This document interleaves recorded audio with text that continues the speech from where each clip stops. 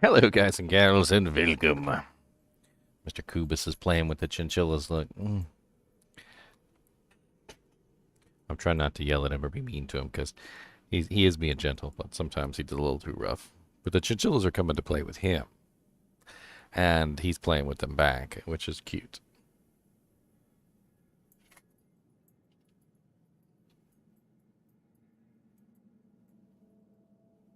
It's fun to watch.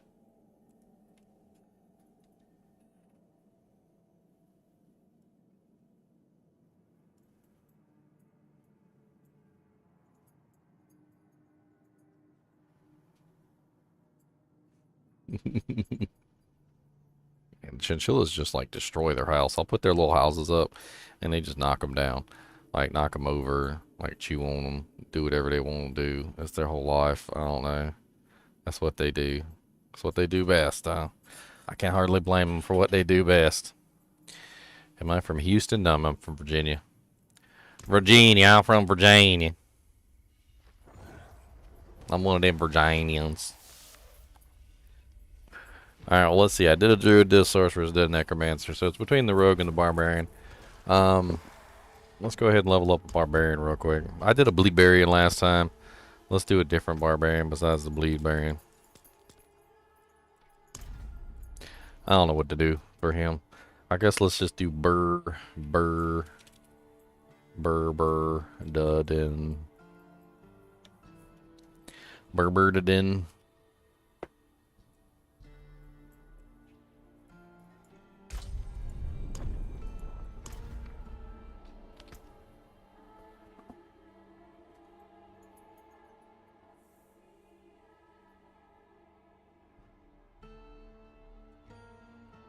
Man, wearing headsets all day long makes your ears all itch.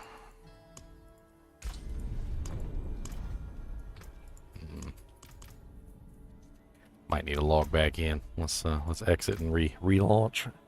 Do a relaunch.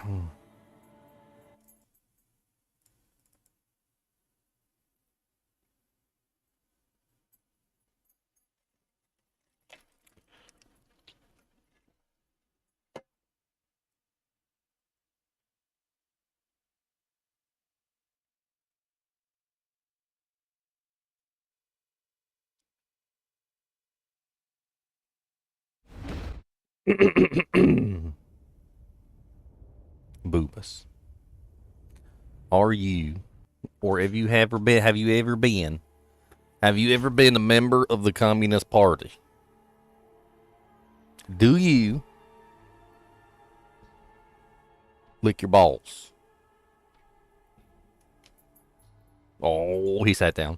He said that's a confirmation. That's a confirmation.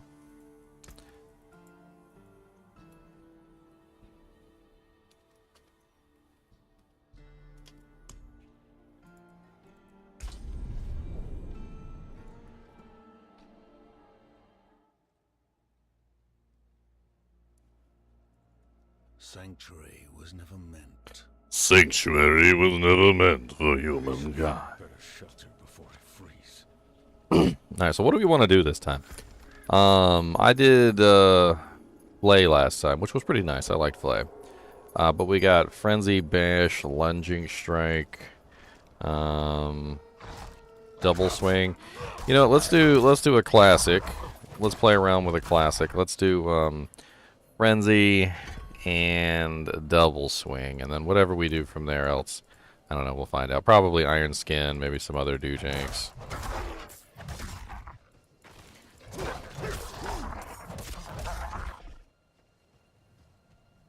A little bit of frenzy in my life, a little bit of frenzy with my strife. I'm gonna hack everything to bits, I'm gonna make them all do the splits. Got a little frenzy in my life and a big old doggy at my side. And Kubus is a rootin' over here for stuff that he should not be rooting for. He bit me! Careful! He's a wild one. What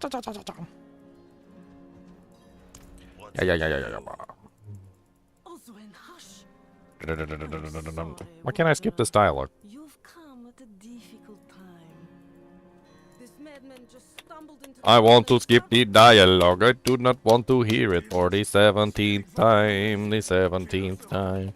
Let me skip the dialogue. I want to skip the dialogue. Oh, let me skip the dialogue, please. Come, I'll explain. Digga digga digga digga digga digga. Digga digga digga digga digga digga. There is evil staring in the Digga digga rooms digga. to the Digga digga north. digga digga digga digga The digga poor digga. monk back there must have gone inside. I guess I should probably just do the campaign. Like him, was driven mad by whatever he saw. I don't know. Deliberate, I suppose. Could you protect us from whatever is out there? We have nowhere else to turn. No one should live in fear. The game is supposed to be difficult. Of evil. Truly? Oh, thank you. I legit cannot skip anything now. Is that what's going on? Just not allowed to skip. Just not allowed to skip. Oh, I cannot skip. Oh, gonna do the skipping, yo, cause we got the skipping hole.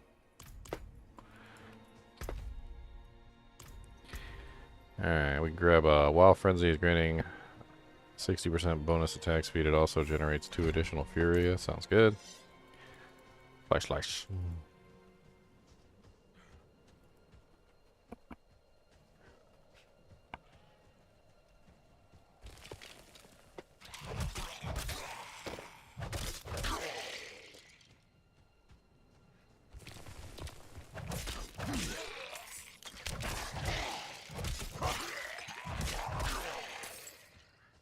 Java in 19 minutes.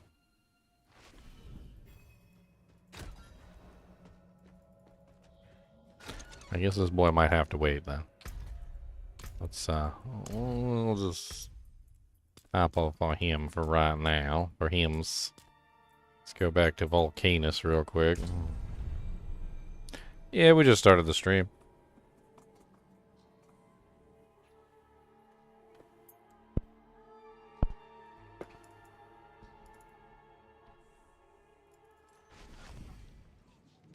I want to go get my legendaries, because I ain't got nothing. I ain't, I ain't got nothing. I'm going to go switch to World Tier 1, and we're going to see what the hell we can do.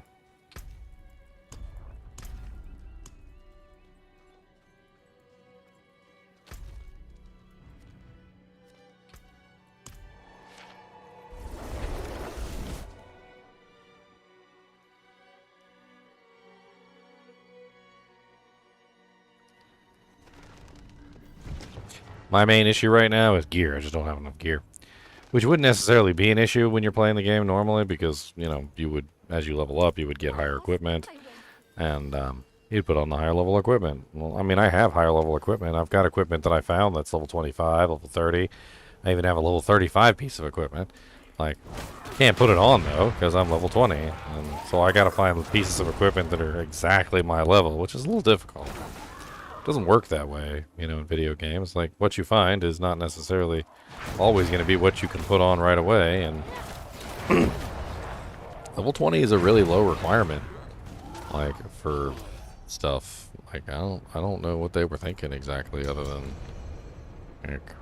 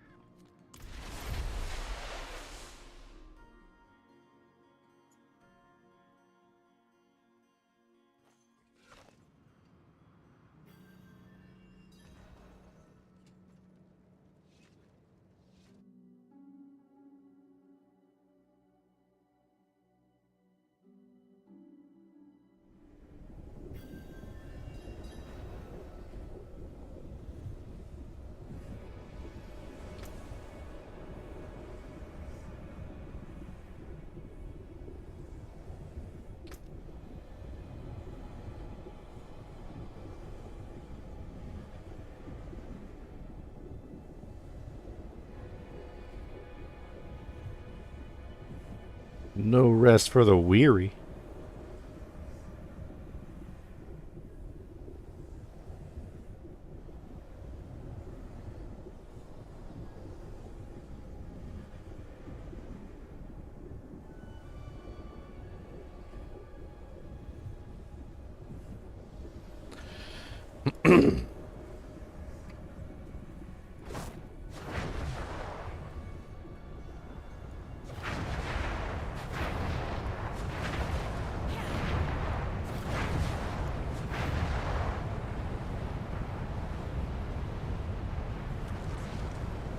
Hello.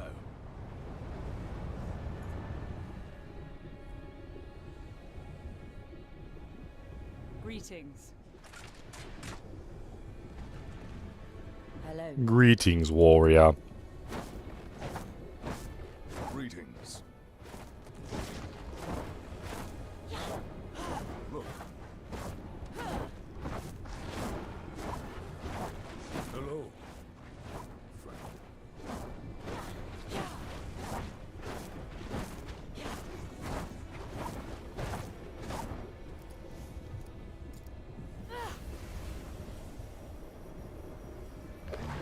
How do I like the full fire sword? It's interesting.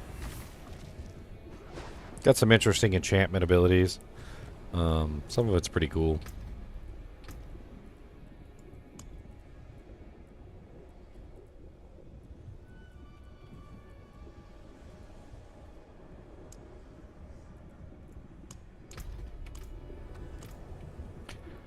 Some of the enchantment abilities are things, you know, like extra meteors, you know, like blizzard forms over you every certain number of seconds. I'm currently using the firewall one, which is each time an enemy takes burning damage, there's a 5% chance to spawn 2 firewalls underneath them for 3 seconds. Which I think is my best bet here. I'm also utilizing a lot of the other stuff just simply to add burning damage. Like, there's no other, like, actual reason why I'm using them.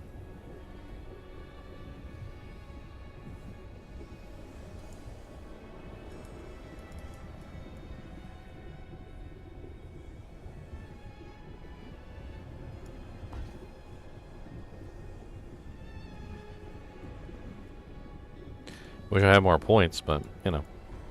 It be what it be, what it be, what it be. It be what it be, what it be, what it be. It be what it be, what it be, what it be. Be what it be, what it be, what it be. It be what it be, what it be, what it be. The 20 level cap is rough. Those extra 5 levels made a huge difference in what you could do with your character.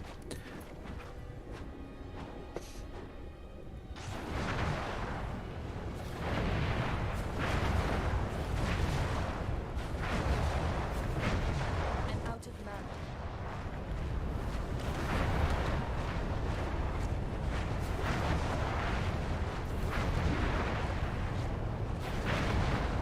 No, precious mana.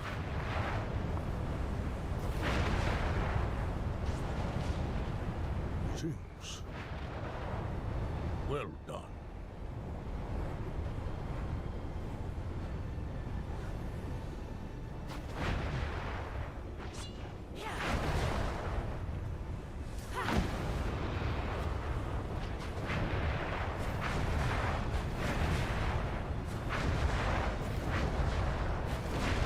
Out of mana once again.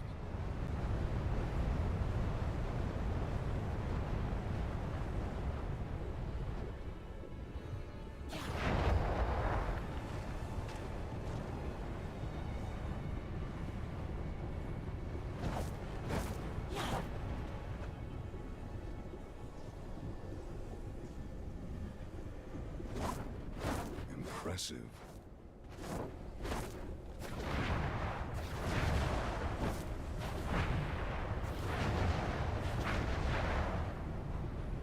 Yeah, hop on Discord. What's up, guys? Hi. Hi.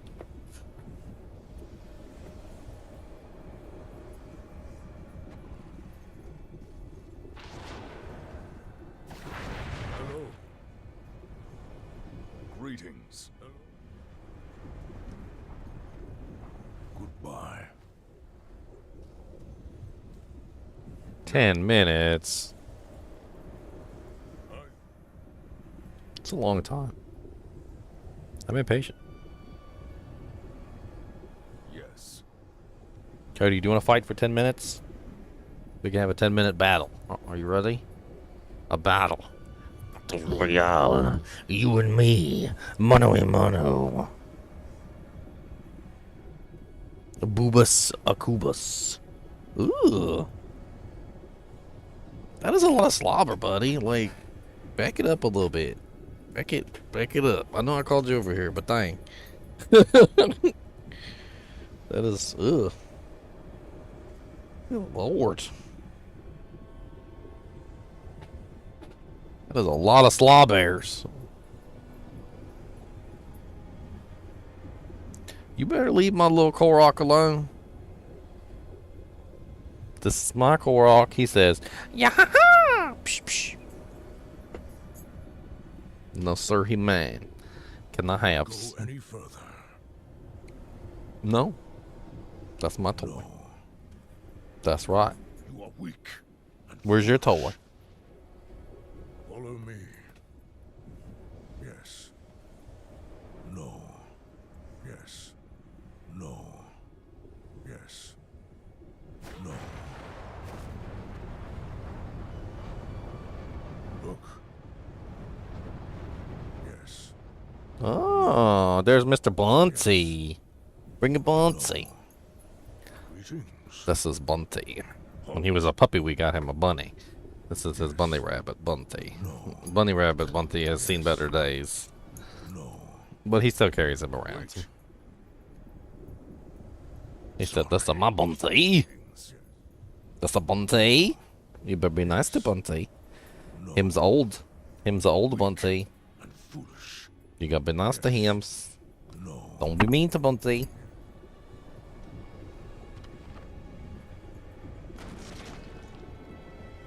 Yes. Stupid mistake. No. Yes. No. Halt. Wait. No. Yes. No. Yes. Hey, I see you over there being mean to Bunty. Don't pull on his ears. You gonna rip them off.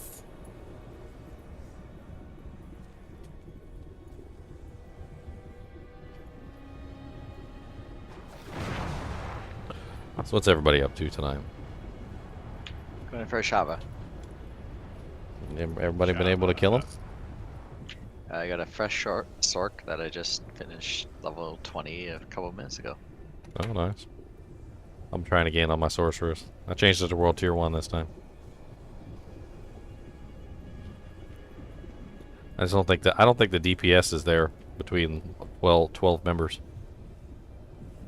Yeah, you need a really good team to do it on veteran. Well, it's not just our team. Like, I mean, we're not carrying nobody. Like, I think that's the thing. I think no matter how good your team is, you're not carrying the other 8 members if they're just like licking paint.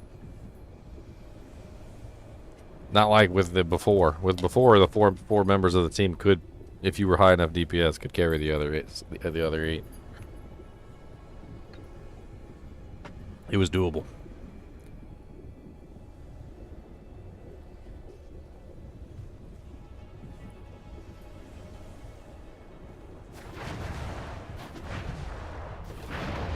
This is Bunty. Did you know that Bunty loves you? He does. Sit down. Sit. Sit. Mwah. Bunty gave you a kiss.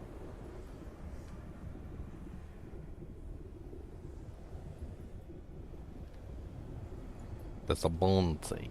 Bunty.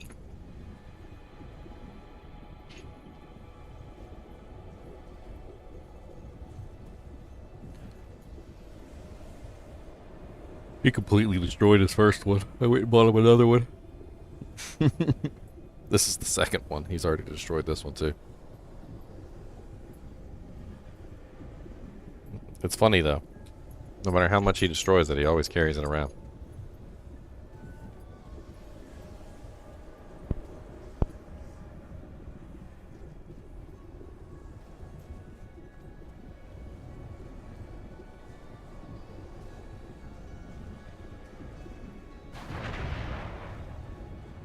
We're waiting for a Shava, Carson.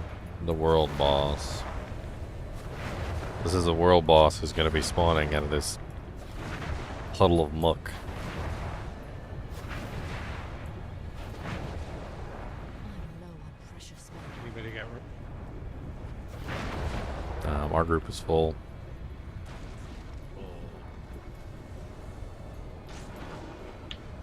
We could take you. We don't have even 12 20s here yet.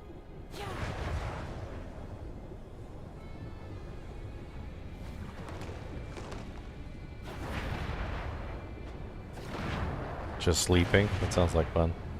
I'll go to kick to sleep. That sounds nice. You might see my butt crack then.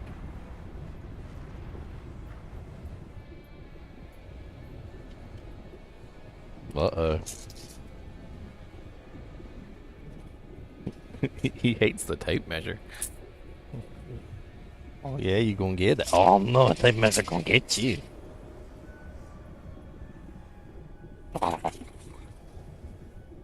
The tape measure does not want to play with your bunty. Why are you trying to share? I'm gonna take your bunty. No, that's my bunty.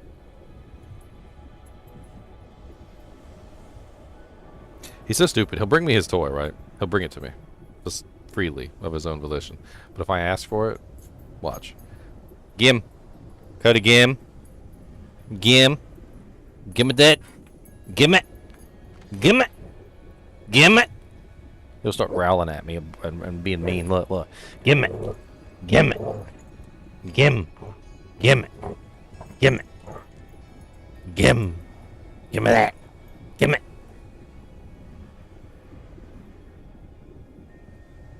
That was so funny because you guys came back to town to make some potions. I literally was porting to you guys getting potions. Then he literally brings it back to me. Look, look. He brings it back to me. Give me this. Give me this. Give me this.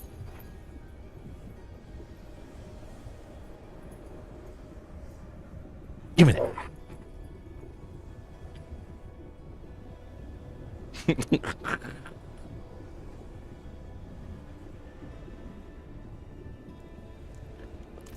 What's you guys' attack power? I'm kind of curious. My fresh Sorg is 311. I'm sitting at 342 right now.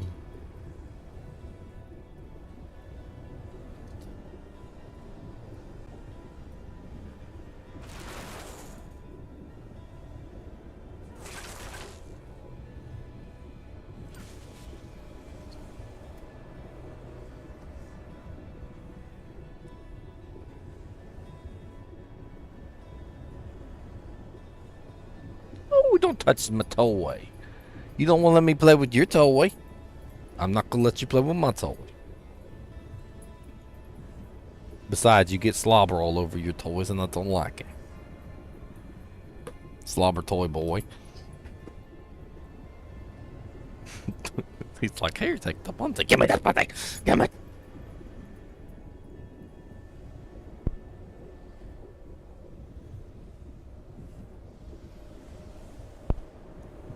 Give me. Give me this. Good, and give it to me. My bunty now. It's my bunty now.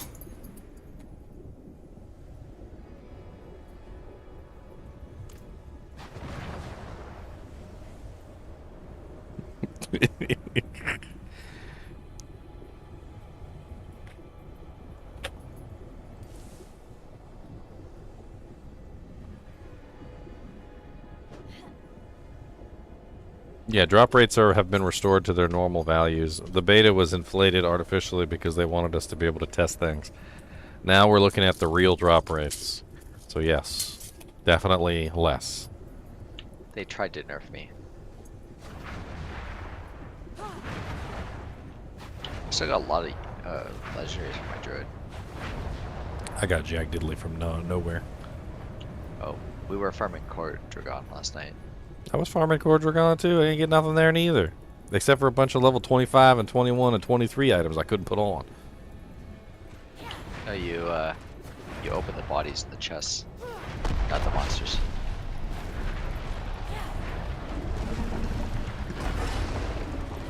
I'm out of mana.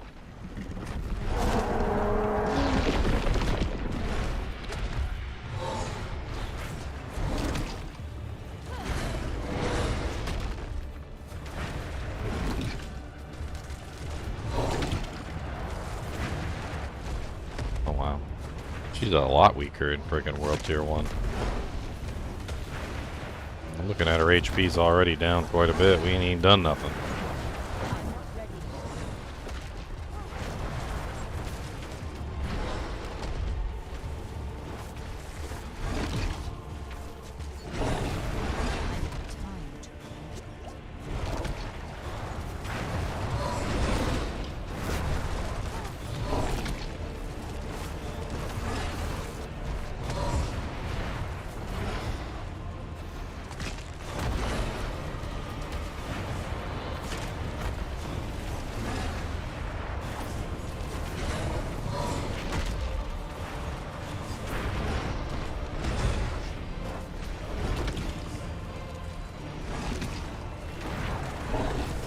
I'm not ready yet.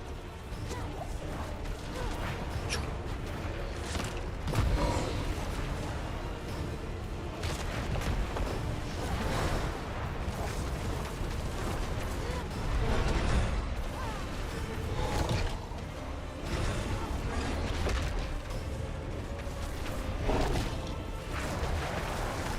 ready yet.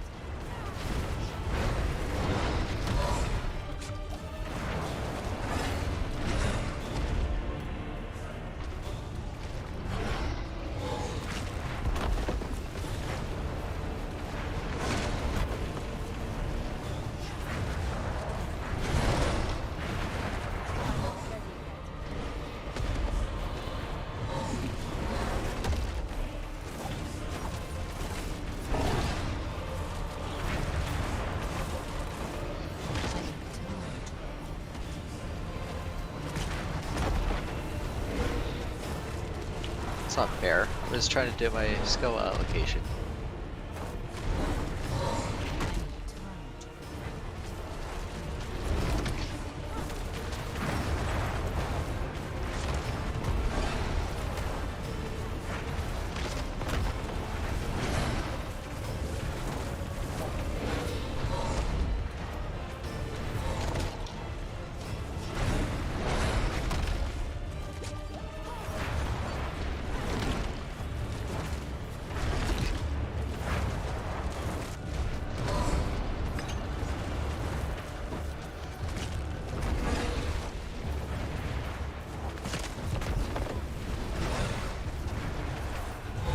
Out of mana once again.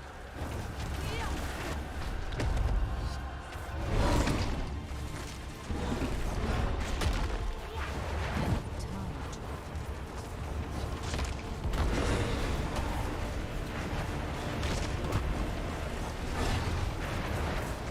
I'm not ready yet.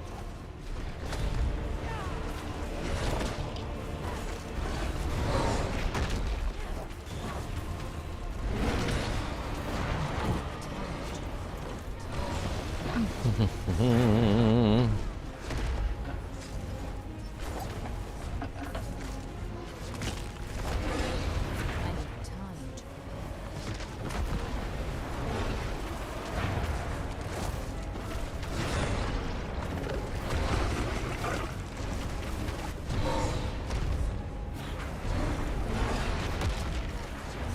Out of mana once again.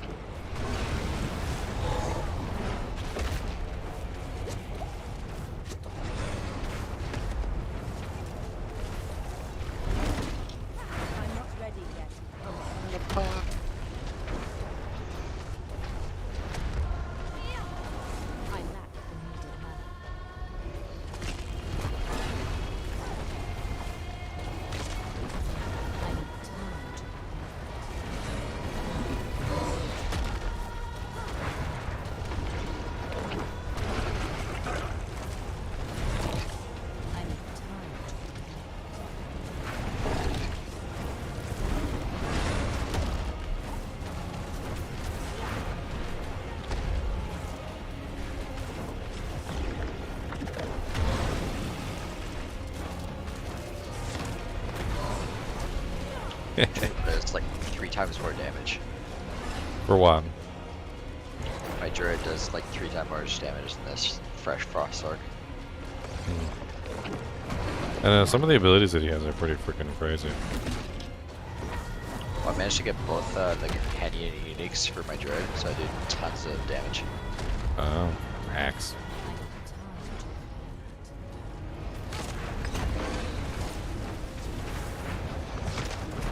And have like almost 50% base core damage increase. What skills are you using? Lightning strike. So companions and lightning strike. What's your primary? Storm strike. But lightning strike is the main one. Because your hits can overlap, especially on a Shava.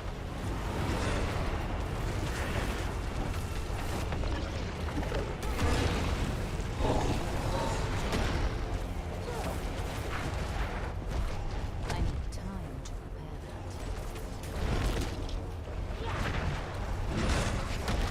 that. Break. Bye, Gregor. I saw you outside the safety zone, and I knew you weren't gonna live. I'm not ready yet.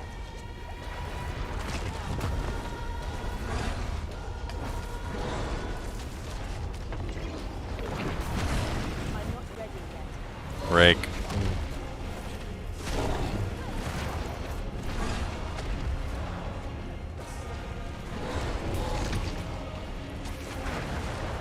ready yet.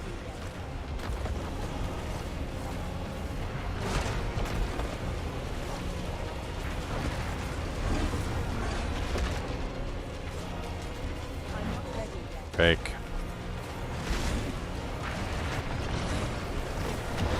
Gregor, no. No, Gregor.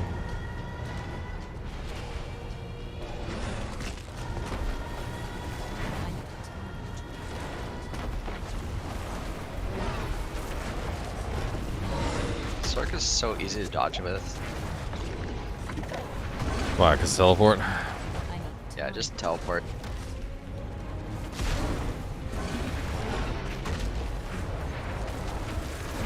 Gregor, underneath the anus. Volcanus anus. Stop massaging her thighs, okay? Directly under the butt. That's where you need to be.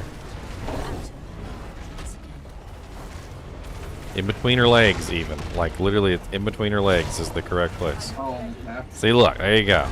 See, you survived, and they didn't. That's what they get.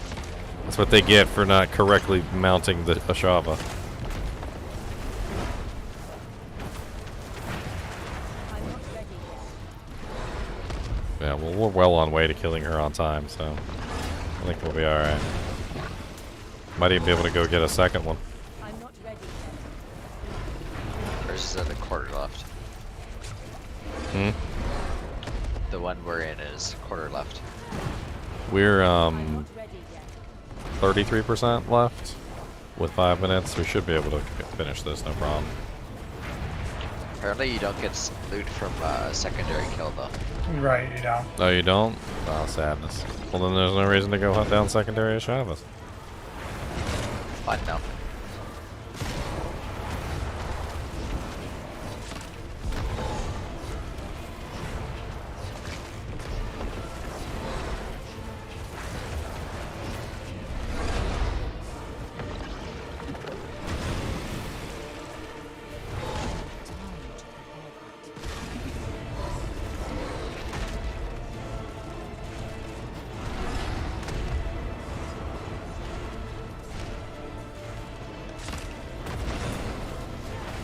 A lot of the stuff that's going on in this fight is literally like baby raid mechanics. Like, I'm not even gonna call it a raid because it's not a raid. Like, this is like baby raid mechanics. This is like the kind of stuff that you would, like the bare minimum that you need to know to be a raider, like in like an MMO. Like, don't stand in puddles. Like, stand in the correct place for an attack. Like, this is baby level stuff. raids get so much more difficult too. Like, But we still had like 50 deaths in my instance. I'm out of mana.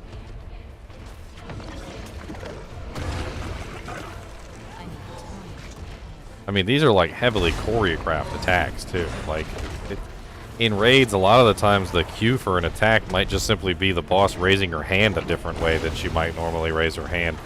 And like, they would barely ever tell you what the hell's going on. Like, half the time you gotta figure it out.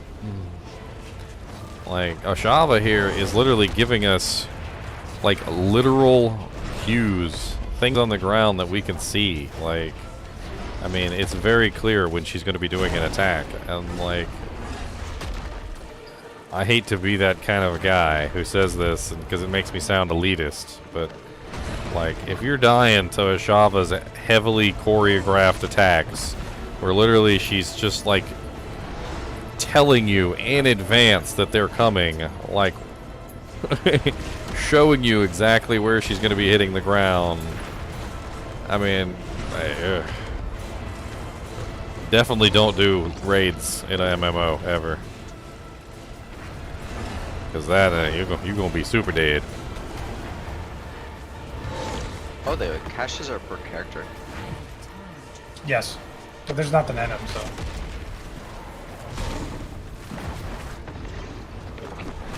I remember one boss fight, like, if anybody died, this was I think this was in Final Fantasy 11.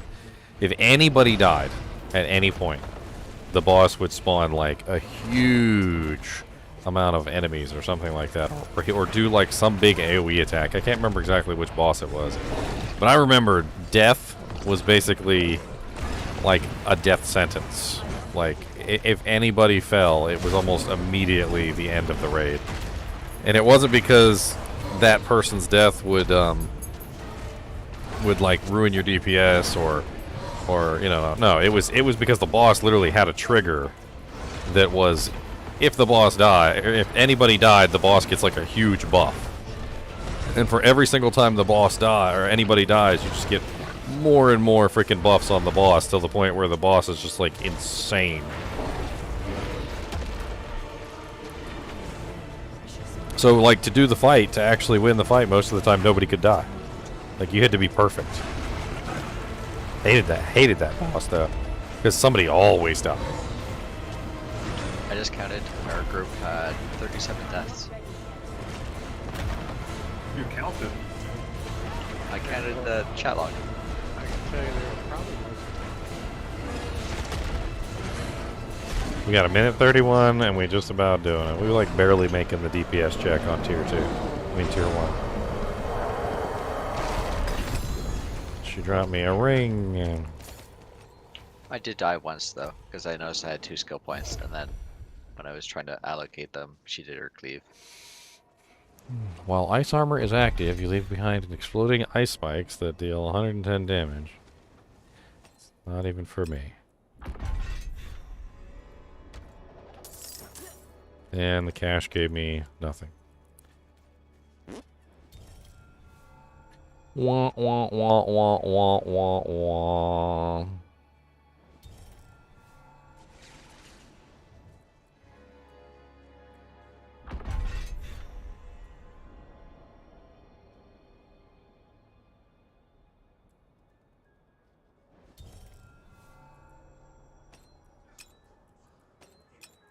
I guess I could switch the fire to the ice spikes to take advantage of the freaking legendary that I got, I guess. Oh dear. Like, near perfect roll on the best enchant for me.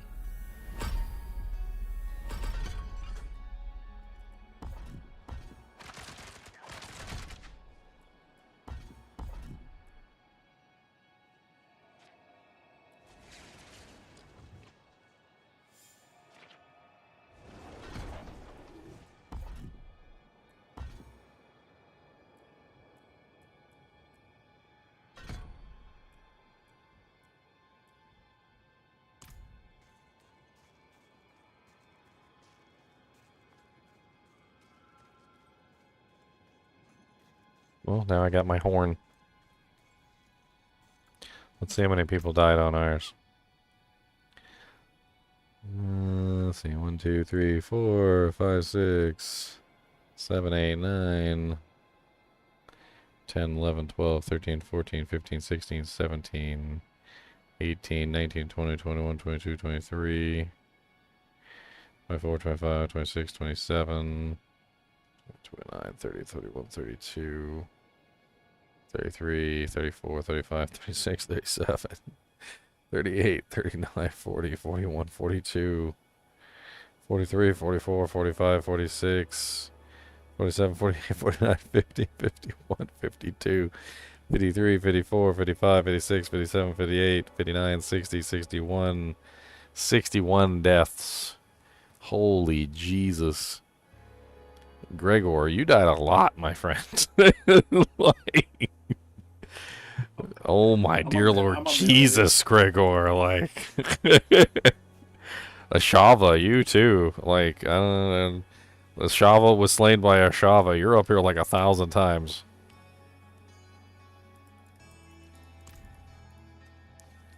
"61 deaths. I'm surprised we killed her."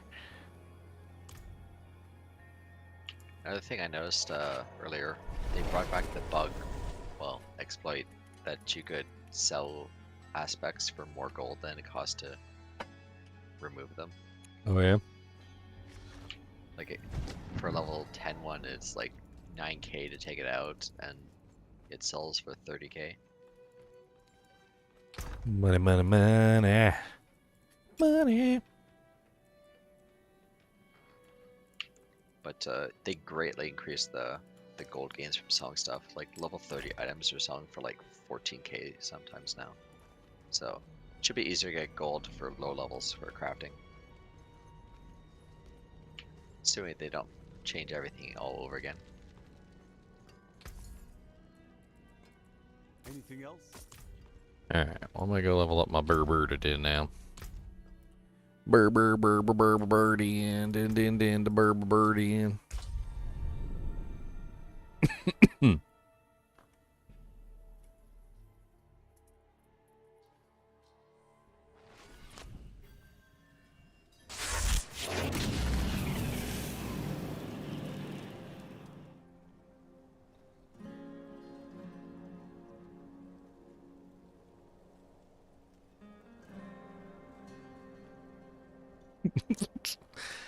Messing with the dog. He's looking at me. He's looking at me like, why you doing this? Don't be mean to me. I was sleeping.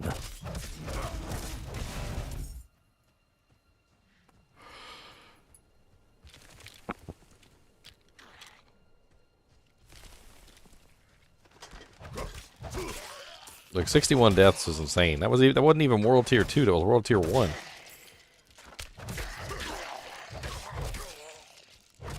Like, and I know you guys had broken equipment halfway through the game with 61 deaths. Don't take a genius to figure that one out.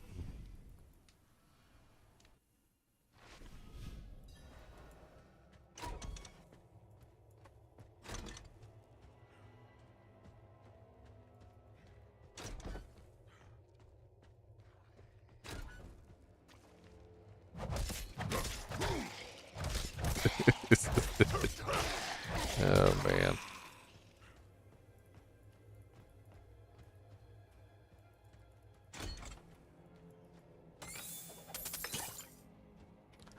I mean, I'm not wrong, right? Like, there's other people in here who've played MMOs before, right? You guys know what I'm talking about.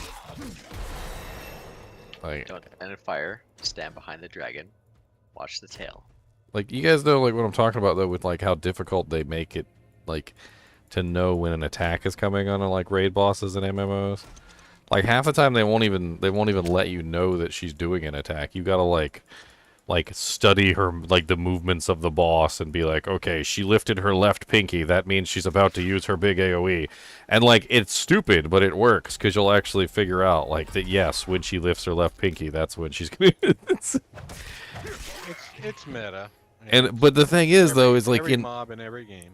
But the thing is, though, is in MMOs, like, they almost go out of their way to hide the cues that you need to see to like know that the boss is doing a specific attack. And I guess my point is that Ashava is like deliberately choreographing her attacks to you in advance and giving you plenty of time to like take appropriate action. Like she like holds her hand up in the air real high, a thing appears on the ground, like she like does this over exaggerated attack, and then like you got so much time to get out of the way. It's like The Simpsons, where, you know, like Bart and Homer Simpson were like, I'm just punching the air. I'm just punching the air. And if you happen to be in the way when I get there, you're just going to get punched. And she's like, all right, well, I'm kicking the air. She goes, and if you just happen to be there when I'm kicking the air, she goes, you're going to get punched. And they start walking toward each other, and Lisa's kicking the air, and Bart's punching the air. And they got plenty of time to get out of the way each other's attacks, but they don't. And then they just start kicking and punching each other.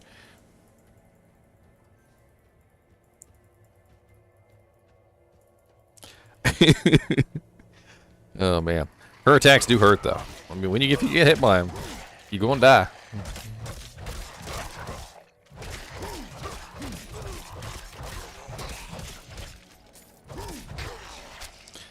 What do I do for Frenzy? I kind of like Frenzy. It's nice.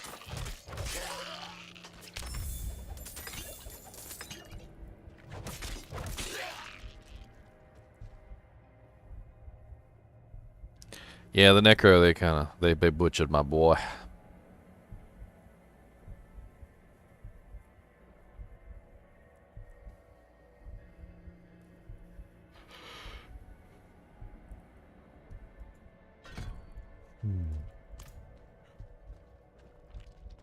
La la la, whatever. La la la.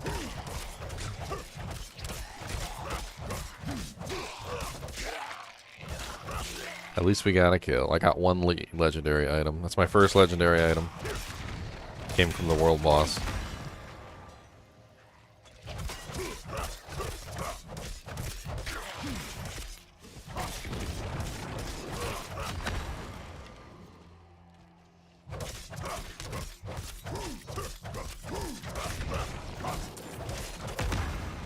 Oh my god, stop making me run away.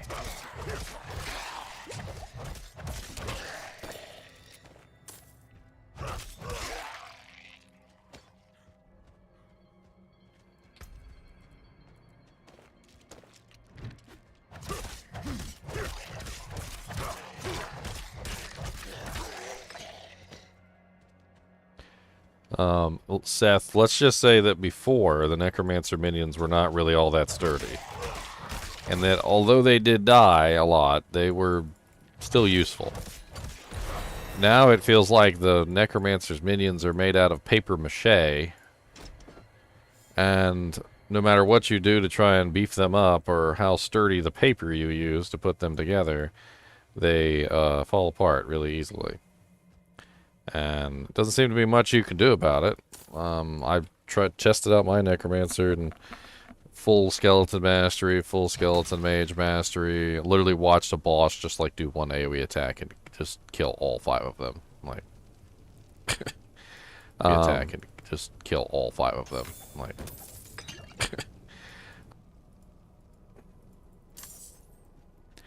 and it doesn't. I don't know what the hell you're supposed to do to make them more survivable. Like, I mean, I get that they want us to have an active role in keeping them alive, but there's not really a whole lot we can do.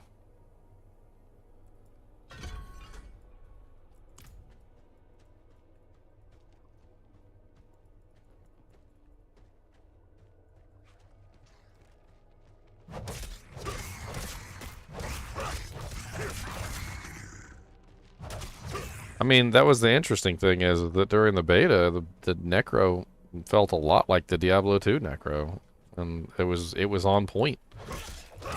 I really don't know where or why they decided that they needed to make that change, because it's stupid. Makes me feel like they weren't paying attention. People are like, the Necromancer's good, and they're like, nerf it. What sharpness do I like? I don't think I messed with that setting at all, Dan.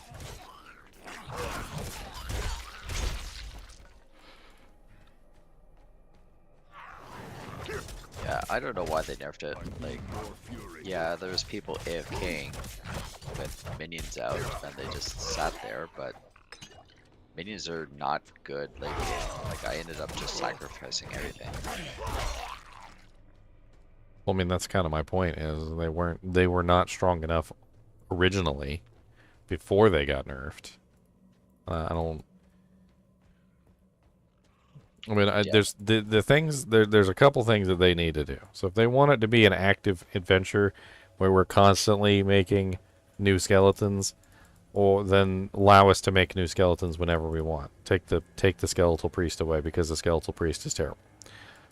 Or alternatively, bring up the healing of the skeletal priest so that the skeletal priest actually does something other than nothing, which currently basically the skeletal priest is useless. It's using it maybe once or twice during a boss fight to buff the skeletons is okay, but the problem is the skeletons are never alive to buff, so the skeletal priest is awful. And then like you finally do have all your skeletons up, and then you use the priest to heal them, and then they're all dead again. Like, well, the thing is, when you use the priest, it's a buff that puts on him. It's like 10% HP over 5 seconds. It is absolutely garbage. no, it's completely garbage. Like, it's not even anywhere near close to what it would need to be able to keep the skeletons alive. Like, it needs to be 25% of their maximum applied instantaneously. Like, we're talking about, like, the difference between letting them die and resurrecting them, which would be a hell of a lot better, in my opinion, because if you just let them die and resurrect them, at least you've got a full HP skeleton for the cost of one corpse. Whereas, with the frickin' skeletal priest, he heals 10% over a certain duration, which usually means that even if you were to use 10 corpses immediately, they don't heal immediately. It takes a very long time for that heal to actually proc to the skeleton. And by the time that that heal even tries to do anything to heal your skeleton, the skeleton's already dead, because he needed a heal immediately. Could you imagine if the only way you could heal a raid tank is a small little heal over time? Like, I'm dying here, I have 10% HP, okay, hold on. And you just start spamming little tiny dots on the tank. And the tank is like, yeah, he can hit me for 90% of my HP. I need a little bit more than a 10% heal over 5 seconds.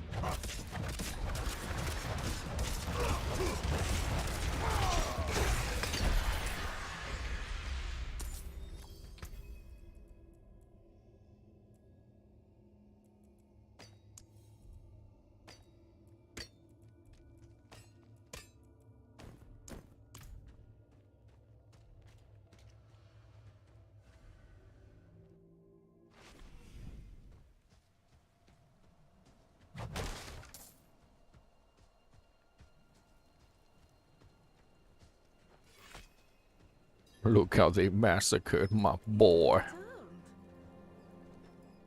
The old ruins are clear. Your town should be safe now. Truly. Lost souls! I'm out of fury. I mean, I appreciate the increase in difficulty. I'm gonna be perfectly honest. The beta was super easy. Like, you could literally derp around, end up with like a full character full of rares and legendaries within like 4 or 5 hours because of the freaking drop rates that they had increased. Like, it was really easy on the sort of the betas, and it gave a false impression to everybody, I think, of like how difficult the game is, because as you can see now, without like a full inventory of legendaries and rares at your disposal, your character's nowhere near as powerful. My Fire Slark still is powerful. I'm doing Core Dragon easier than my Druid does. Fresh geared. Swing damages a stunned or knockdown enemy. I kind of want to try out berserking on this one. Where's the thing that gives me the berserk? Isn't there a couple abilities that just have like a chance to grant berserking? Warcry gives you guaranteed berserk, and lunging strike has a chance if you crit. Hmm. There's a couple other ways like death blow. Warcry's pretty far down the tree. Yeah, Warcry is like the third or fourth.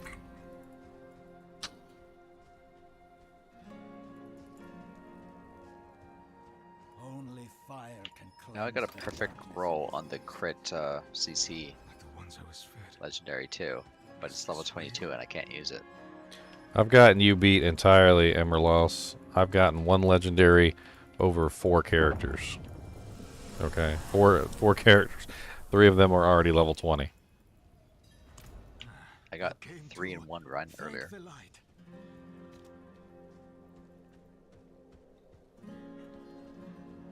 Just got a legendary from Cord Dragon. Same. I'm just trying to get all the characters to level 20 real quick.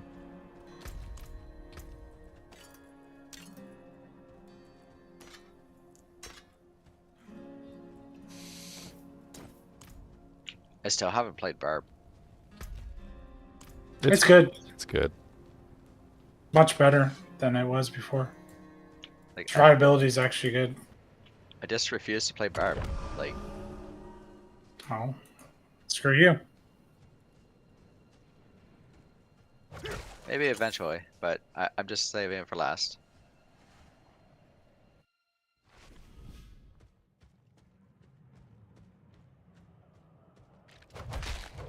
I'm out of fury.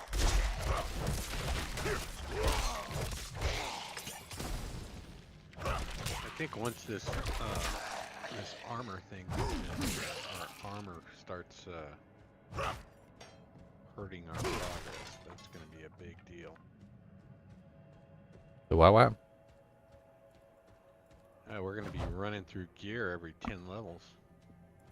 Well, I mean, that's one of the things that's going on right now that's making it a little bit more difficult than it would normally be. Is I've found quite a few items that are like level 25, level 21, level 23. Like, realistically, like, I'd be able to use that by now. It wouldn't take very long. Like, you'd level up a couple levels, you'd put the gear on, like, and I would be a lot stronger for it because a lot of those are weapons. And that's where things are getting kind of silly because, like, I'm over here finding items that would potentially make my character much stronger, but I can't put any of it on. I mean, I did a Core Dragon earlier, and I had like 5 or 6 rares in my inventory, and I couldn't wear any, not a damn one of them. Yep.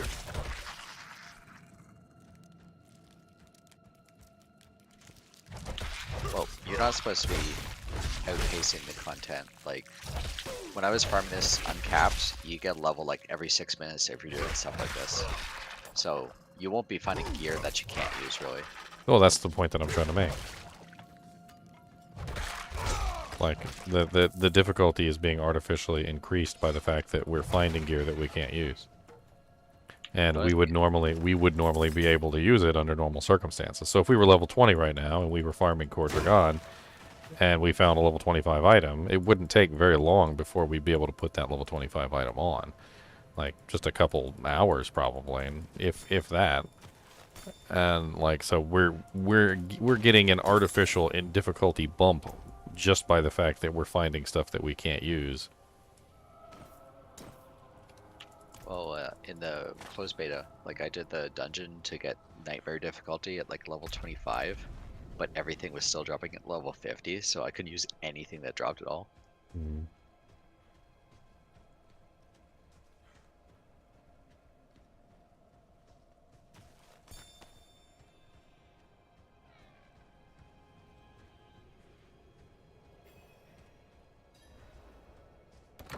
I mean, I'm kind of excited to see the difficulty increase, to be honest.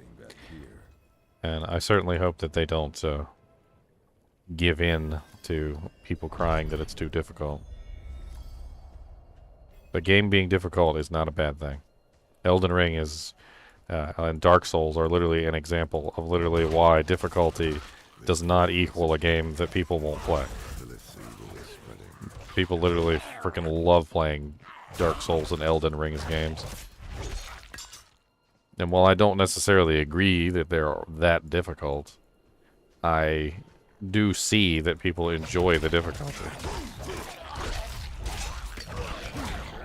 So, like, you can't just say right off the top of your head that literally just because a game's difficult, people won't play it.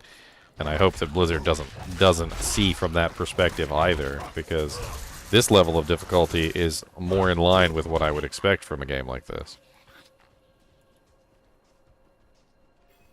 The higher difficulties, there's going to be people managing to die to white bombs.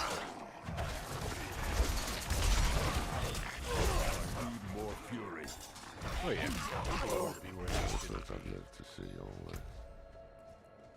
No, like even in Nightmare, you know those orange ghost guys that shoot bows and stuff and lasers? Like, those can just snipe you if you don't have resist. D3 wasn't Oh, yeah, always that's- too easy, and I think this is part of the very poignant to the conversation, is that Diablo 3 was not always too easy. Diablo 3 at a certain time was actually more difficult. There were monsters that could one-shot you, there were literally stuff that you couldn't avoid, like there was all sorts of crazy stuff going on in Diablo 3 when it first came out. Like, for those of us who played at launch, the difficulty of Diablo 3 originally was actually quite good.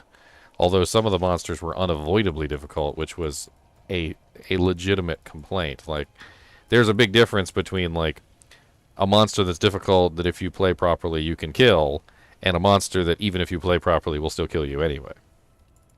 Like Belial was super difficult at first. But then, see, the reason why this is poignant to the conversation is because Blizzard gave in to the people complaining that the game was too difficult, and made the game ridiculously easy. And that's how we ended up with the Diablo 3 that even a baby could beat. Then cast it into the brazier. I mean, you don't have to do Inferno. Well, so too the light burn away your sin. You don't have to change from World Tier 1. You know, you can just stay World Tier 1 forever. Don't even go past 50. So, what did you write on a little piece of wood? Something about hubris or pride, perhaps? Well, it matters little, I suppose. You can trust your mount with us, fathers of... I'm off to the dry spot first. Well, thank you, Ripped. I appreciate it. We're going to be making some more YouTube videos. Right back. I'm trying to get all the characters to level 20, and we're going to do a bunch of videos on each character class. When does this actually end? Sometime on Sunday? Probably the same time as before, so Monday, midday. Oh, are they just stopping the Ashava spawns on Sunday then? I don't know. I just remember from all the previous events, even though they keep saying that it ends on Sunday, it doesn't end on Sunday, it ends on Monday. No, I think it said, like, she stopped spawning though. So, it might still be going, but she just can't get kills on her anymore. Yeah, you won't be able to kill a Shava, but... Light shine on you. All my legendaries. Ah, apologies. They should have at least made it that a Shava drop loot that it was 20, so you could actually use it. Just drop me items I can't use. She dropped me my 20 amulets.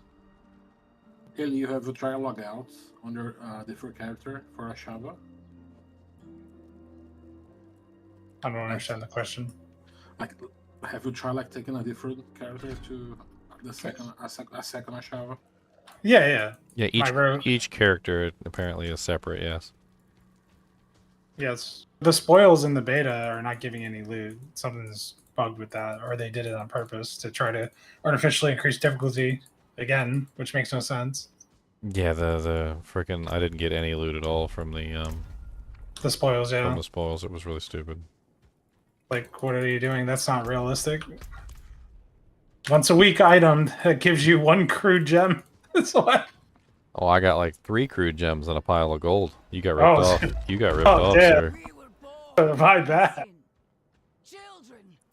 You just need me back at Diablo 2. Well, did we try killing the same Mashava with different characters? Yeah, that's my question. Yes, Um, my and rogue and my barb. I've killed her twice with 2 different characters. I've killed her 3 times on my barb. Technically 4 times, so I killed her twice in one instance. No. We mean on the same spawn. Like you kill it on one character. Log. Log. I don't know. I was thinking about that too. You'd have to prep up. You'd have to get that character and bring it into, the Crucible, set it up in advance, get it all, in that area with your gear and whatnot, and then you'd have to like log out real quick and log in with the next character and see if you could maybe do a second one. I think it's doable. Well, like our geared characters, we can do a Shava in like 6 minutes or less. So Yeah. I received a report of a potential demon sighting. My geared characters are not geared.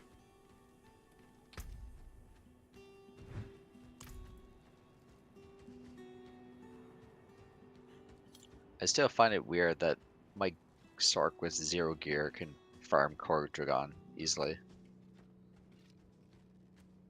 I think a lot of it has to do with the way the resource generation is with a lot of these classes. I mean, my rogue can do it easily too. Rogues do so much damage still. Yeah, like my rogue, I did Core Dragon at level 15 on the last beta. Just walking here and just kill everything.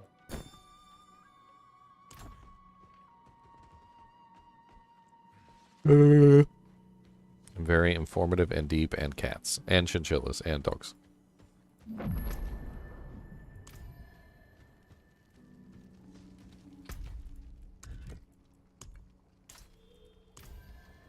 I think every resource class should get some amount of regen passively though. No, we actually degen. Well, Warrior's different. Warrior should degen, yeah. Warrior should degen. What? Why though?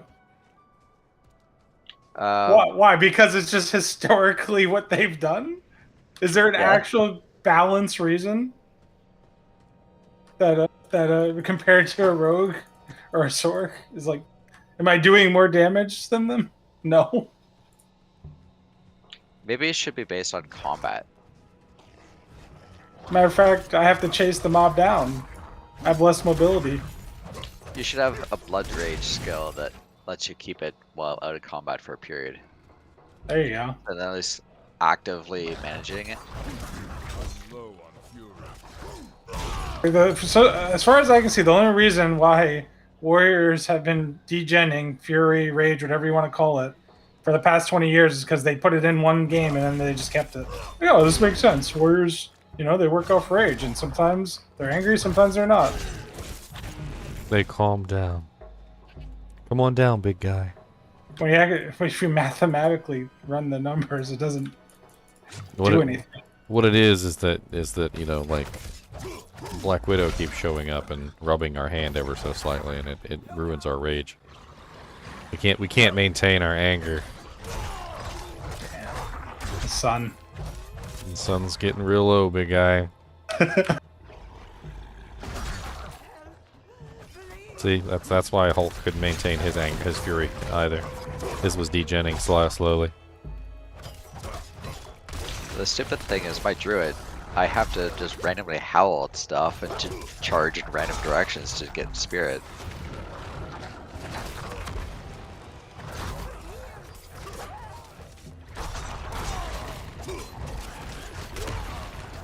They did heavily buff trample though, like that movement skill now does more damage than most of my single attacks. Another thing that doesn't make much sense is like most of the other classes have like a really good way to keep up vulnerable, for instance, on their builder. But Flay is like the only one that does it for Barb, and it's 10% if you're dual wielding or 20% if you're two-handing. It doesn't proc near as much as any other class. Like on my rogue, they're always vulnerable. It's guaranteed. It's like you're not ever not hitting a vulnerable enemy. Well, So- same for Druid. Storm Strike is just stupid. Well, here's the thing about Barb. Barb, you have to build your rage, right? Your fury. You have to use that builder, and it's not really doing too much for you. On hardcore, it's their defensive ones are pretty good. Like the frenzy defensive one is pretty nice, but the other ones are pretty garbage.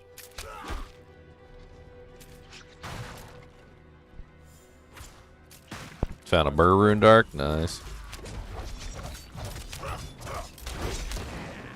It's always nice to find a Burr Rune. The thing I don't like is Sork is forced to have a generator skill, even if you don't use them. I don't. You have to put 2 points in the first tier. They should change that. I don't like the generator skills at all.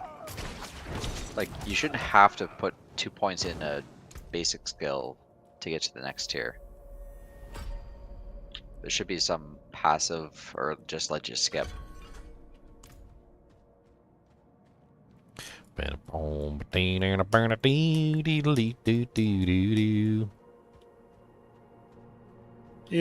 but I don't think they'll ever do that because you got to think like, I think they try to take it from D2. You can't really skip the first part of the tree, right? Yeah, but if it doesn't benefit you at all, like, I mean, orcs don't get resource back from attacking stuff. They just gain it passively. so a lot of the D2 ones are just travel points, to be honest. They don't really benefit you.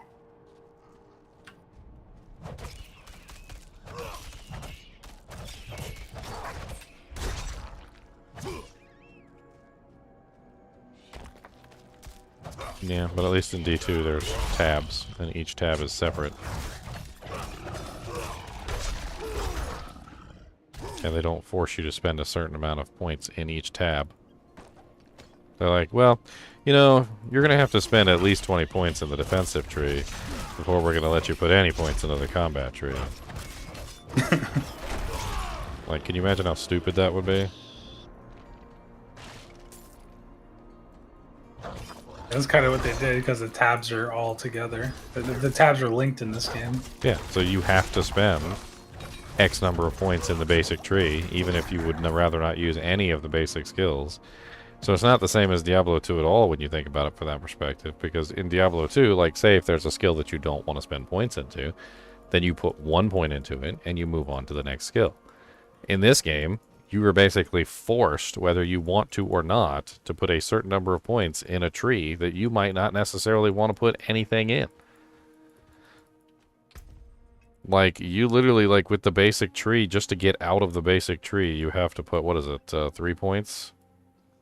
Or is it 4 points? I can't even remember. But, like, you've got to invest a certain number of points in that basic tree to get out of that tree. And then if you don't want to put any points in the core skills, then you're really screwed, because at that point, then you've got to invest the 2 original and, like, a whole bunch more to reach the 3rd tab.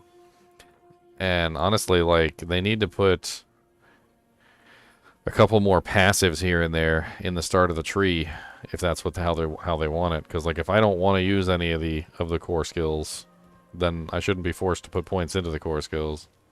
And if they don't have a passive in there that I actually want to use, or even seems useful in any way, shape, or form, like, I get that they want me to go from one tree to the next, and they want me to spend my points here, you know, here. But then, like, by the time you get down to, like, some of the more bottom trees, like, not even the ultimate tree, but, like, where Rupture and like, Death Blow and stuff like that is, you have a lot less points to spend, because you've had to waste them on stupid stuff that you didn't want on the way up.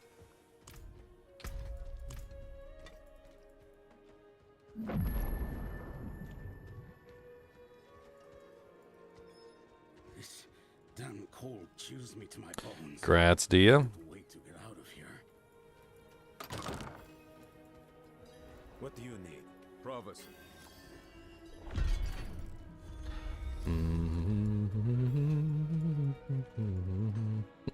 Yeah, it's funny.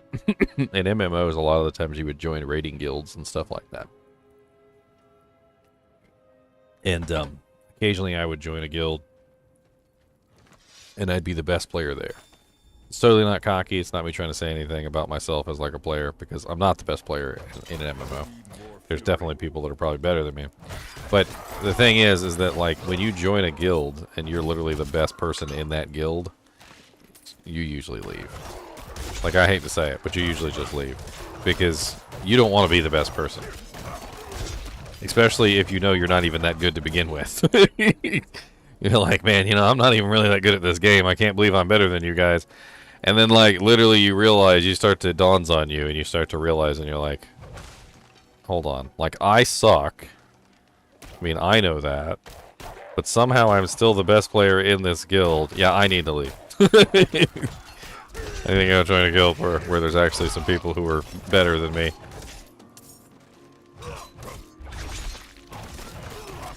I do not think they're going to add sets in Diablo 4. I think that they screwed up way too badly in Diablo 3, and I think they're scared of the sets.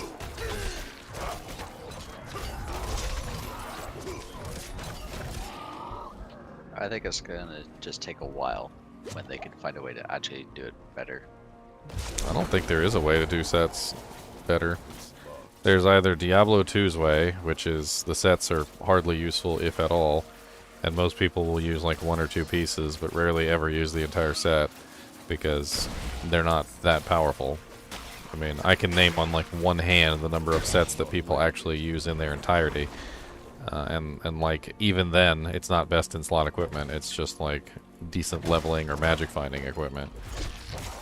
Well, And then you got the Diablo 3 way, which is the complete opposite, which is where the sets literally became so powerful and so ridiculous that they took over everything, and people would literally wear the entire sets instead of wearing legendaries, because the sets were more powerful than everything and anything that you could put on your character. They added text that said you do 6,000% more damage with this skill. Yeah, and not only did they become the end game like most powerful item in like for pretty much almost every character, they also told you how to play your character too, which was probably one of the worst things about Diablo 3. Literally to the point of ridiculousness, where you looked at the set and the set was like, if you use this ability, you gain 6,000% damage, and if you use this ability, you gain 6,000% survivability, and if you use this ability in combination with this ability, we're gonna give you a kiss. And like literally, if you just followed what the set armor said, like you just went around demolishing everything. And I don't think they know how to make something in between. I don't think they do. They keep making these sets that have like 1, 2, 3, 4, 5, 6, 7, 8, 9, 10 pieces, and it like takes over your whole character.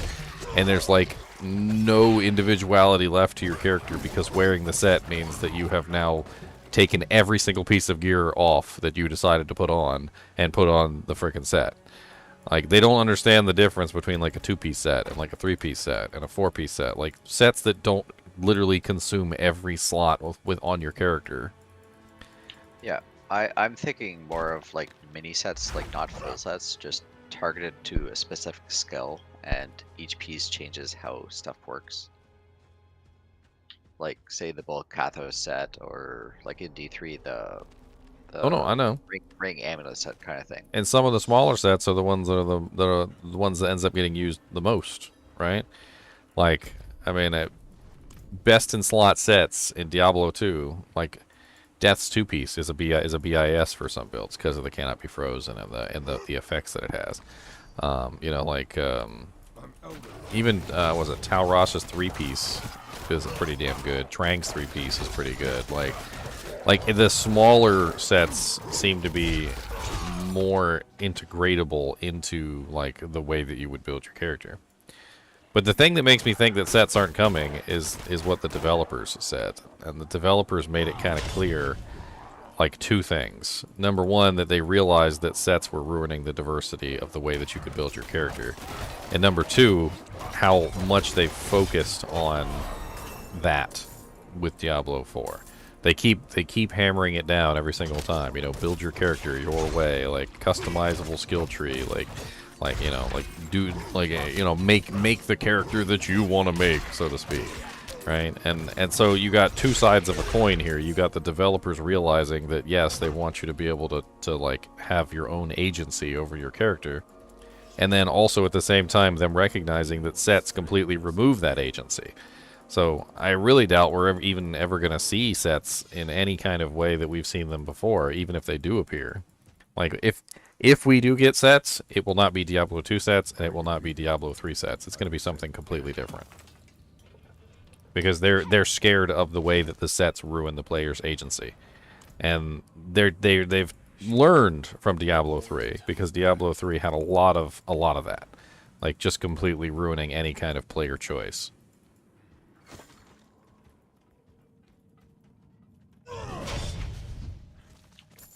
On a side, if you happen to get an amulet with plus defensive skills, you can actually use it on Barb, Sork, and Druid. And Nice. Necro and Rogue are just screwed. Necro and Rogue get screwed. You get nothing. Like, as long as you don't have good resources, like resource mechanics on it, you just get defensive skills plus life or cooldown reduction or something, and you can just swap it between characters. You would see Aratha's, I feel like, is a very good example of a set well done. Because look at Aratha's objectively. It's a helmet slot, it's a glove slot, it's a belt slot, it's an amulet slot, right? Nothing super important to the way your character is built. Like, your weapon is almost your identity as a character, like a melee character and a ranged character. Like, what you choose to use as your bow or your crossbow, your sword or your axe, your whatever. Like especially with, like, the barbarian, like, and the masteries. Like, them including the mace in the IK set was a big misstep, in my opinion. Because the mace forces that set into one build. So now you can no longer use that set unless you're going to be a mace barbarian.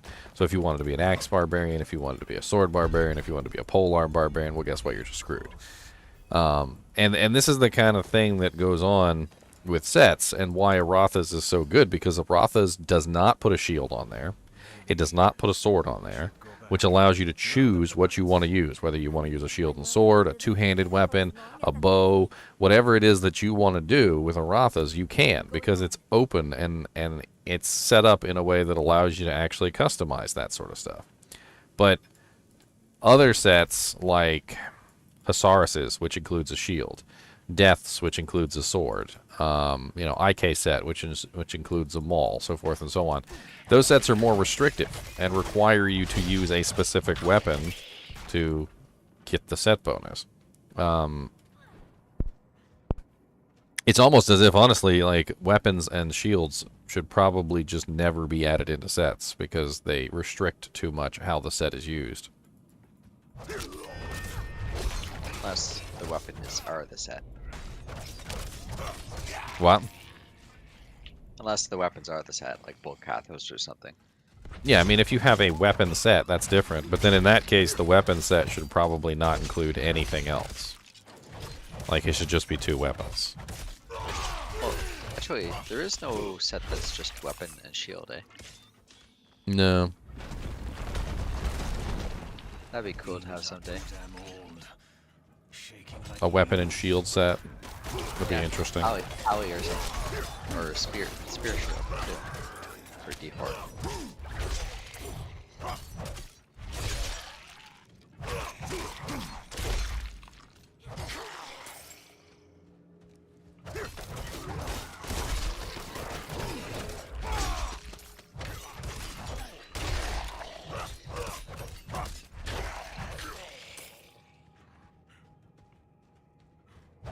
I mean, the goal of a developer is to make a game where the player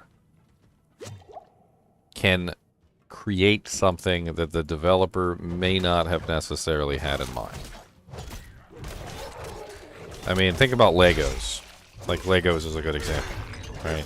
So, you buy a set of Legos, maybe it's, I don't know, the Millennium Falcon or whatever, right? So you build your Millennium Falcon out of Legos. But if you wanted to, you could build whatever the hell you wanted out of those Legos. You could take the pieces that he provided for you, the person who created that Lego set, and you could create other Star Wars ships. You could build whatever you wanted. You could leave pieces out. You could add pieces in from other sets. Like, the creativity that's inherent in something like a Lego set is what you want in a video game. Like, you want to make it so that a player has the ability to create something that maybe you didn't even imagine. Yeah, Cleglaws is the only one that has a shield and a sword. It also has gloves, too, which is... it's only a little three-piece. I mean, it is actually a pretty useful set. Must be deeper down.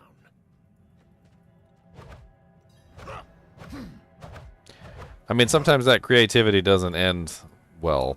Like, sometimes it's literally players exploiting bugs that the developers didn't intend, but sometimes those bugs still end up in builds anyway. I mean, the Hammered In is a clear example of that. A bug that was not intended, that the players exploited, that got removed and then re-added as a feature.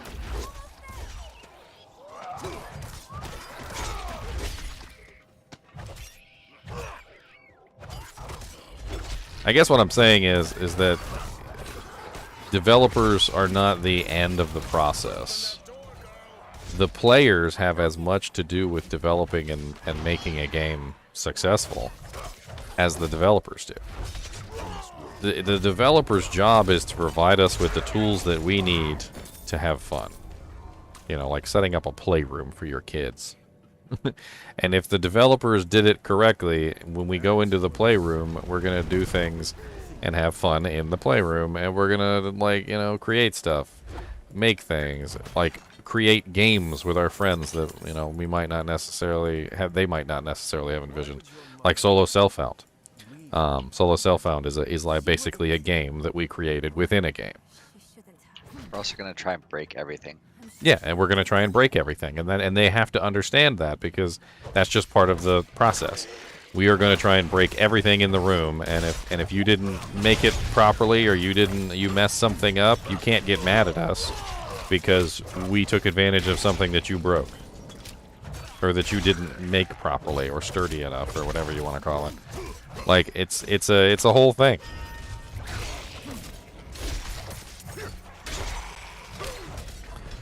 Eisenhart's is useful early game, and it fills a very interesting role as an early game armor set. Its main issue is that it doesn't drop often enough, and I know that might sound like blasphemy because it drops all the time. But the issue is that when you need it, at the level that you need it, you never have the damn thing. And then later, when you don't need it, it's dropping all the time. And there's got to be something that they can do with Eisenhart's to make it drop more often at a low level and less at a high level, because it's absolutely useless once you pass like level 20, for instance. Like I would never put that set on a character past level 20. But at its on level, like it's actually not half bad. The other problem with Eisenhart's is that it doesn't have good set bonuses in between the pieces. And that's something that I think they need to think about with Diablo 4, is that it's not always about collecting the entire set. In fact, sometimes collecting the entire set is next to impossible. And they need to realize that they have to have bonuses in between the pieces that makes collecting the pieces actually useful. You know, like, if I manage to collect 2 pieces of Eisenhart's and put them on, like, there's hardly any bonus whatsoever for putting on 2 pieces of Eisenhart's. Like, to get the actual bonuses from that set, you gotta wear the whole set. And good luck finding the whole set by the time you reach level 6.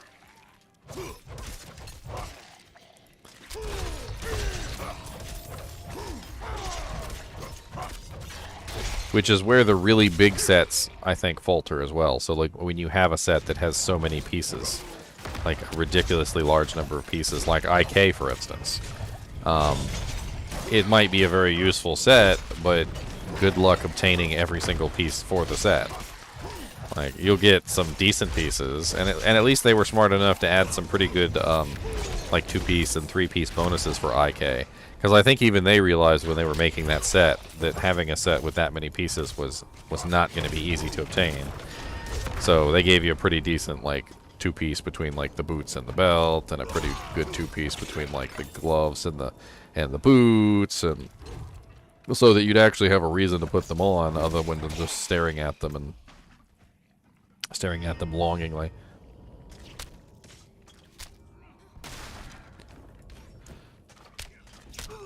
Like, would be nice.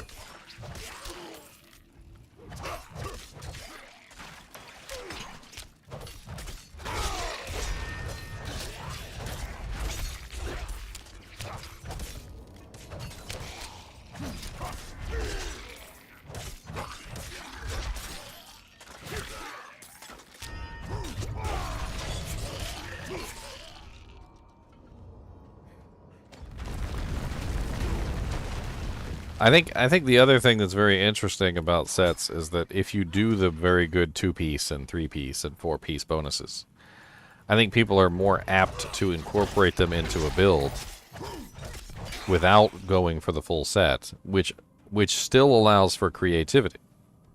Like 2-piece Death, or like 2-piece Saigon, or 2-piece Asaurus, or like 3-piece Trangs, or 3-piece, 3-piece,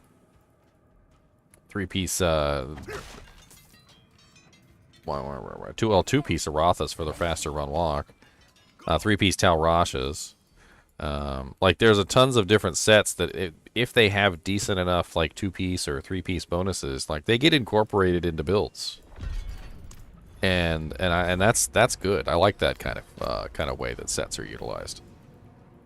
Yeah, Tal Rasha's MF Barb. Exactly.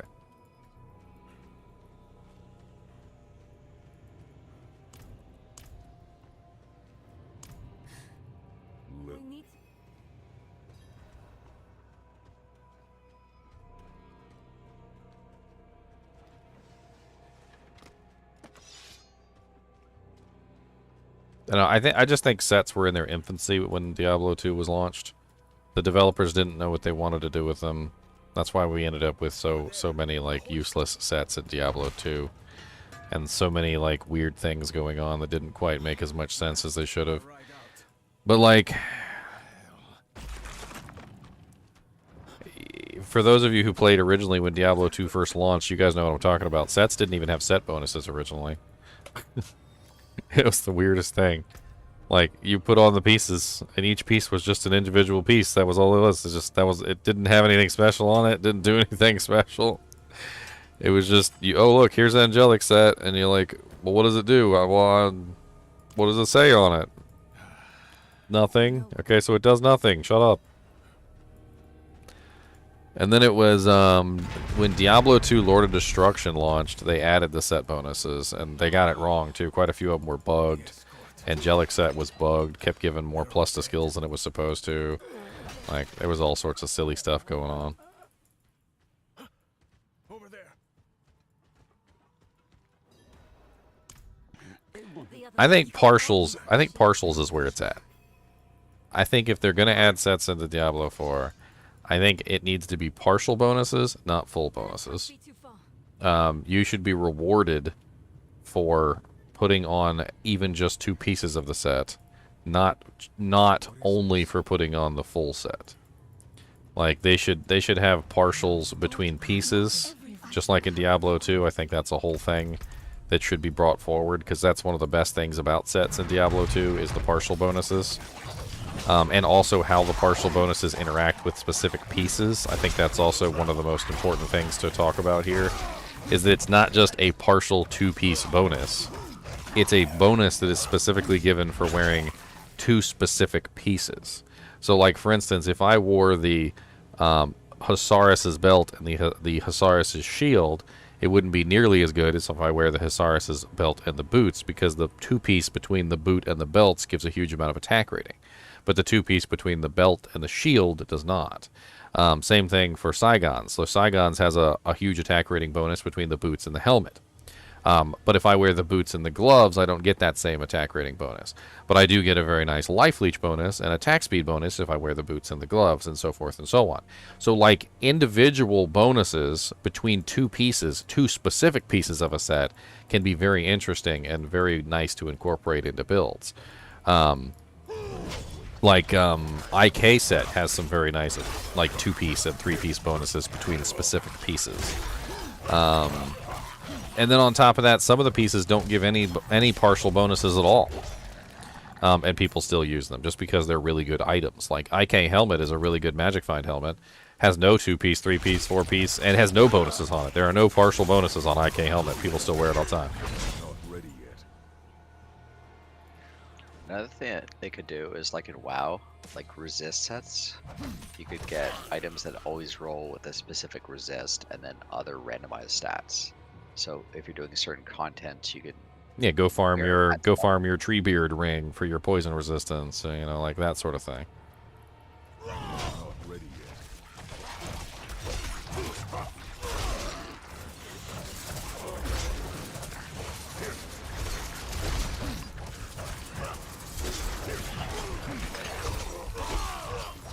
I mean, as bad as the sets were in Diablo 3, some of the smaller sets, like, what was it, the Litany of Nightmares set or whatever, that little 2-piece set, that was actually, honestly, one of the best ones.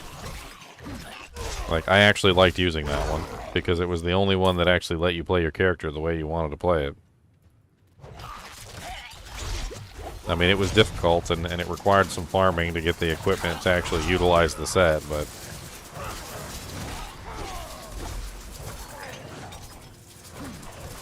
that was like the only one that actually made the game even remotely playable, by the way. Like, if you ever play Diablo 3, I would recommend that you avoid the sets entirely. Don't use the sets. Don't use any of them. But go get yourself the, I believe they actually changed it into a gem now. Go get yourself the Legacy of Nightmares sets. I believe that's what it's called. Or the Legacy of Nightmare gem.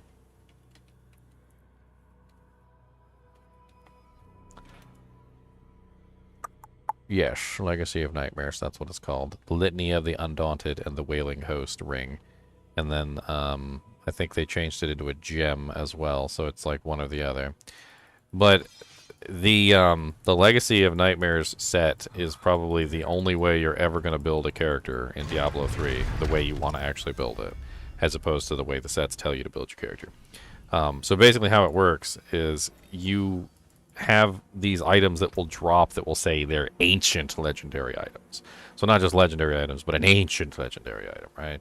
Well, basically the Legacy of Nightmares set gives you a huge bonus damage for every piece of equipment that you have that is a ancient legendary item, which requires you to farm for many, many hours to find the appropriate legendaries for your build in the ancient legendary form. They can't be regular form, to get that bonus damage, and then also use those legendaries to actually build your character the way that you want to build it.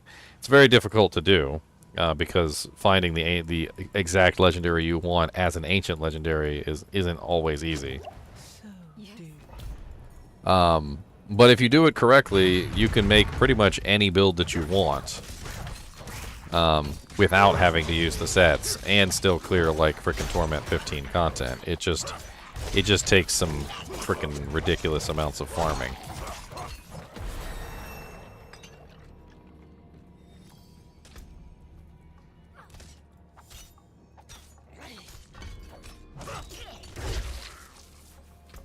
You know what, let's go with maxing out Frenzy first.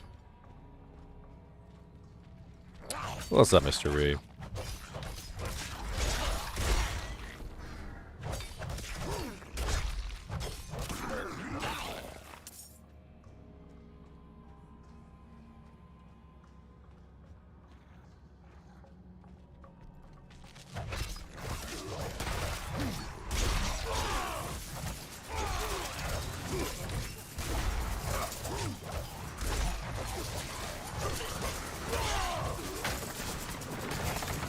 I think the other problem with Diablo 3 sets is they just tried to do everything.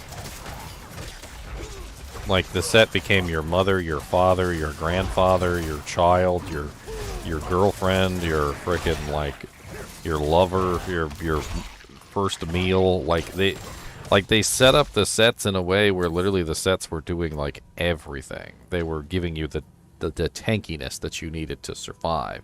They were giving you the damage output that you needed. They were giving you the beneficial, like, effect to your abilities, which would make them more useful. They were literally, like, giving you extra pets. Like they tried to turn them into, like, all-in-one, like, inclusive doojanks, which didn't really make a whole lot of sense, because it was literally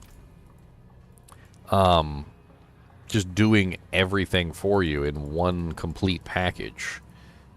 Like, let us figure out our survivability. Let us, you know, figure out what legendaries we want to use. Like, we don't need a set that literally you put it on and just like does everything for you. Like, what is this, Iron Man?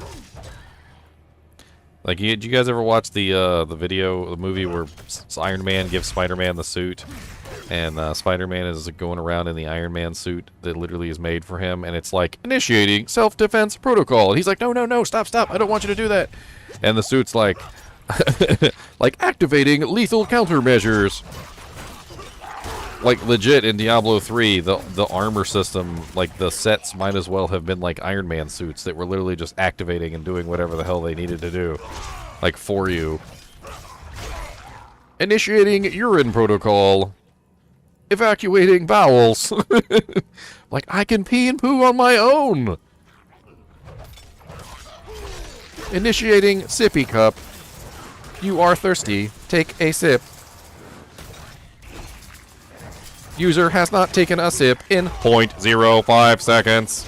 Initiating throat tube.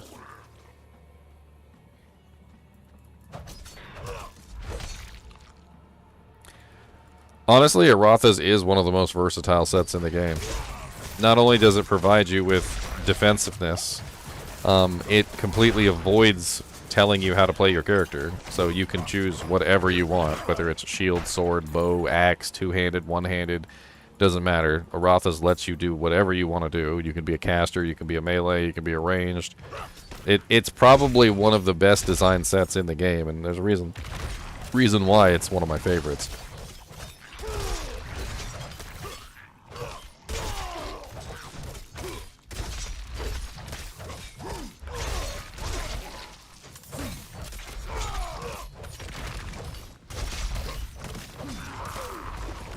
Like, if I could fix some of the sets in Diablo 2, this is what I would do. First off, I would take away IK Maul from the IK set. I don't think having a weapon on that set has done it the justice that it needed. IK set would be a lot better if it did not have a weapon. Leave all the other pieces the same. Maybe adjust the bonuses a little bit to make up for the fact that the weapon is gone. But remove the weapon. Allow barbarians to use that set in whatever weapon configuration they want. I mean, you have a class that was literally designed around the idea of having 6 different masteries to do whatever the hell he wants to do. Let a freaking throw barb use the IK set if he wants to. Yet let the freaking polearm barbarian use the IK set. Like, any set should be able to utilize any build should be able to utilize the IK set. It's a barbarian set. It's not a barbarian maul set. Like, it should be a all-inclusive set that just allows you to just do whatever you want with it. Same thing with Mavina's. The Mavina's set, I would take away the bow. Just take away the bow, balance it out a little bit to make up for the fact that I took away the bow. But I would take away the bow completely from that set. It's an interesting set and has a lot of nice bonuses, but at the same time, it's restricted to Bozon because it's a bow. So you can't use it on the Javzon, you can't use it on the Spearzon, you can't use it on a Tankazon, you can't use it on any other class other than the Bozon. And, like, let the other classes have fun with it. Like, let the other builds have fun with it. Or you could do the Ring of Royal Grandeur. Just have the set have one more piece than is required. One more piece? What? Oh, that's not required? Yeah, like have the set cap out at 1 less than the amount of pieces. So you can choose one piece not to use. That's interesting. Yeah, that would probably work. Because, like, theme-wise, certain sets would be lore-wise attached to certain weapons, but just have it not required. I don't know what the hell to do with Griswolds, because Griswolds is all about sockets. I mean, not only does it have a weapon, it also has a shield. I think the only thing that you could do with Griswolds would be to do, as you were talking about earlier, which is change it from a full set into just a weapon and a shield. So turn Griswolds into just a weapon and a shield, and let it be that. Like, don't require the people who are using Griswolds to use the helmet and the armor along with it. Just let it be a weapon and a shield, and then, I don't know, like, maybe even put more sockets in the shield and the weapon. Just 2 different sets. Yeah, just like, yeah, 2 different sets. Like, make the helmet and the armor, like, into a different set. Well, add like boots and gloves to it too, or something like armor set, full armor set, and then full weapon set. Alders, same thing. Remove the weapon. Honestly, delete that weapon from existence. It's terrible. Just from the game. Like, just delete it from the entire game. Like, it's never to be seen again, never to be talked of. Like, black out the text if somebody mentions Alder's weapon. Like, number one, let me talk about how bad Alder's weapon is, okay? First off, it's a one-handed weapon on a class that you gave 2-handed bonuses to, okay? They went out of their way to give 2-handed bonuses to the druid in shapeshifting form, so that the druid would be enticed to use 2-handed weapons, and then gave them a one-handed weapon on their set, which was just awful. Then the further slap in the face for Alder's weapon is literally that it has no enhanced damage on it. So not only is it the wrong weapon for a melee class entirely of that build, but it also is literally 0 damage as well. So it basically does no damage. Any other weapon that you could find around the same level would do way better damage than Alder's. And like pretty much any of them.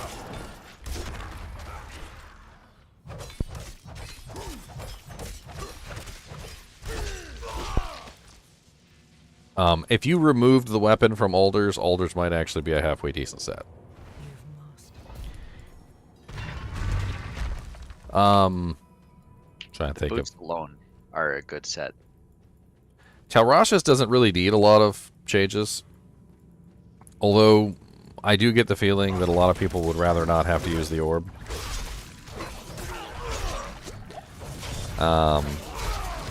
Perhaps a situation here where the set requires less pieces would come in handy. That way people could choose whether or not to use the orb. You know, like that way you could maybe throw in a Shootas in there or a Death's Fathom or something instead of the orb.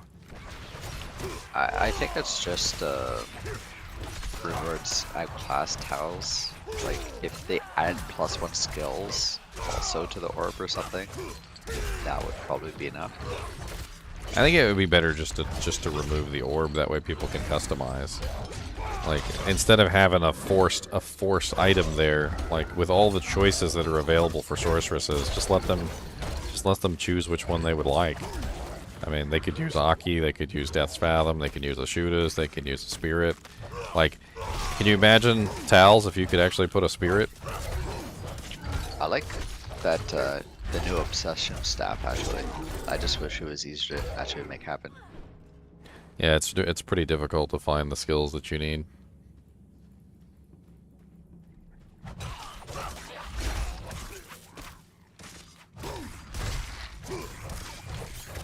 Oh, all of those endgame sets, Zetroy, are completely balanced around the full set. Like it's very difficult, except for with IK for some reason. IK they actually went out of their way to give it more bonuses, but like most of those sets, you kind of have to put on the full set to get all the juicy bonuses, like the 50 all res and like the bonuses to skills and whatnot like that. You just don't get any of the good stuff without putting on the full set. Trangus is pretty good though for specific. Yeah, builds. that's the 3-piece on that is pretty nice. The helmet on Trangs is god awful.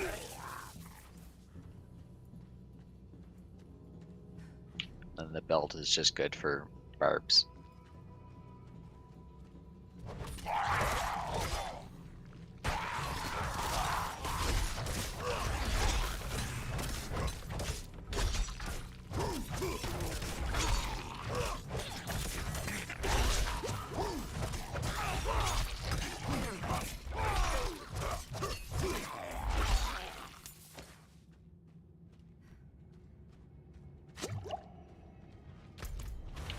Alright, I think I'm gonna head out.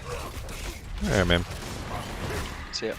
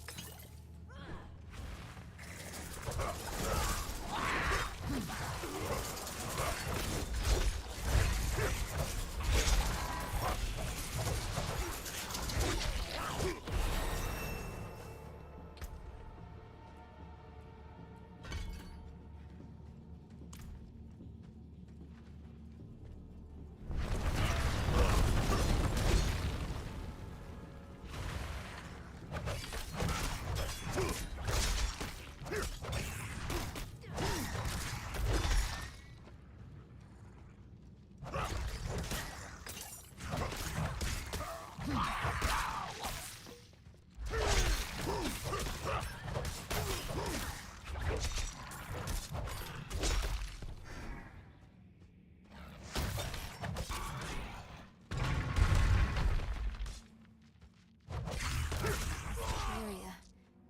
It looks like the same kind of magic as before. I think I can dispel it.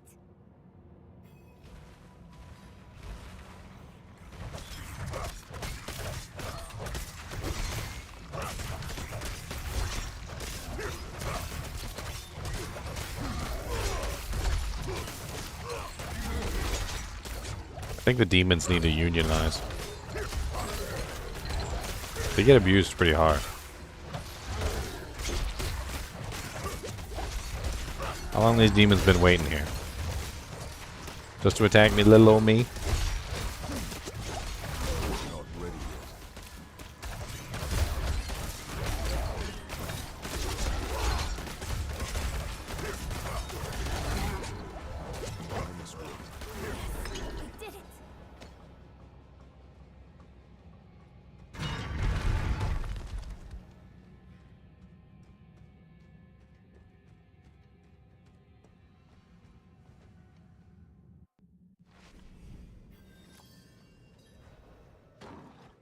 The cost of knowledge.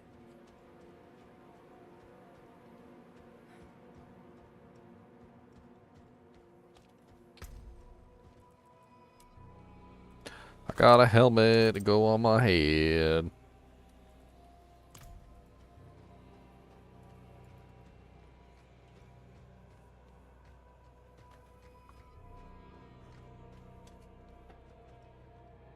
The sleeping boobas.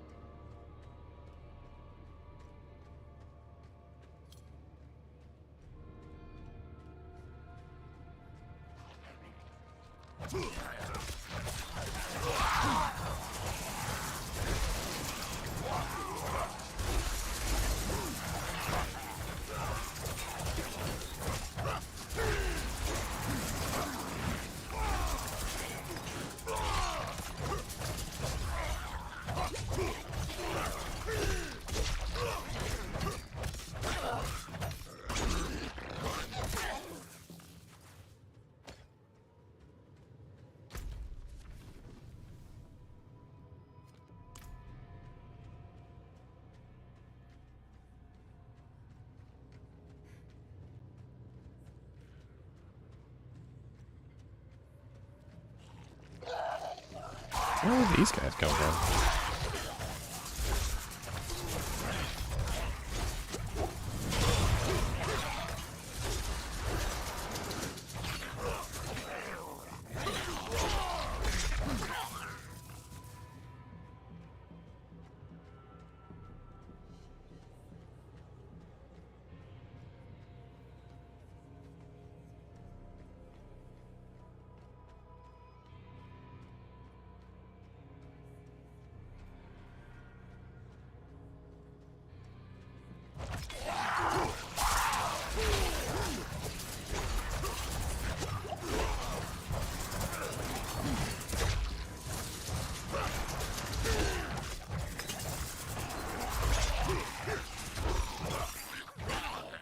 burn through all these guys.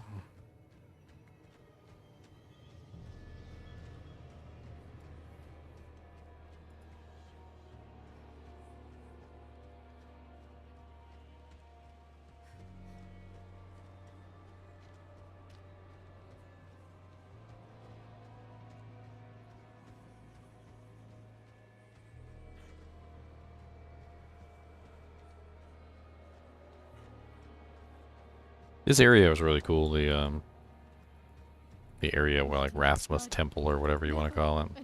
I thought this was a pretty neat area. Lots of good stuff here. Really cool graphics. Like lots of neat stuff to read, stuff to see. It's pretty cool.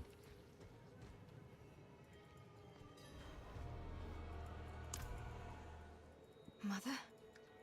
Nerel? You must stop this! She's given me.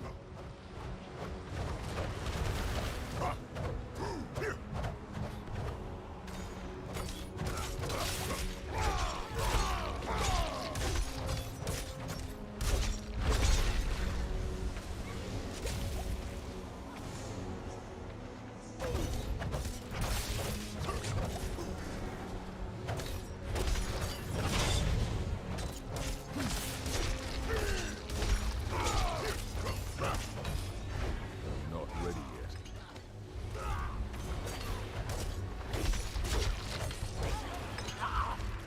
Mother! No! You won't take what's mine!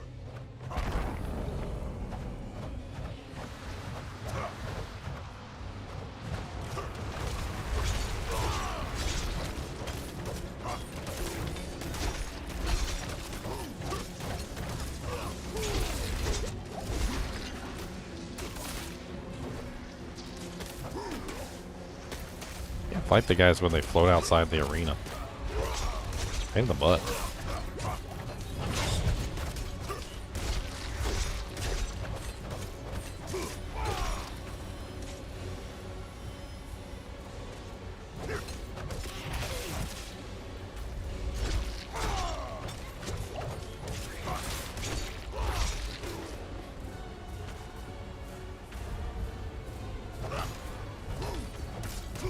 I don't have any potions. God dang. I'm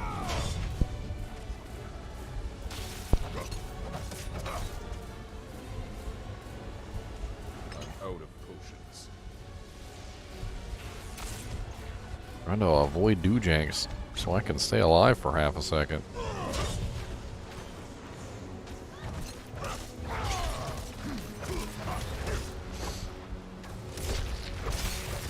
have no potions.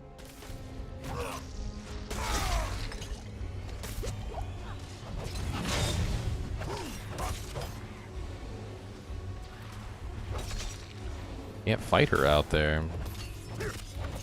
Sucks not having a ranged attack. Good night, Ginger. Alright, you know, good night too, man. How's it going? It's alright. Oh, I thought you said good night. You heading off or are you hopping on? No, actually, just hopping on. Well, Oh. Very odd thing to say for someone hopping on. Good night, Ginger. Alright, bye. Have a good time. No, I'm sticking around. Like, I just... No, I went... You misunderstood. No, I think I understood correctly, actually. I think I understood just fine. Have any potions? yeah, well, I was streaming earlier, got tired, called it, then got coffee, and then I'm back. Yeah, I streamed for 8 hours, and then I took a break because... Oh, I can't remember why I took a break. I laid down, fell asleep. Man, I am so gonna die here. This is not even, like, remotely cool. Yeah, I knew that was coming. Not enough potions. Not enough potions. So I got my barb up to 19, You must stop this!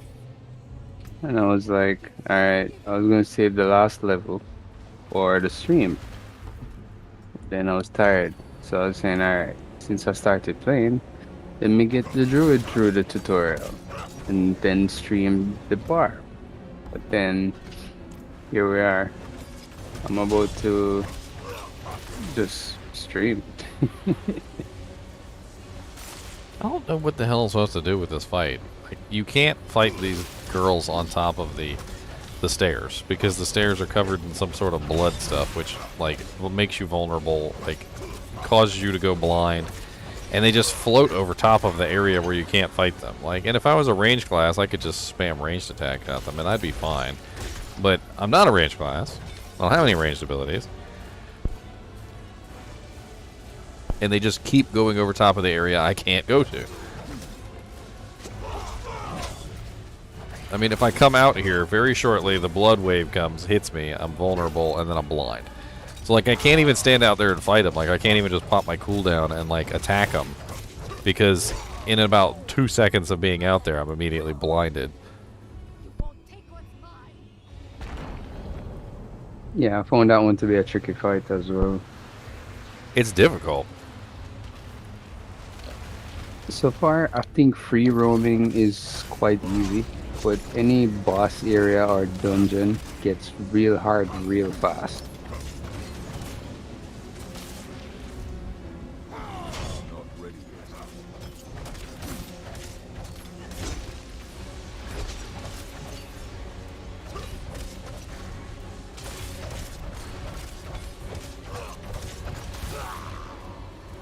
I wasn't paying attention.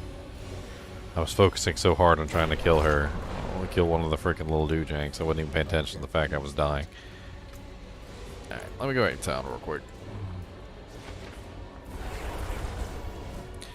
That whole stair thing is really annoying on this fight. I don't really know what I can do about it. Obviously, you're supposed to kill them, right? You're supposed to kill them to make her vulnerable. You can't kill them to make her vulnerable because they're literally floating over an area you can't be. According to what I've been told, the best place at the moment to farm for legendary equipment seems to specifically be Cordragon, but not actually fighting the monsters because the monsters drop like level 21 plus gear. It's actually clicking on like the dead bodies and like the loot and clicking on the chests. Apparently, there's some pretty decent gear that comes from the chests there.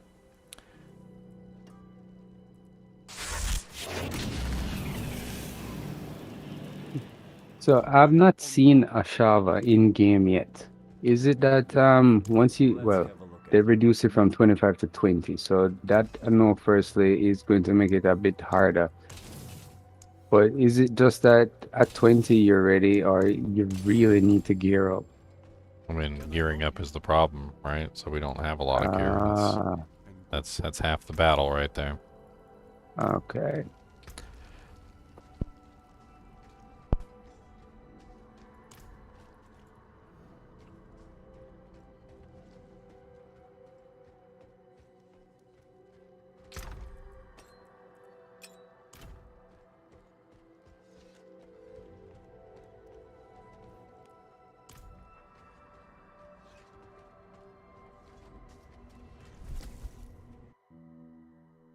So far, I've been loving the environments. The design is amazing.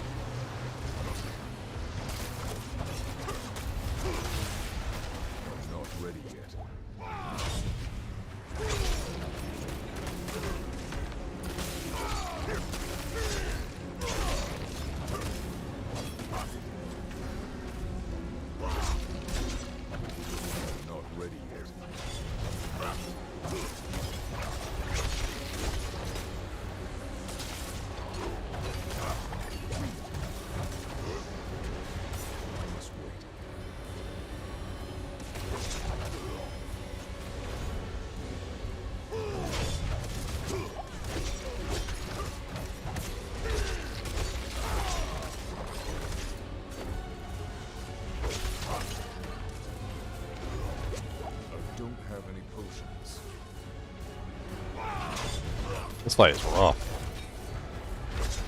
I didn't have anywhere near this kind of difficulty on this fight with like a ranged class. I can't pick up the frickin' potion over there.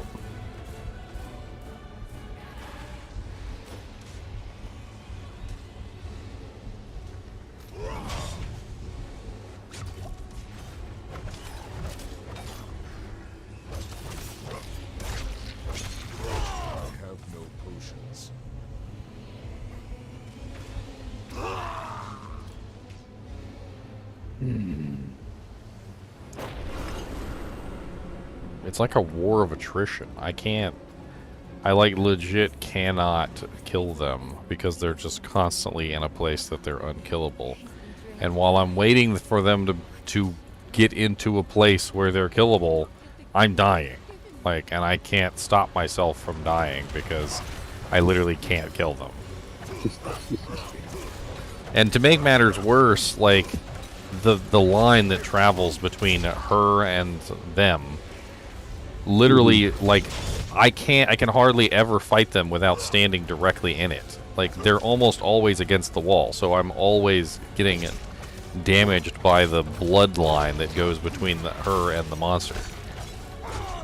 It's a really terrible boss fight for a melee class. For a range class, I'm sure this is actually quite easy. You just stand back and shoot them. Like, who cares?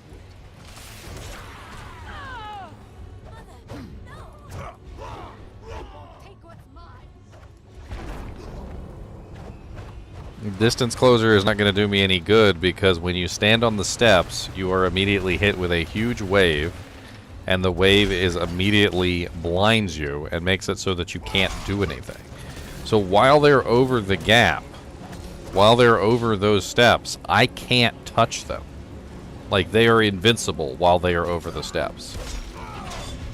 I can go out there very briefly, and I can start to damage them a little bit before the wave starts. But the wave starts about 2 seconds after you step foot on the steps. And as soon as the wave hits, you can no longer do anything while you are standing on the steps. You are now completely and utterly useless. All of your abilities are blacked out, so you cannot actually fight on the steps. So every single time they're on the steps, I can't do anything. And they love to go on the steps.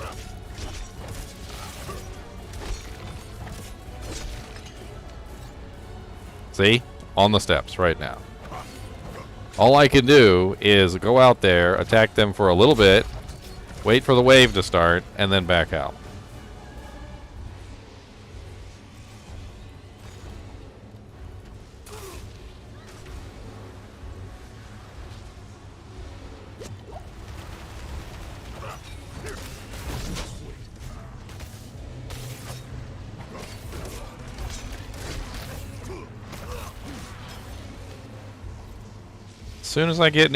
As soon as I get near, immediately jumps to the steps. It's like they're programmed to jump to the steps.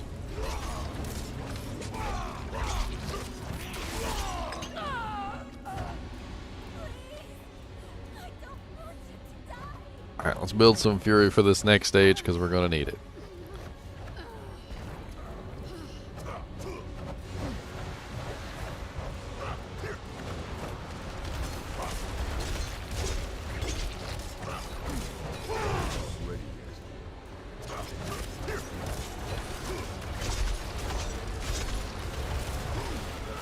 Okay, first one down. Let's work on the next one.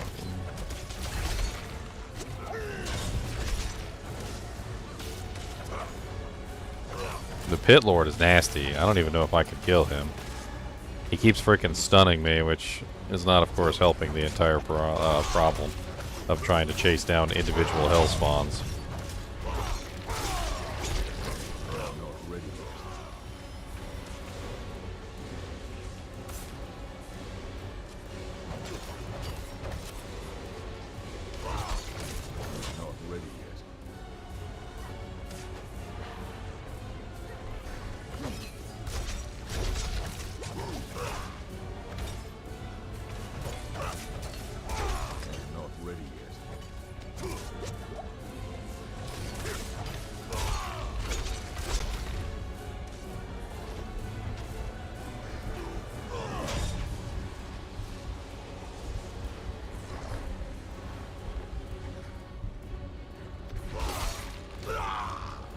Ginger. Sorry, Ginger. For your druid, you ended up going wolves. Was that by choice or was it by what actually just worked best at this stage? I was just doing a companion druid. Oh, okay. So in terms of the different skill sets from what you've observed, are the different skills balanced or is there like certain builds that just work for certain classes better? I mean, there's always going to be like a top of the line build, but I mean, I personally just had fun building the characters. I didn't put any thought into that when I built them. Okay. Just played around with the abilities, used what I felt worked best. I mean, the companion skills were already pretty good before they buffed them up.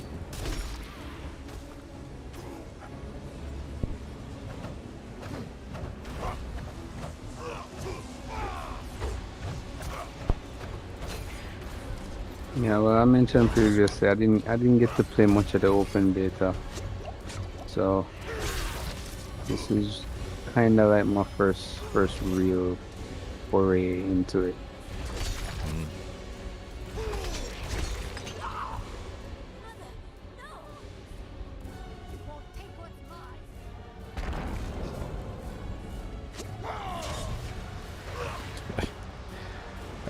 Taru, I really appreciate you trying to give me some advice, but I'm literally just testing out builds in the game. I'm trying to see what's going on.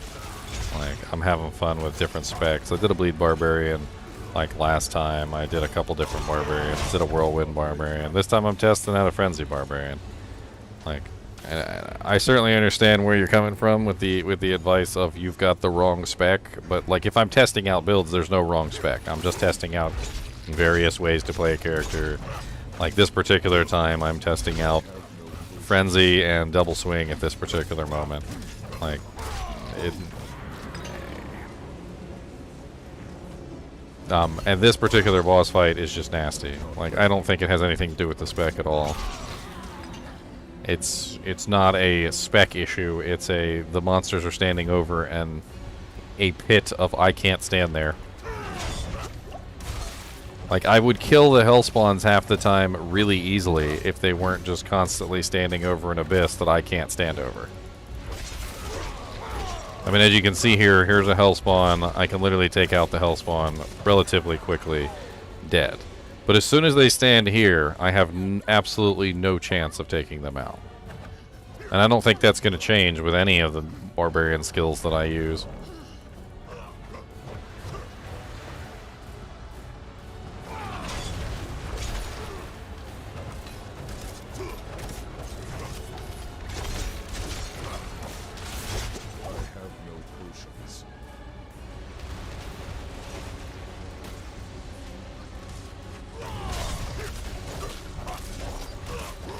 I think I just need to take out the Pit Lord. I'm not really sure if I can, but I think I have no choice. He has a knockdown effect, and it's just like really freaking nasty. I'm not really sure though if it's a good idea even focusing my efforts on this guy, because I'm pretty sure that they can just respawn him whenever they want to.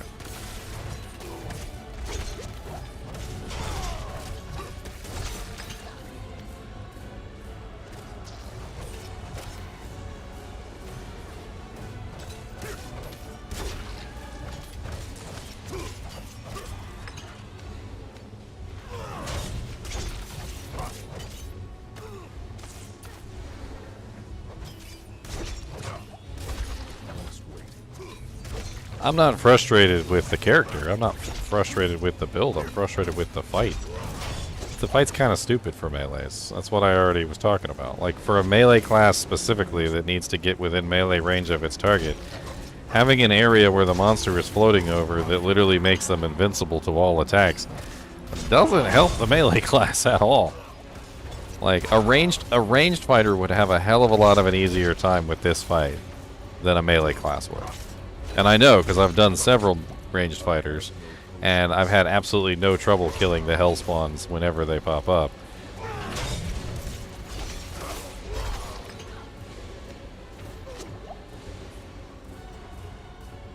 There she is on the steps again.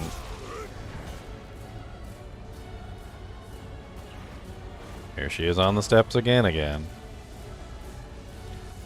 Get off the steps, please, so I can kill you.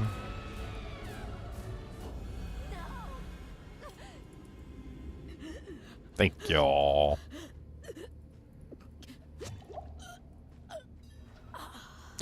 I was trying to figure out how to corral them away from the steps, but it seemed very difficult to get them to leave the steps. And eventually I did figure out that the only way to get them to leave the steps is to not attack them anymore. Like, that's pretty much the only option you have, is to just go somewhere else and do something else. And then they will try to follow you or attack you. And then as soon as they try to follow you or attack you, then you can fight them back. But you can't, like, when they go over here into the steps, there's nothing that you can do about it. Like, you're pretty much just SOL at that point. So you have to get them to come off the steps before you can fight them again.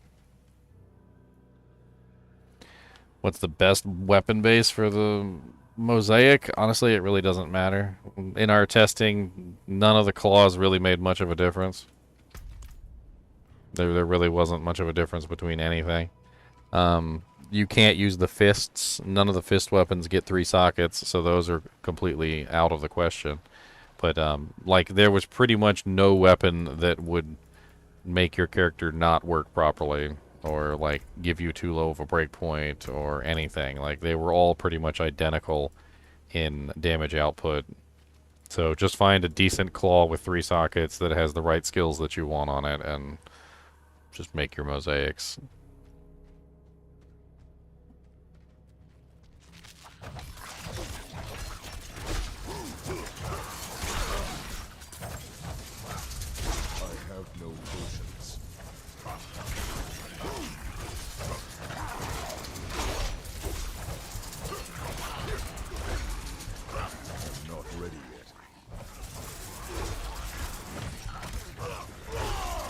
I have no potions.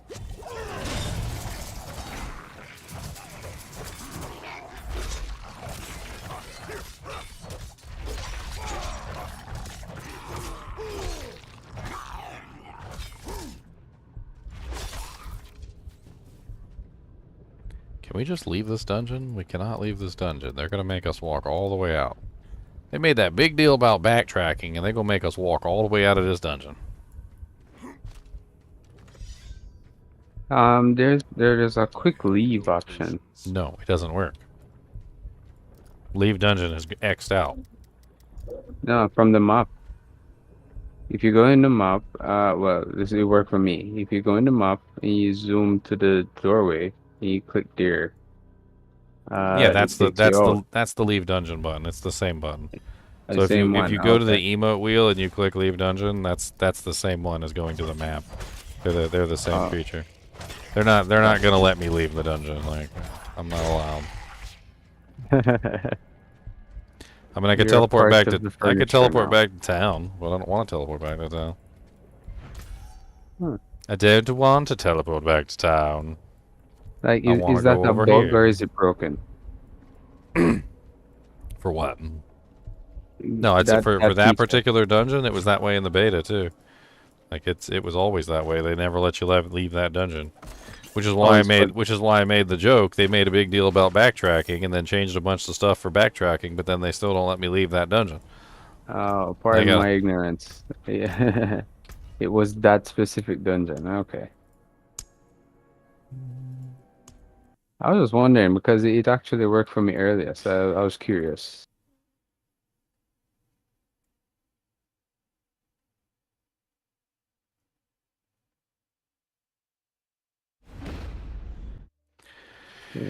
Pecan?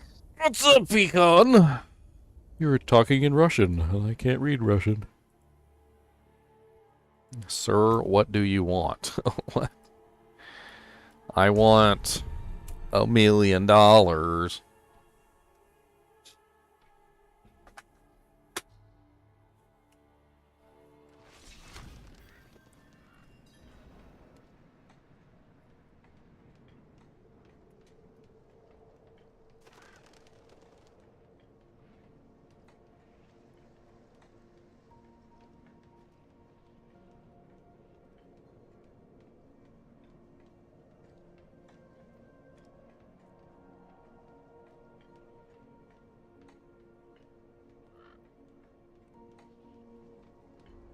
He huffed at me.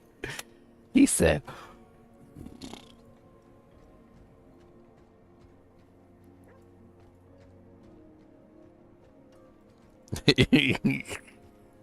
he messes with me all the time. He deserves it. I gotta mess with him back. That's what friends do.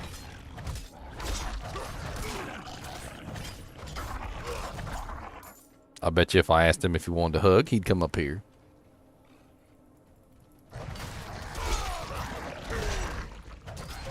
Yeah, he's crashed until a chip bag crinkles.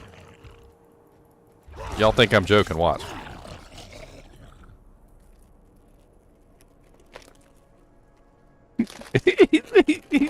He's already looking. He's already looking. He said, "What you got there?" He's like,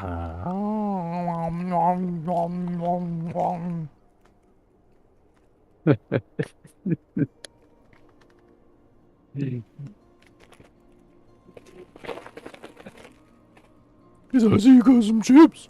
He goes, I like chips."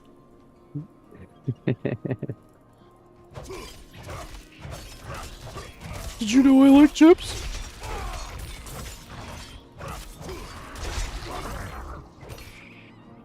He yawned. Back to sleep.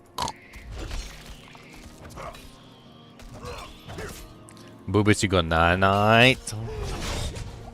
You go night night, Boobus. There is something. Boobus. Give me a hug. Come here. Give us a hug and come on. Come on.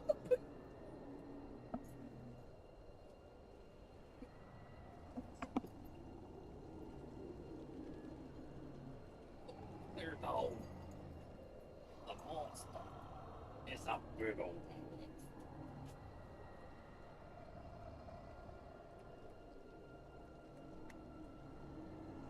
monster.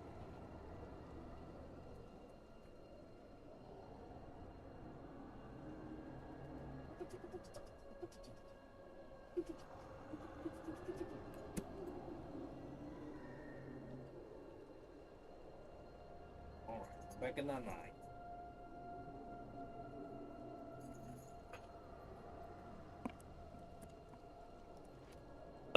When the server slam's over, I'm gonna be playing some freaking Zelda Tears of the Kingdom. Kidding me? I want to play some Zelda Tears of the Kingdom. I only got like 11 hours in that game. I want to play a hell of a lot more of that. Y'all gonna hate my guts. I'm gonna be playing Zelda Tears of the Kingdom every single day till I beat it.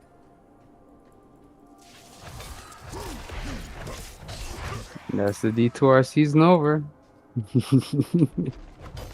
I mean, I pretty much knew that was coming. Yeah.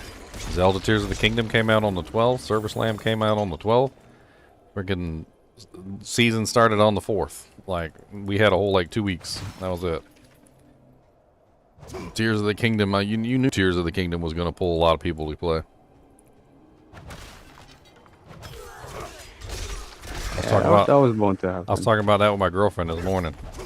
we were like, why the hell did they put the Server Slam on freaking Mother's Day weekend? Yeah. Like, what possessed them to put the freaking Server Slam on Mother's Day weekend? Like, that'd be one of the dumbest ideas they had so far. Why aren't you attacking? And the result is that the servers won't really be slammed. No, I was expecting wait times. Tears of the Kingdom is why there's no load times. I mean, as much as I love mothers, I love my mama. Like, it's not Mother's Day that's causing this. Tears of the Kingdom is a very big launch.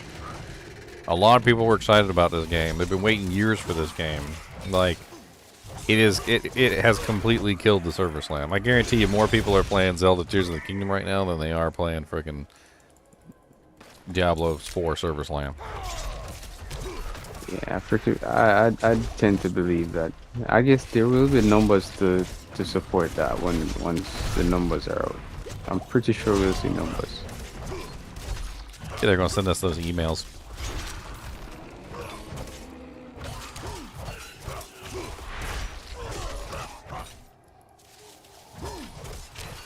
Well, I'm kind of glad they did do the server slam, like, even if it didn't work out the way they wanted, because there's going to be a lot of people complaining about how the Necromancer plays.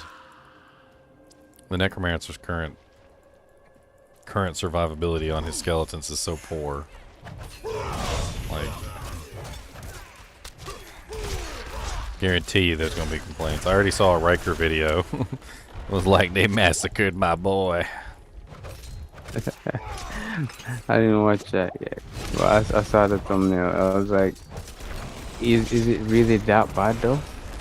Because I've always loved the Necromancer. I'm like, the minions are so weak at this point that literally, like, I've watched bosses and regular monsters and even like constructs just like one shot my entire army. It's very bad. wow. How the wolves compare? Well, the wolves are actually really powerful now. Hmm. Poison Creeper and the Ravens are really nice. I really enjoyed those. Actually playing a druid now, so I was just messing around with the basic skills, getting into core now. Just got to kill a shot.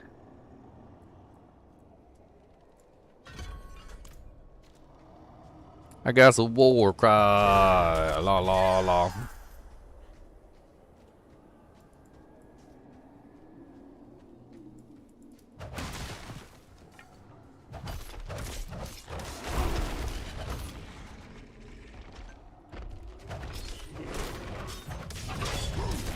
What's up, Scott?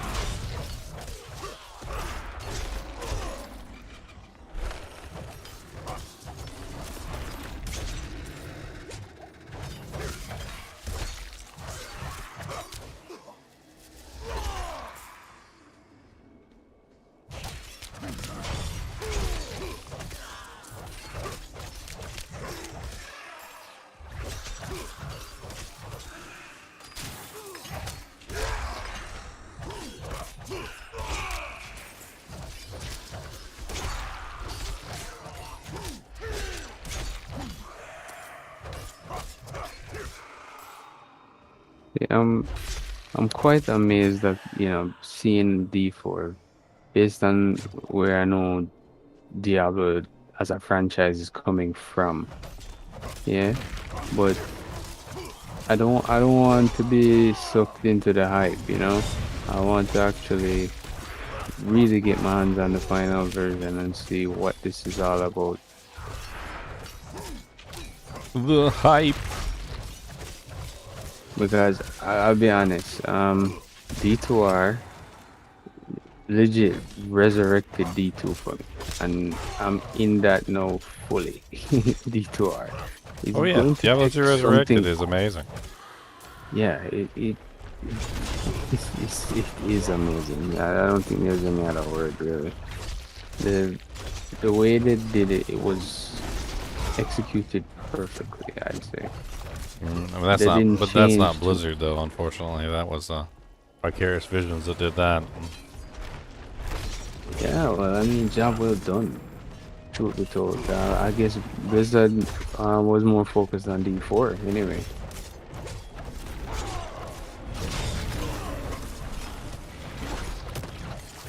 Here, Fireweed Rave. Good time. For all them shenanigans that you be pulling out. Calm it down, sir.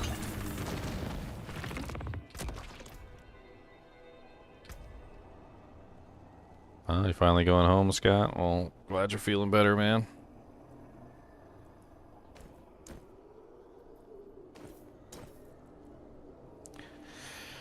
A ring.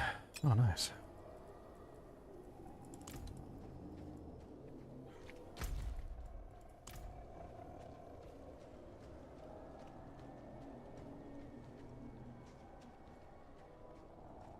I heard Jedi Survivor wasn't really that great, though.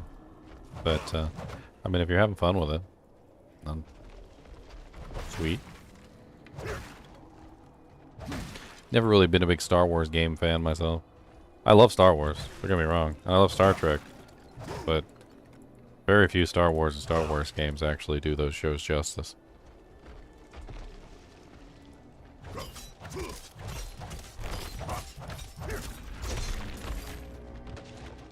I think there's been one Star Trek game out of like all the Star Trek games that have ever been produced that I actually had fun playing.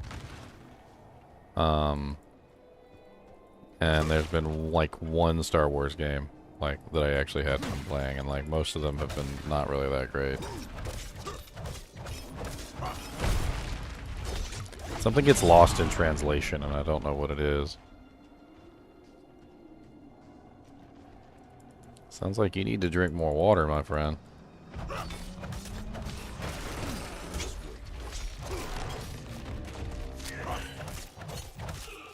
That's like pretty much all I drink is water. Filtered water at that. Speaking of which, I was always curious. Your famous water keg. Yeah, How you much like my does that keg? actually hold? Yeah, I do. But how much does that actually hold? Like a gallon? 50 ounces, 1.47 liters. Says it right on the bottom. Okay.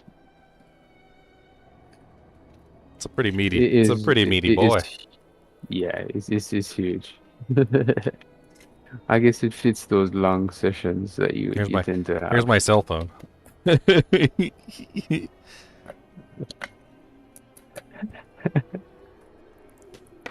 No, I had to. Like, you gotta stay hydrated while you're playing. Like, you gotta keep going. Like, if you don't take care of yourself while you're streaming, like, you just start to feel like poop. And you know how long I stream. I stream freaking 12 hours. I'll stream freaking 24 hours. Like, my streams are freaking epic level long. Yeah, well, it's gotten to the point where I actually kind of feel a little insulted when I see somebody put like 24-hour live stream, like they're bragging or something, and I'm like I gotta do that stuff on a regular basis. Like, that's just like par for the course. Like, what's going on here? I mean, I'm brand new to streaming. My longest stream so far was D2R season 4 launch day. I did a 6-hour stream to start off. I'm trying to like look around. Like, is this supposed to be Deckard Cain right here? Like, I didn't really take a good look around the burning Tristram. I guess that could be the healer or the bartender. I don't know. There's definitely some freaking demons running around in here.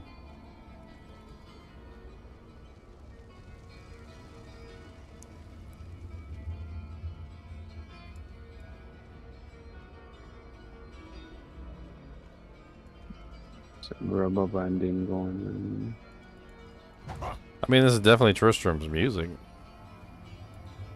Oh wow, look at that freaking demon hand over there.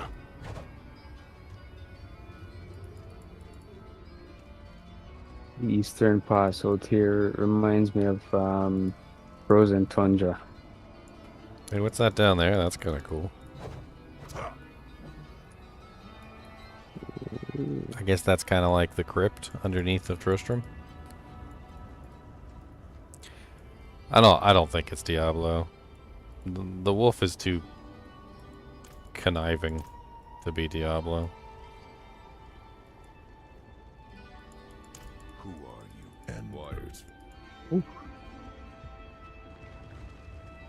path always ends in fire and death?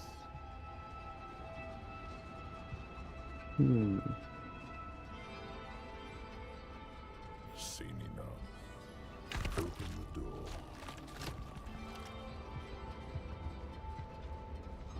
I mean, I think the key here is that it's, I want you to stop. Like, what did he say? He said, an admirer of sorts, I saved you in the mountains. You lost your horse and crawled into that cave. Would have frozen to death if not for me. So he saved your life. Why are you helping me? Oh, it's very simple. You want to stop Lilith, and I want you to succeed. But you're never going to do that by following the Haradrim. So, like, here he's basically, like, admitting that he's not part of the Haradrim, right? So that's number one. He's also admitting that he wants to stop Lilith, But I mean, who doesn't want to stop Lilith? Like, the angels want to stop Lilith. The freaking demons want to stop Lilith. I mean, the person that might be, I don't know. Like, Diablo and Lilith don't really have much going on there. Like, the only person that has a lot of interaction with Lilith is Mephisto, because that's literally his daughter. Which makes me think it's Mephisto.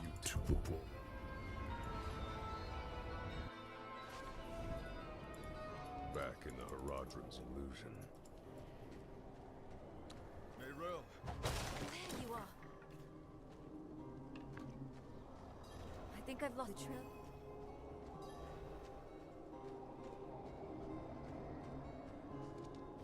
The Shroud of the Horadrim.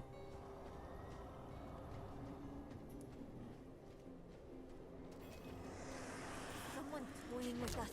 Yes. This is amazing. Like this. That's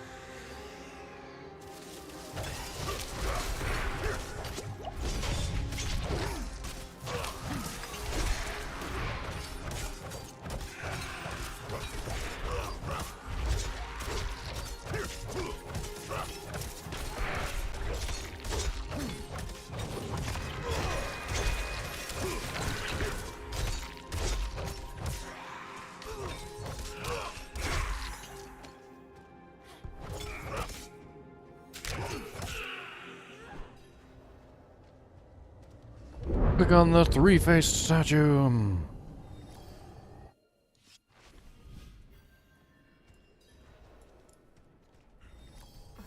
I see.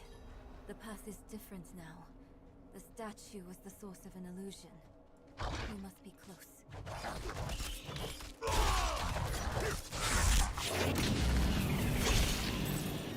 Boobus the monster log. He's a monster log. He's not a monster dog. Because he's sleeping on a log.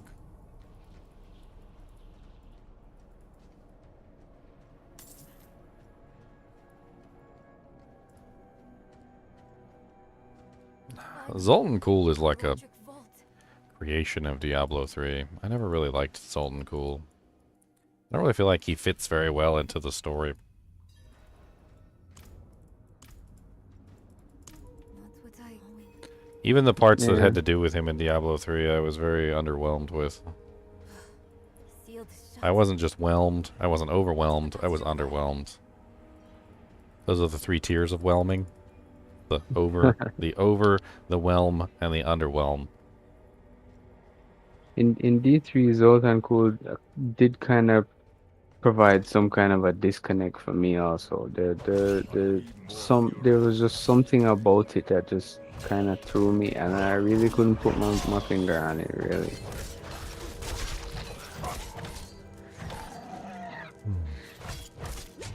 Not ready yet.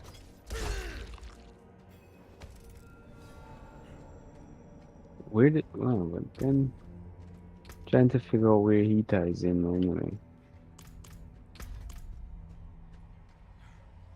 This is Open sesame.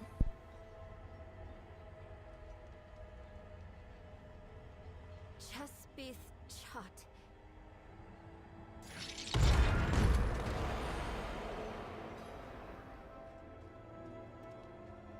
Let's keep on. Mother was here. Hey, wait for me.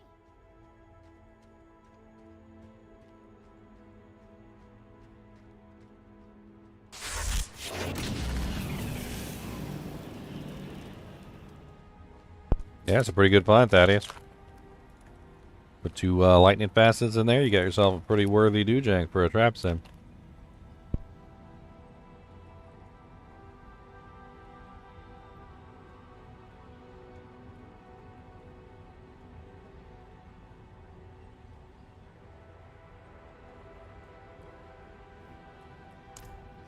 seems One.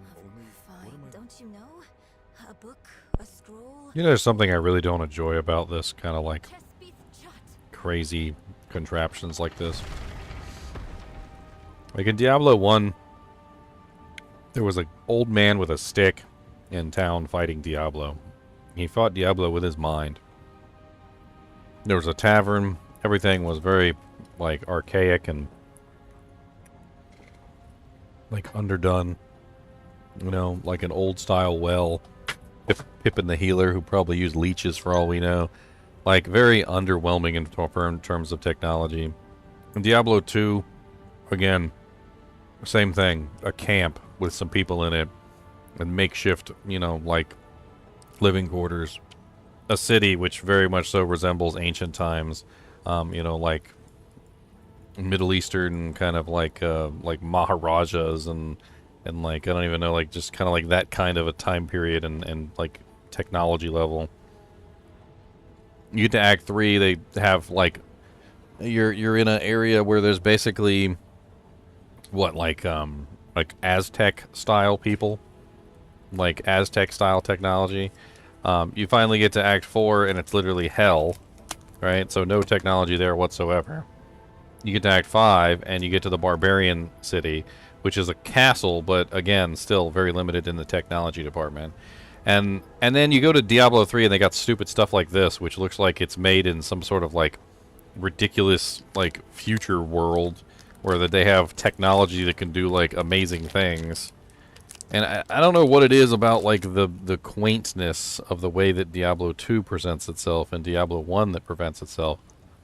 But then when you see stuff like this, and like Diablo 3 and Diablo 4, which had tons of this bullcrap, it makes it less wondrous that an old man with a stick beat Diablo. Because now it's a guy with a giant spinning ball that like summons forth like the powers of a god or something. And it gets kind of stupid.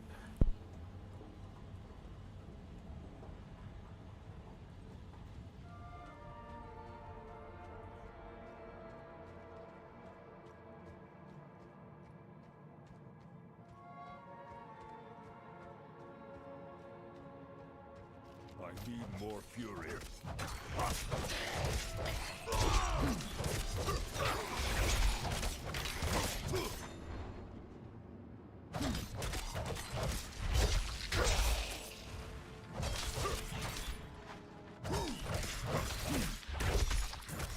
Demons.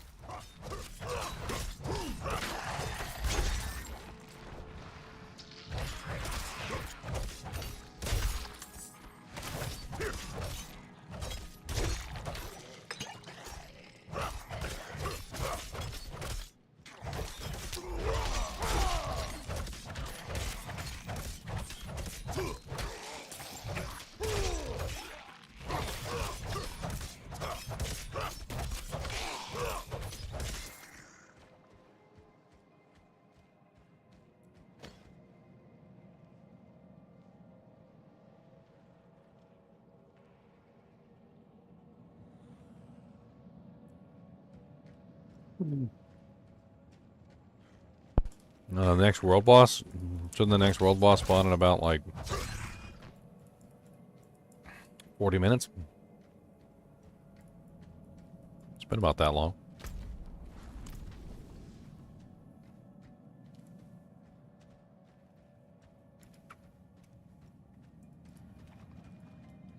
What's up, Jake? It's been pretty fun so far. A little challenging. What's the turnaround on the spawns again? 3 hours? Yeah, every 3 hours, so it would have been the last 3 hours. I've only been streaming for 2 hours and 51 minutes, and I killed a Shava, like, at the beginning of the stream. So, it's gotta be getting close. You probably switch to my barbarian and get that other level to 20. Although, can you actually enter the game before? I know they said it's ill-advised, but I just want that cosmetic. You have to be level 20 to get the cosmetic. Alright. Gotcha. Thank you.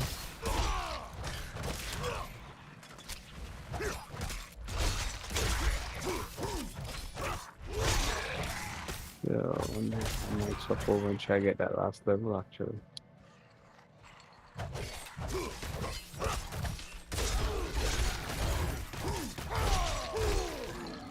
Arcane Sanctuary, yeah, I was actually thinking about that, but that's like magical, not technological.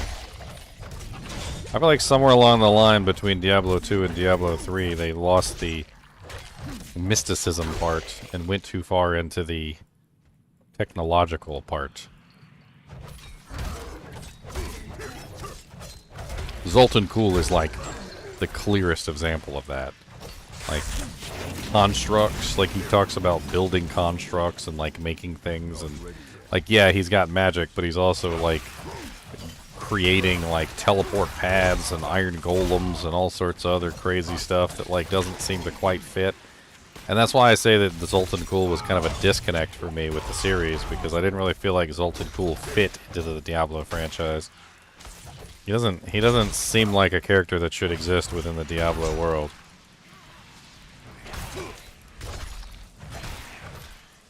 I must wait.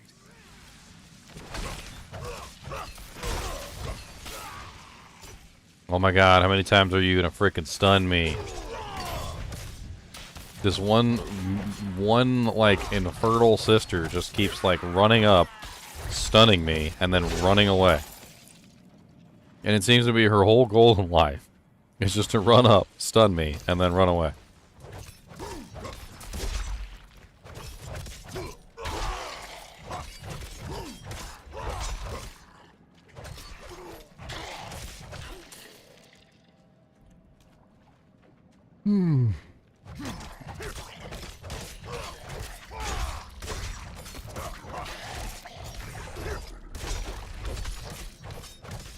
I don't know. My favorite thing about Deckard Cain is that Deckard Cain wasn't even a Haradrim.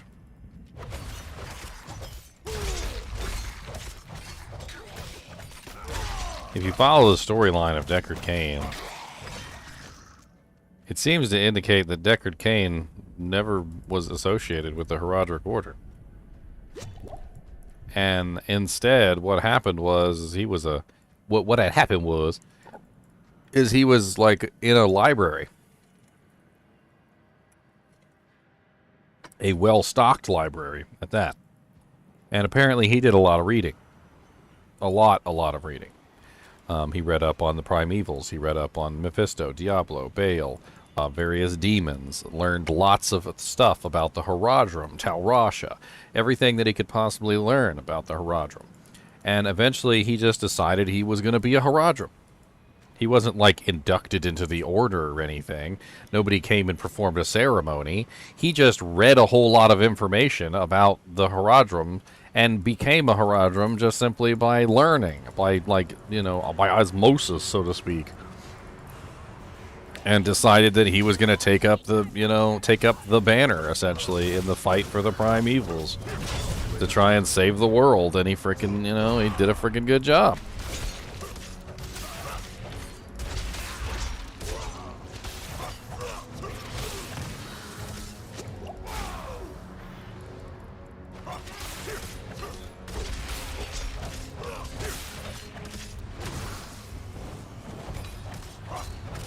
Well, what makes a Haradrim a Haradrim? I think it's the partnership with the angels, right? So when Deckard Cain and Tyrael started working together, then I believe that's what made him a full-fledged Haradrim, was literally the process of working together with the angels.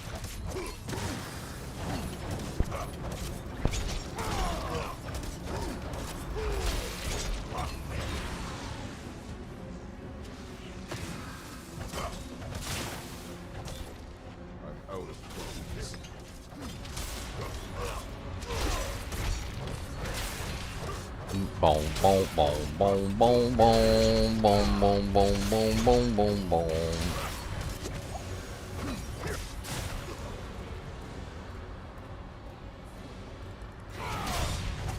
Come back here, T-Hort, T-Chort, Herald of Lilith.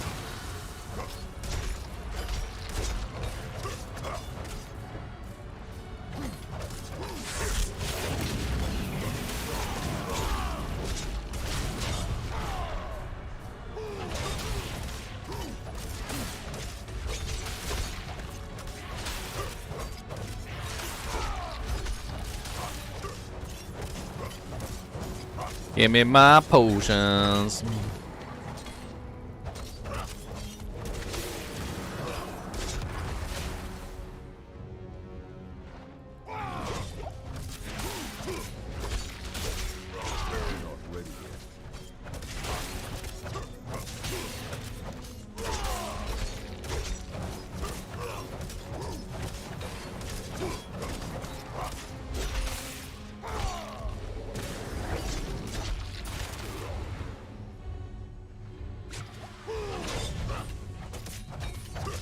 Chop, chop, chop, chop, chopping wood. Chop, chop, chop, chop, chopping wood. Gonna chop that wood. Gonna chop, chop, chop.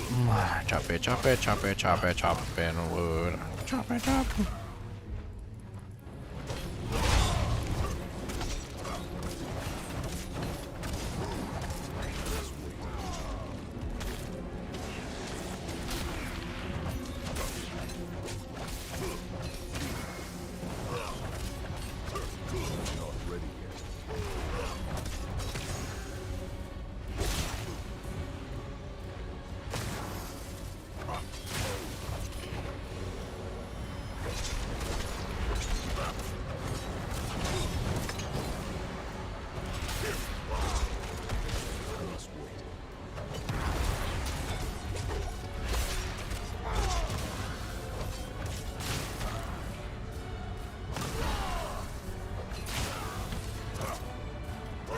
Rude, milady.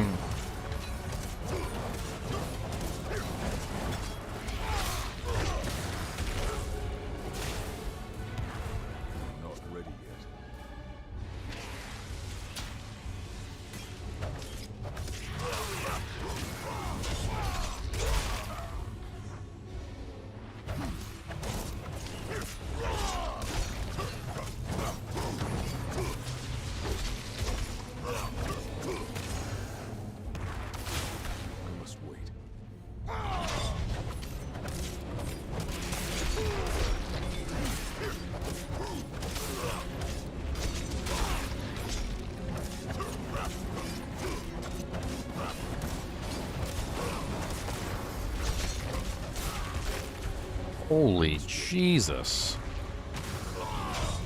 The hell just happened even?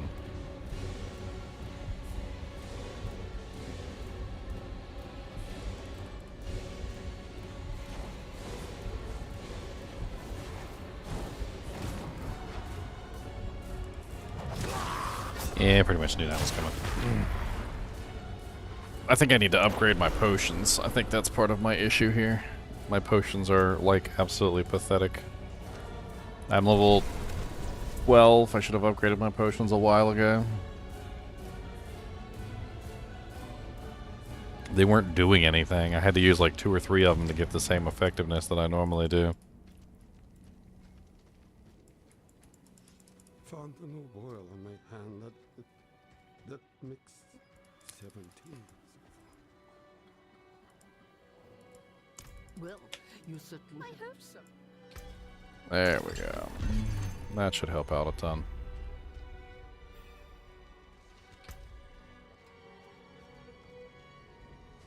Would be nice if I had some actual weapons. They weren't blue. The damage output is pretty terrible. 76 and 61. This is a hell of a lot better than what I'm currently using.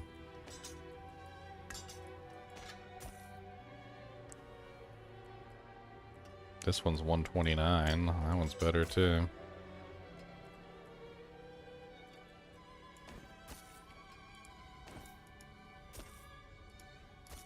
Well struck.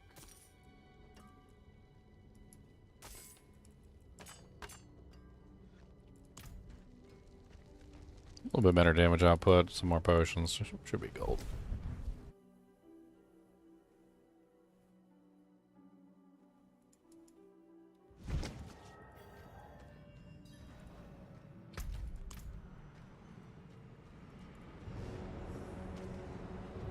Maybe I'll get a legendary.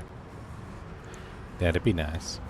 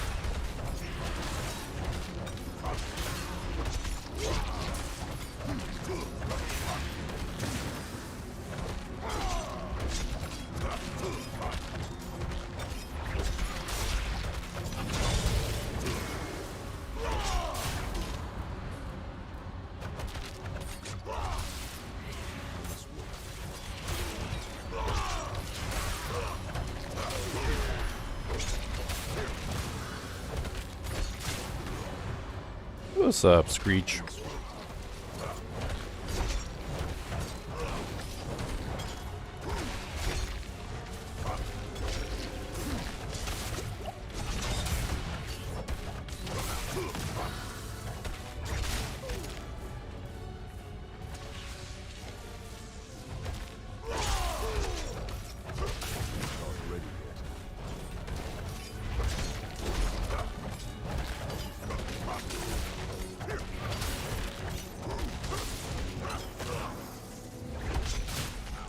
Dang it, I can't ever hit the button at the right time for that friggin' attack.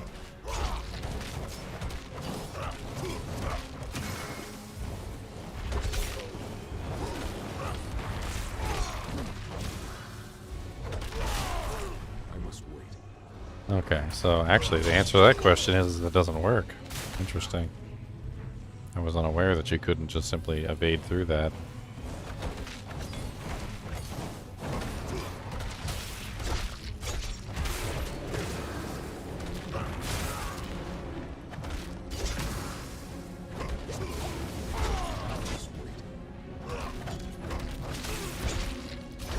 What is the easiest face roll class? I have no clue, my friend.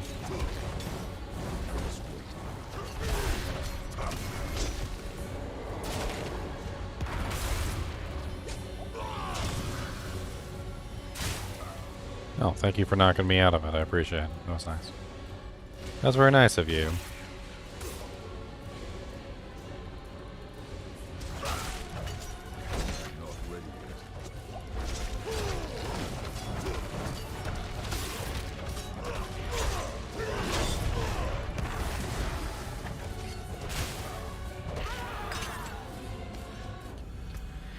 Yay! There's a demon guarding that book. I should take this back to Nerel.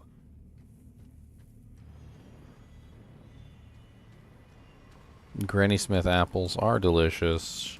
Have you ever tried the Granny Smith applesauce? Which is freaking amazing. If you like Granny Smith apples and you haven't tried the Granny Smith applesauce, then I am ashamed of you. Howdy, Ginger. What's up? How's it going? Not bad. I just noticed you're in a channel filled with people who are muted. Maybe they're on sleep. Maybe they're offline. I don't know. No, I was just talking to my stream just for a sec. Ah. You guys got some room for another Diablo 4-er? Yeah, I think Ashava's going to be spawning here soon. Oh, finally managed to down him once. Yeah, 21 minutes. Cool. Let me join you guys, I guess. You need to make me an officer, but I'm not sure it matters. In the clan? Yeah. In the clan? The Clan MacLeod or the Clan MacLeod? Yeah, the clan. The Clan MacLeod and the Clan MacLeod.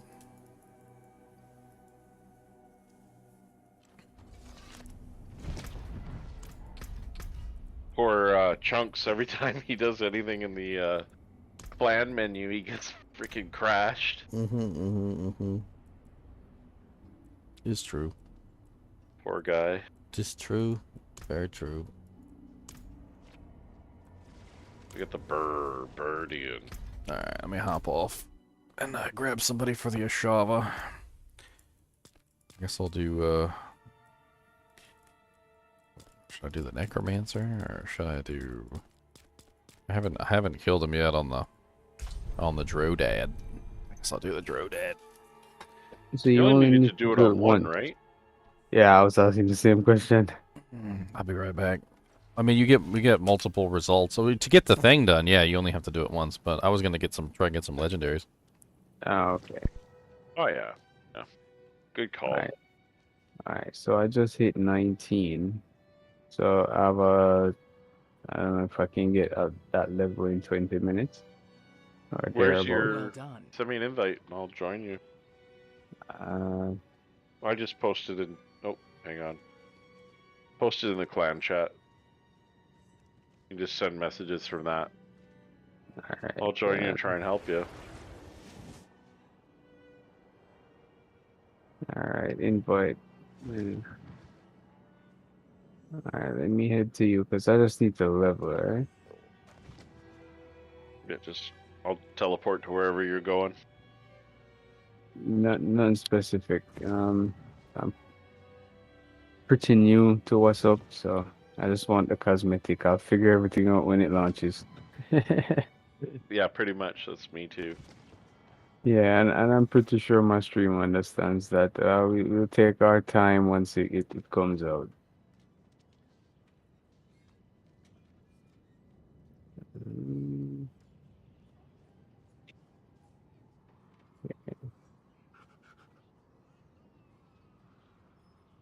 Wolfie, are you already in the group right now? I'm with yeah, what's his name? Arsenal.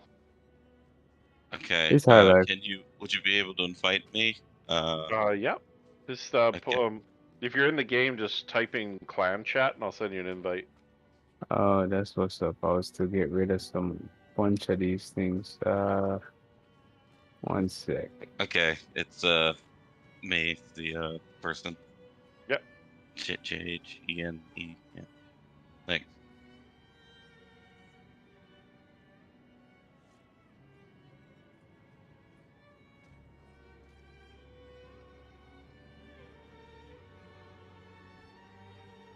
So I have no idea about crafting yet, and socketting and stuff like that. Is it important for this part of what we're doing? Not particularly. I mean, like, obviously, upgrading your armor and stuff is going to help with your attack power rating. Mm-hmm. That's probably the biggest. You want to be close to 400. What's your Okay. attack power rating right now? I am 233. Yeah, so you're a little on the low I side. apologize. I did it at Yeah. about 360 with random groups. It seemed to be still rather challenging. All right.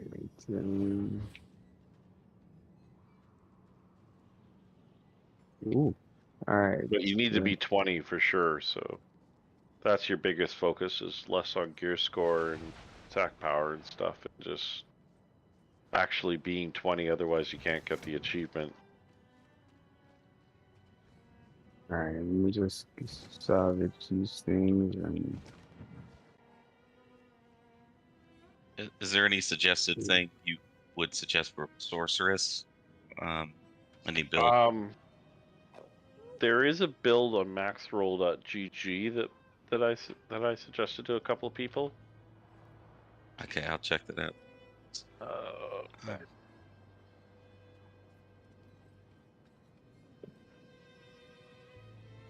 I'll post it in the chat. They actually have a bunch of different ones for all of them. Hopefully you can copy that easy enough.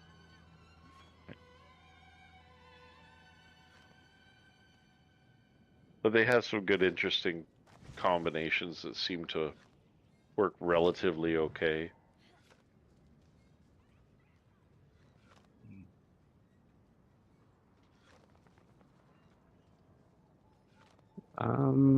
Yeah. We could go over and probably get Malnock done. Well, maybe not. At this point, do I just kill just about anything? Just the level? Just kill stuff? Yeah, Or is anything that there you a, can do a quickly to get some good XP area? would be good. So is it like dungeons work better than like out here, or do they tie you down time wise? For what? Yeah, dungeon's gonna be longer than 15 minutes, that's for sure. Alright, so we skip stuff like that for now. But like the else? the side quests, like doing the where you do the thing with the chalice, the exorcisms basically. Yeah. Those are good EXP that you can do relatively quick. Or these world events, like we're right at one right now, to be honest. Okay, yeah, these are quick enough, I guess. Yeah. How close to 20 are you? 2 bars in. Oh, yeah, I don't think you're getting that in 15 minutes. Yeah. Thing is, I wasn't sure if I was gonna be able to even make the attempt. I got caught up to playing a druid. Is any room in any of the Shava groups? There's room in ours. I need a Come on. advice. Do you want to just type in clan chat? That's the easiest way I've found to I already did. send invites. Oh, there you are.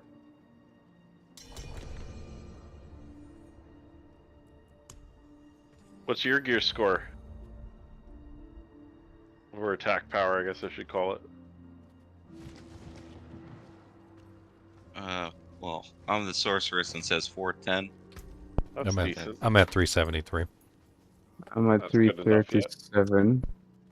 Yeah, so you got a decent gear score then, for attack power. Right. You're just missing that level. We're doing this on World Tier 1, right? Shoot, this is a World Tier 2 game. Yeah. You gotta go to the it is. statue and change it. Yeah. There's a statue in... Cordragon. Well, I mean, I might be able to get it, Kiyomo guys. Shai. I'm almost 4 levels in now. I mean, 4 bars in. Alright, well, we got 10 minutes or so before we need to worry about changing the World Tier. Yeah, I might be able to hit 20. Is there a way to teleport to where you guys are? I'm at the Ashava area right now. Yeah, if you go to Kyovashad waypoint, Right, then you can jump into one of our town portals. Oh, great. Thanks.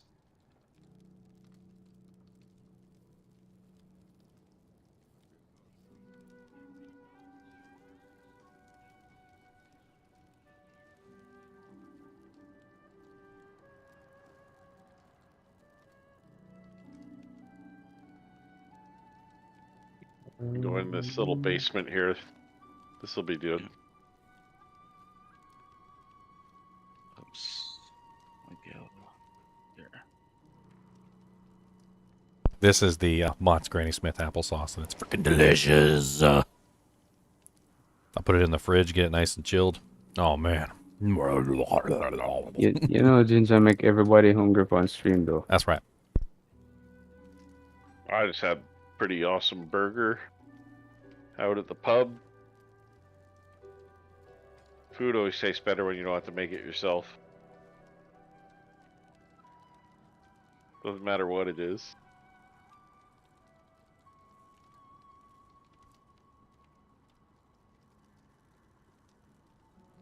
Multi-poison. Yeah, come over here, sir.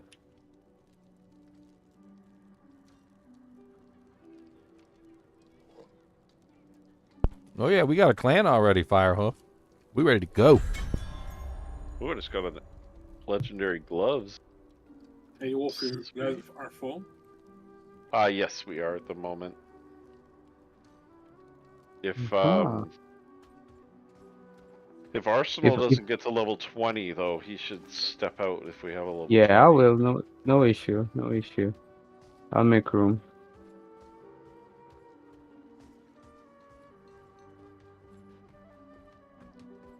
If you just post in Diablo 4 in-game clan chat that you're looking for a group, though, you might find one. No witchcraft here, only honest magics. Alright, almost 6 bars, like 5.5.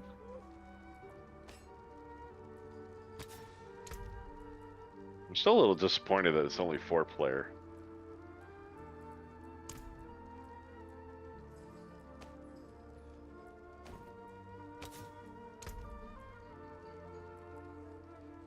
Yeah, would it have been terrible if it was like 6? I know it's a, kind of a odd choice, but 6 players, would that have been enough? It would have helped, but 5 would have been better than 5 would have been better than 4. Yeah, I mean anything more would have been better. Bars kind of set at 8 for me though, with Diablo 2.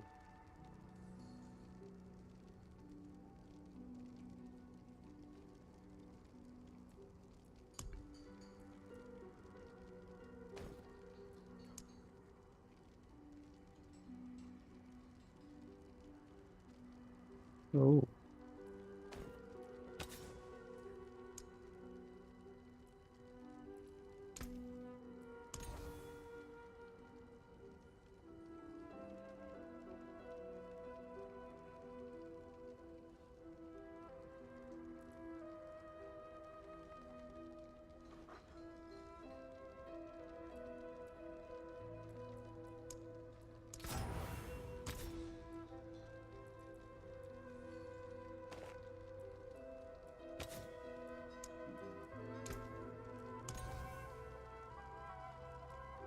So everything scales, every area scales with you, so it doesn't matter where you go, right? Yep. Nice. Alright, Kind of ruins some of the experience for me because there really isn't any sort of place you can't go at any point. oh, So oh, you never feel overpowered, and you never feel like you're underpowered. You always just kind of feel mostly adequate.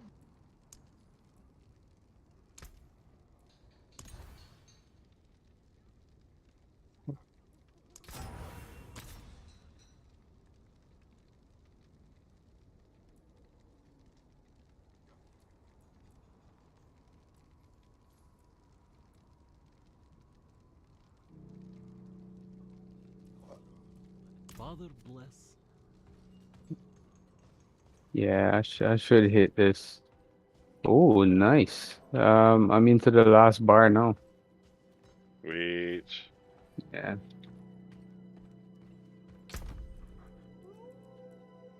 Oh. Like a little hole.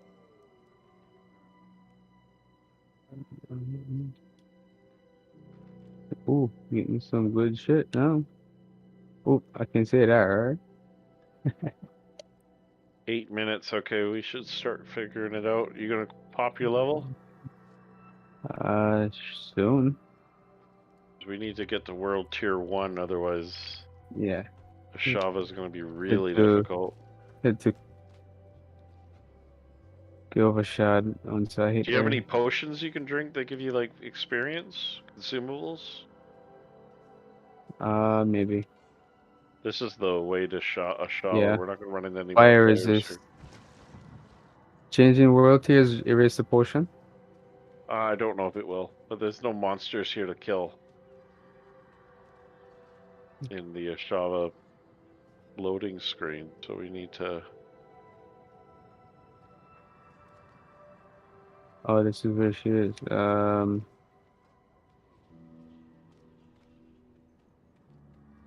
So I need to just head somewhere else for now. Yeah.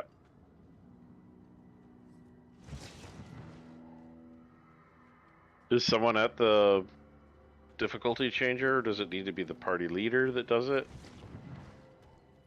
The difficulty changer is in Gyabashat, so you just come back to Gyabashat and go up to the Alright, statue. this should do it.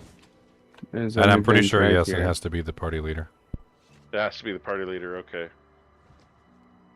Alright, we're just doing one more world event. That should do it. Yeah, I hit 20. Nice.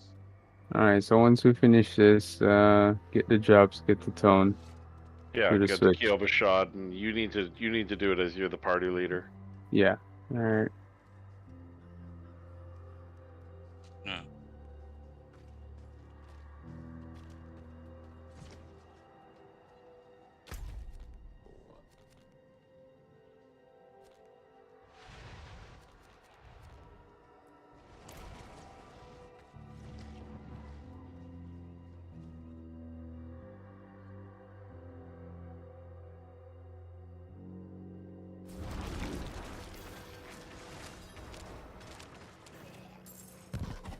Alright, you head to town, I'll go over there so you can teleport onto me. Alright.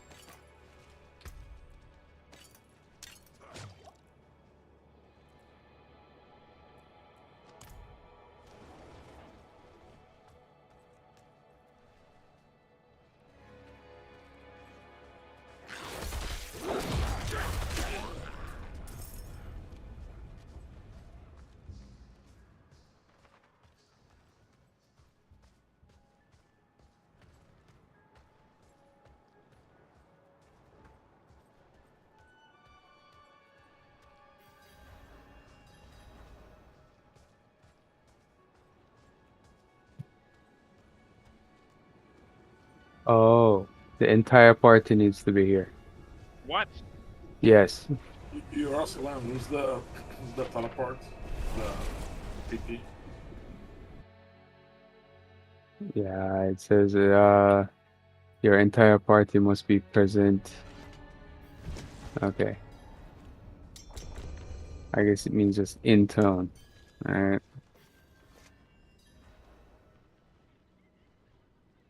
So at this point, we need to get back to the location. Yeah. Okay. Okay, so how do we get back? I'm running right now from the bear thingamajig, bear wing, Okay. bear tribe refuge.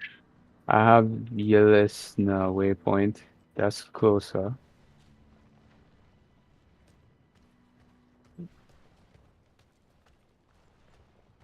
Let me warp there.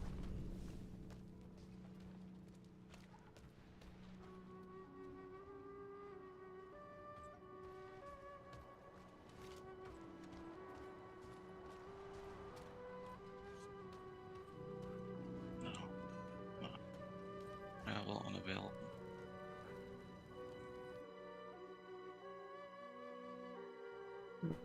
Should be a shotgun run from here.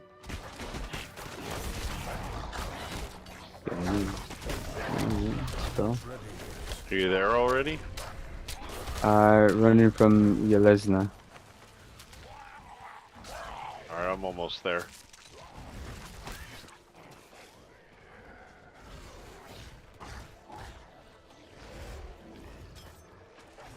Okay.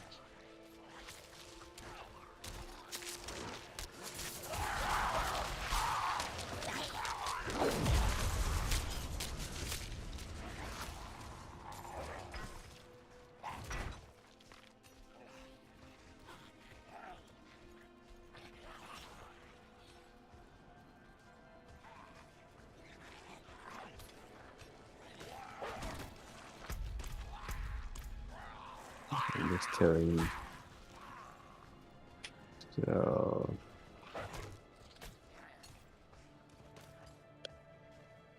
Huh.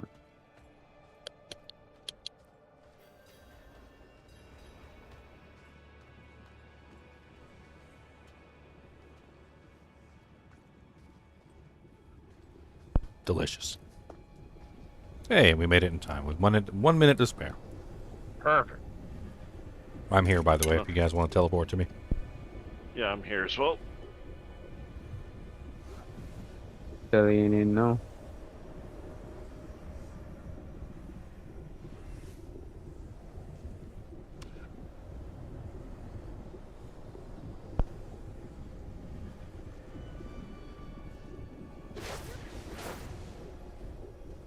Alright, so any quick recommendations on what skills? Or it doesn't matter. Just fight. It's really about... It's less about the skills and more about, like, just making sure you're dodging the attacks properly. Otherwise, you're going to die over and over again. Oh, man. I mean, I could go over briefly the attacks for you. Talk about them. She has a big circle attack. She jams her blades into the ground and she basically spins in a circle. The closer you are to the blade, the more likely you are to die.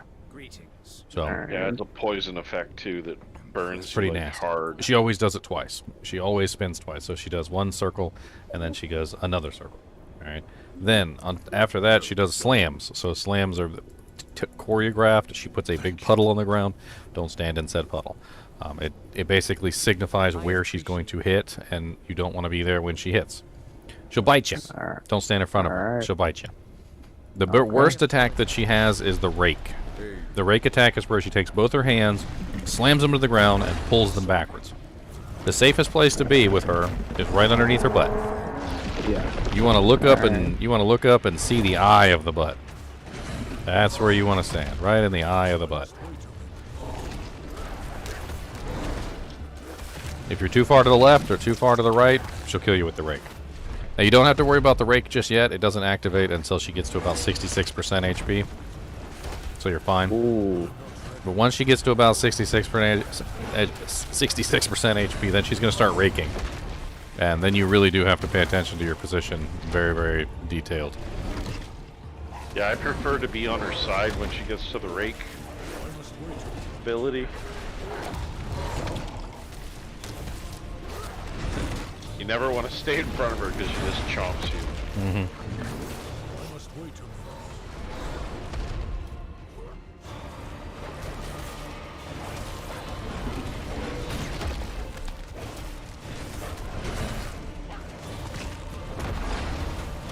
Oh.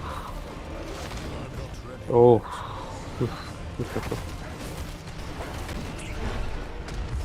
Alright, I guess I shouldn't feel too bad dying. It's normal. I mean, if you say so.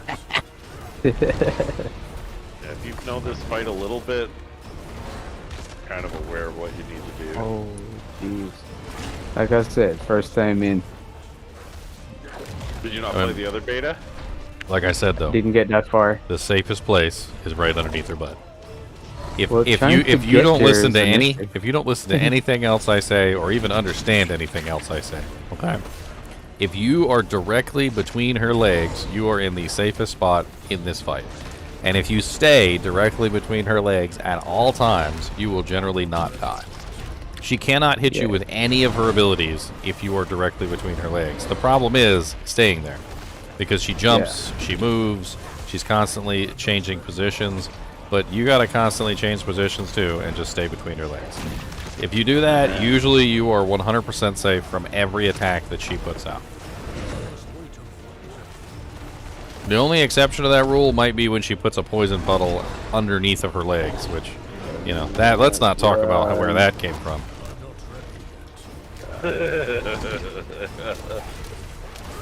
You're insinuating a lot of things there, Ginger. Let's not talk about where that poison puddle came from, okay? Oh. Fortified barely kept me just, and then, yeah. It's a pretty well done fight. I have to admit, they did really good on this. Ah, I get bit so many times. Yeah, she's biting a lot of people right now. I've never seen her bite like 4 or 5 times in a row like that before. Oh. She's like turning to bite too, is the crazy thing.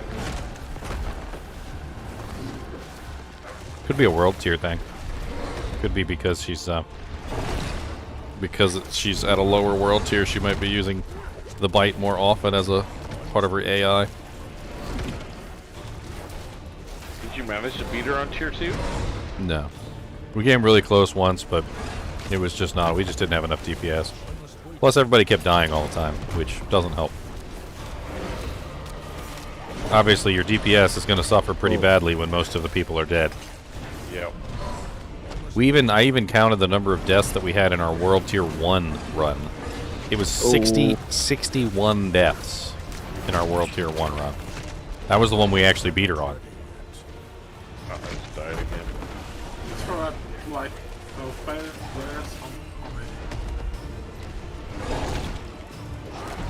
Like, there's only 12 players here, so that's a lot of deaths split between 12 players. She stunned me, and then she bit me. That was cool. Didn't really have any chance of surviving that, unfortunately. She just stunned me, and I was in a stun lock, and then she turned around and bit me. I didn't even have a chance to use a cooldown or anything. Sometimes getting back to the fight can be a pain in the butt, too, because you don't know when she's using her circle ability, which the circle ability will straight up kill you if it hits you.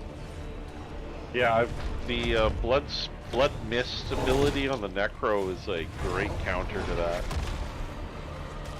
It interrupts everything. Well, yeah, it makes you invulnerable.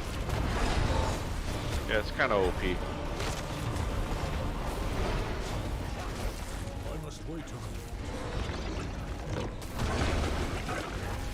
We might not be able to do this when our DPS output is too low. We're at 9 minutes already, and she's barely gotten below the 25% mark. We're going way too slow. Yep.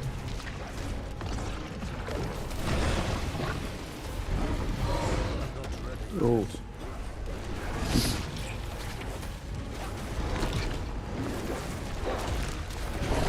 This is turned to bite me after biting 2 people.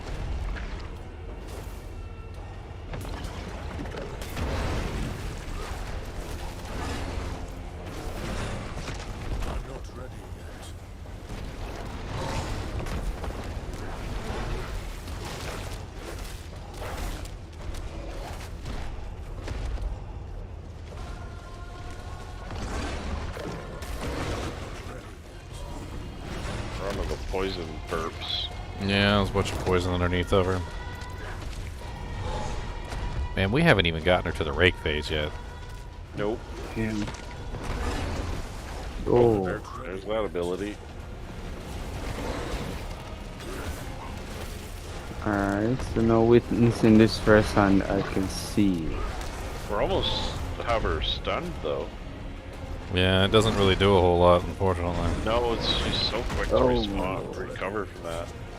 I mean, we get a damage bump while she's down, which is really the main thing. So, like, if you have like a damage bump versus crowd-controlled monsters, it counts as a crowd control. So you get a huge damage bump while she's under crowd control effects.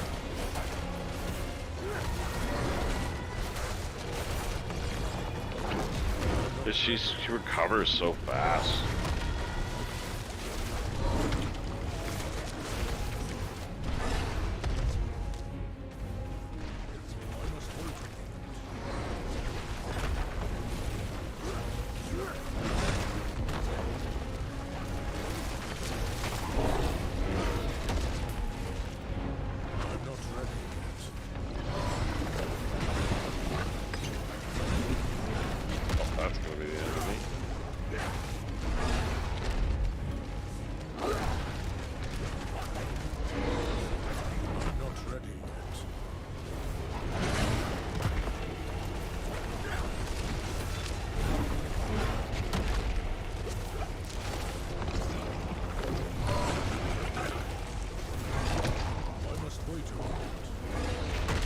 Should start raking soon.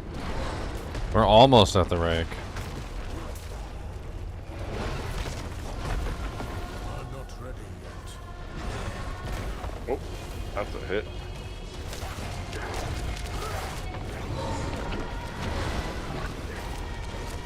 I'm not ready yet.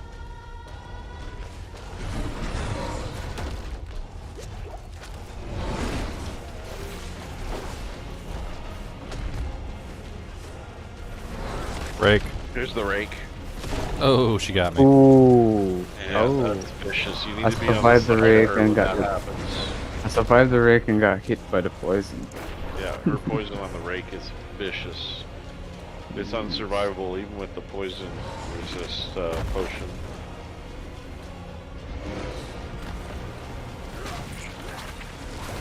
This is when I want to be on her side. When you see that double there, is the rake again.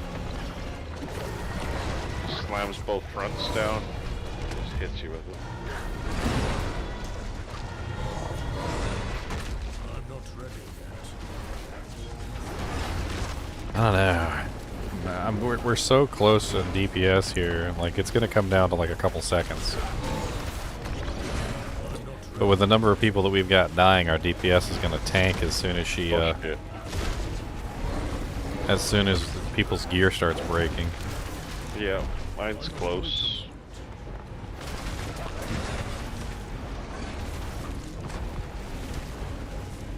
I mean, if your gear's broken, go back to town real quick and repair it and come back, because, like, this is really close, Oh, I didn't know DPS-wise. I didn't know you could leave.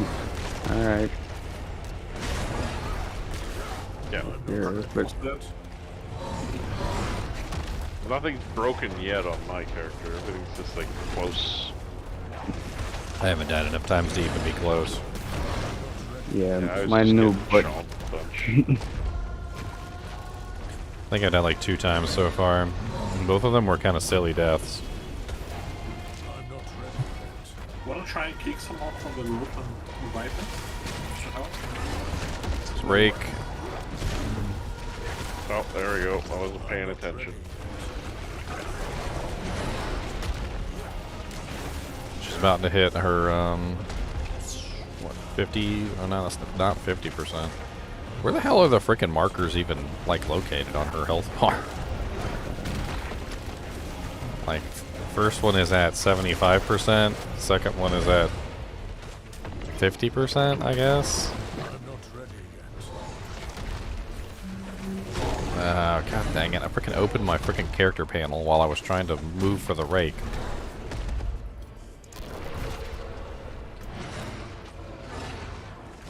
I'm gonna have to rebind that button. I keep hitting the Yeah, I'm damn not thing fond all the of the time. controls. No, I'm not fond of the controls either. The way they have things set up is something I'm gonna have to address I'm gonna have to go through the process of rebinding everything. It's not just a it's not just a one or two buttons here or there. It's like a complete overhaul. Like I need to completely overhaul the way they have the buttons set up. Yeah, there's too many times where I'm in a fight and I click the character, the map, or something else. Or the T key to open your skills, and you accidentally teleport back to town. Yeah. Or the freaking like any of the buttons that you would normally press on like any other game, and it opens up some random panel or does something stupid. They have several buttons tied to the shift key, by the way. So like when you hold down the shift key to stop your movement, a lot of the times you will literally put yourself in a like some weird screen because the shift key plus another button equals like something. Like shift S is apparently the skill panel for some odd reason. The one for Necros, for the Book of the Dead. Yeah, but the shift key is a very important key that does other things besides open panels. We don't need the shift key to open panels. Like the shift key is your stop movement key. It's very important to your character to be able to stop movement in combat. The last thing you need when you're in combat is to have a random panel opening up while you're trying to hold your position steady. Yep.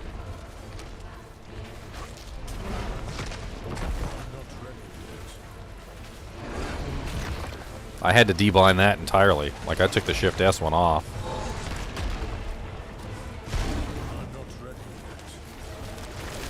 Alright. We have her close, but not quite. I'm not sure if we're going to be able to do this, but it's like really... It's close. There you go. She's staggered. Hit her with everything we got.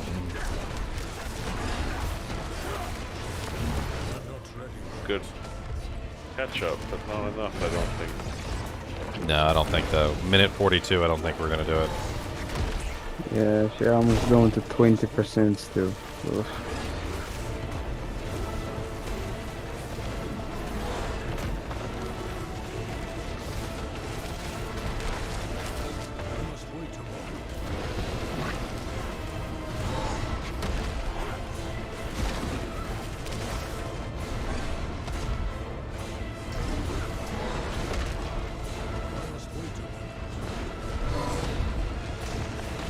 I'm just a little frustrated that we can't control the two other groups that we get partnered with.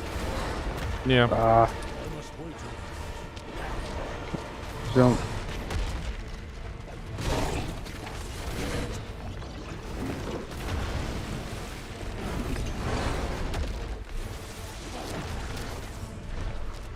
Whoa! Jump right on me.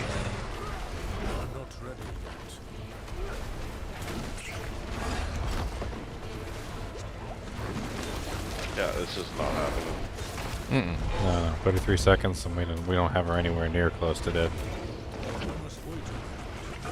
Yeah, at 9 o'clock Pacific, we were done by 3 minutes left. No, I got one earlier today too, so like I've already killed her. I just wanted to see if I could do it on my druid.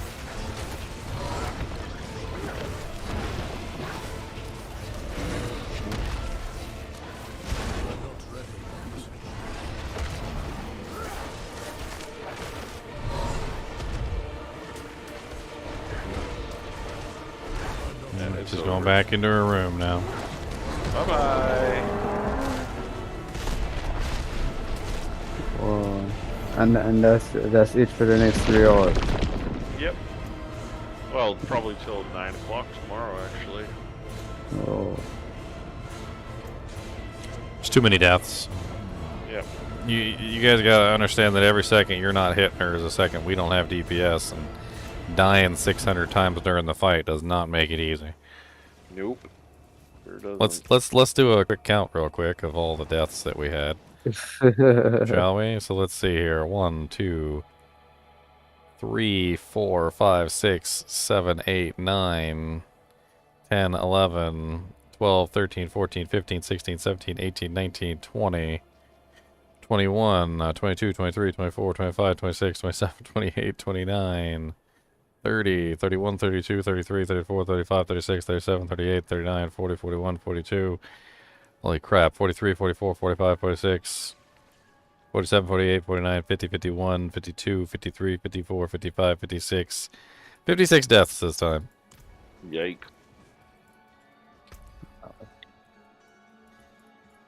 I mean, she was regularly taking out like 4 or 5 people with like each attack. Like it was almost like every single time she did a big attack, it was like, yep, 4 or 5 people dead. Yeah. It's frustrating to me. It is very frustrating to me because I can't do anything to help you guys stay alive. Like I can't do anything to help you guys stay alive except for to tell you guys where to stand. And it really is as easy as just simply stand underneath of her. Like it really is that easy. If you stand underneath of her, you will not die. Now, sometimes it's difficult to get underneath of her. Sometimes, you know, like you gotta like chase her around to get underneath of her. But like, it really is that easy. Just don't stand anywhere else but underneath of her. It was turning hard with her bite this round. Yeah, and then that's where you have to constantly be moving. Well struck. I'm shell shocked. We failed it on World Tier 1 now. Yay! That's the first one I failed on World Tier 1, by the way. Sad. Sag. Rage quit. No, I'm going back to my barb ham. I want to level up my barb, and then I want to get a rogue done, and then, I'm probably going to make a bunch of videos tomorrow.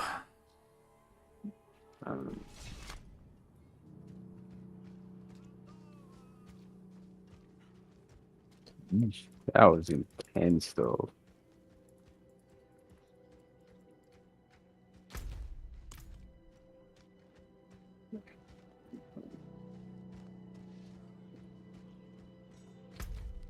Thanks for the party. I'm going to change some things around, I guess.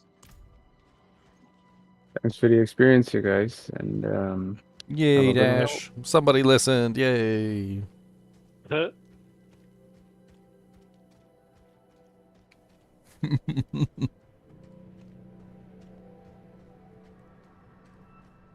remember which run we were on, which Ashava, because we've done so many now, but I went through the process of telling everybody like all the mechanics and whatnot like before this one fight, and one of our team members died on every single attack. Like every single time Ashava made an attack, he was dead. And I was like, man, that entire speech of like the mechanics and how to avoid dying went straight over that guy's head.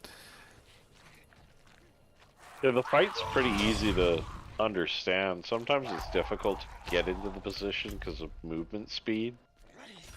yeah, movement speed is. I mean, as long as you are moving toward her nether regions on a regular basis, and you don't like waste your dash on silly stuff, like usually it's not that big of a deal to catch up to her. I mean, even as like a sorceress or like a glass cannon build, as long as you stayed underneath her, usually you were fine. I did it with my sorceress, my fire sorceress. I just stayed underneath her the entire time. Yeah. No, that's the most times I've been bit to death. And that has to specifically do with you being on the wrong side of her, it feels like. Well, she turned like 90 degrees. Well, see, okay, so basically how it works with her bite, from what I've been able to gather, is if you're standing in front of her within a certain radius, she bites you. So if there's people not positioning themselves correctly and they're in that radius where she's going to bite them, then she's going to try and bite them. Yeah. And then what happens is there's multiple people out of position, and so then she's biting multiple times because she's trying to get every single person who's within the bite radius.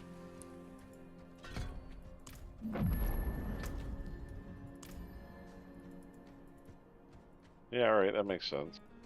And I noticed that with me too, like whenever I would be running around, like if I was in front of her, she would try and take a chomp at me. Like that's all it took. Like if she was in front of me, that was it.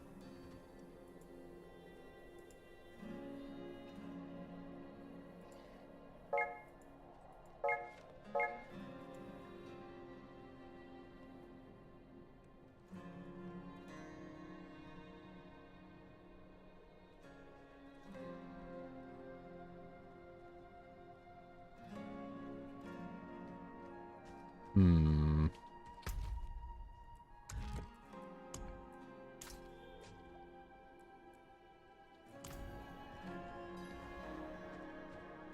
Was there a time limit? Yeah, there's a time limit.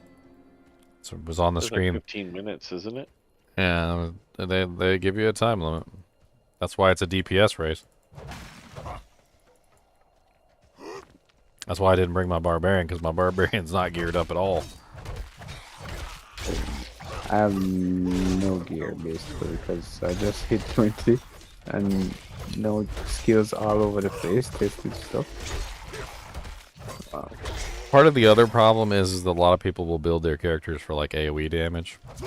You know, big AoE attacks, swathing pierces. Like, there are certain things that just do not work on bosses. Like your big giant, like huge AoE attack that hits like the entire screen, but does like relatively no damage by comparison. It doesn't do nothing to a Shava. She's laughing at it. She's laughing at that big AoE attack. She don't care about your AoE attack. Alright, like when you fight her, especially since we're limited to level 20 and our gear's not the best, you've got to respec your character into a more of a single target damage output. She jumps around a lot, so skills that damage over time effects tend to do a lot better on her in general. So like if you can put fire effects or bleed effects on her. Like that kind of stuff tends to do a hell of a lot better just simply because you don't maintain constant contact with her. That's why I went with a poison build on the druid. I was using the poison creeper and then the raven, which I could spawn on her anywhere she was, you know, sitting. And then I was also utilizing the wolves, which do a leap attack and jump at the target. So like it was pretty straightforward to get maximum damage out per her. I actually respec'd my fire sword specifically for her when I killed Ashava. Yeah, you definitely need to plan for this fight and build to this fight, yeah. So you're basically saying that I had no real chance to help. I mean, if you were set up for AoE and not single target, then yeah, you probably weren't doing very much. I mean, that's just par for the course with bosses. Bosses are usually single target adventures, whereas, you know, like big swathing groups of monsters in a dungeon, that's AoE. That's usually why a lot of people have a balanced build, but like at level 20, there's really no such thing as a balanced build. Like, you pretty much are single target or AoE right now, and that's about the breadth of it. I guess the only thing I really had going in that fight was, like you mentioned, the positioning, trying to get where I needed to be. Yeah, and staying alive. That was the only thing that kept me alive for, you know, any period of time. Copyright strike.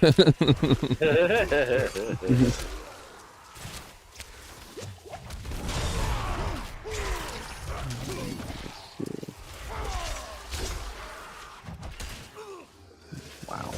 Alright.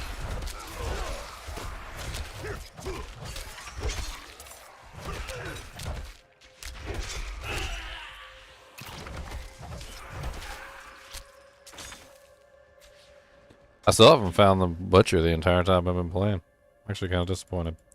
Come kill me. Time or like the whole time, including the previous beta? Oh no, I fought him multiple times in the previous beta, but he hasn't attacked me once this time. Yeah, I haven't been attacked by him once either.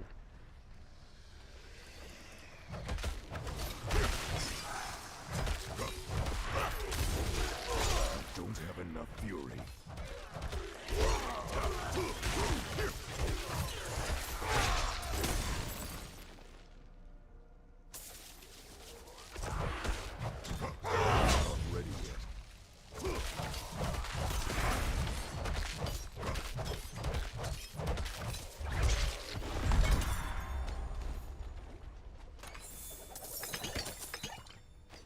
Yay, a blue club. They are so generous with these drops, I'm telling you, man. They are so generous. Oh boy. Are you worried about the drop rate based on this? No, because as you level up, you're just going to get more and more equipment, and, you know, you'll just replace old equipment with new equipment. Like, the main reason why it's such a big issue today, and we were talking about it earlier, is that, like, I have a lot of equipment literally sitting around that I can't use. Like I found like a level 21 like helmet and like a level 25 weapon and like a bunch of stuff that I just can't even put on my character.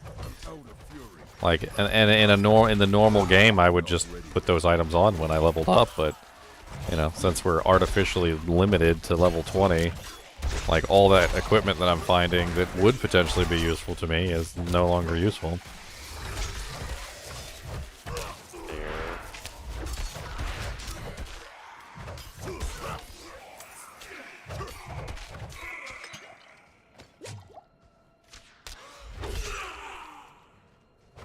For a helmet, or I could look for a ring.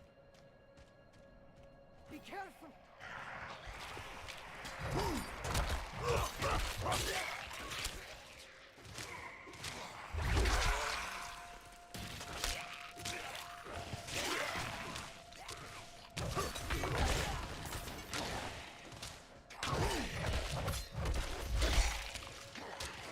I was watching Knight's Tale last night because I was talking about it the other day. And, the movie's good. The movie is just as good as I remember. I also remembered why I didn't particularly like the Fair Maiden.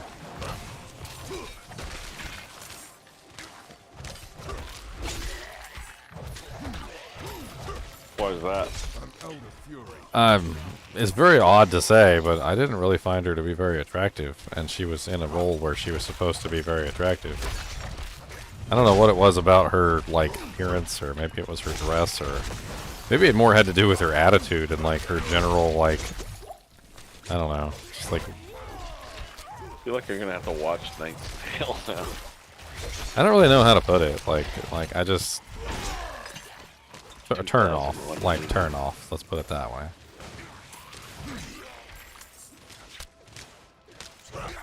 I had trouble seeing what he saw in her, I guess would be the way to put it. I had trouble seeing what he saw in her that made him go cuckoo for Cocoa Puffs.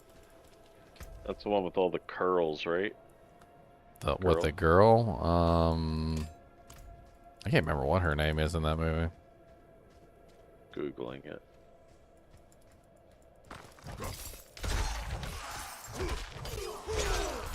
Jocelyn? Yeah, Jocelyn. Yeah, played by Shannon Sossaman?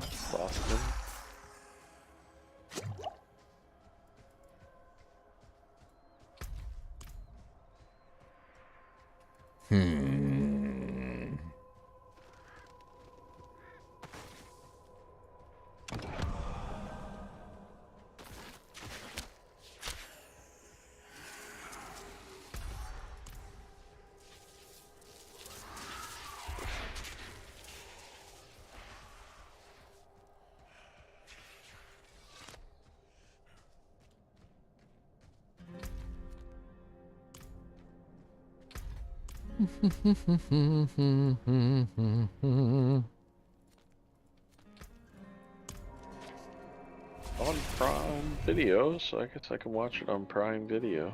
I think it was on Netflix too. I was watching it the other day. Let's check Netflix.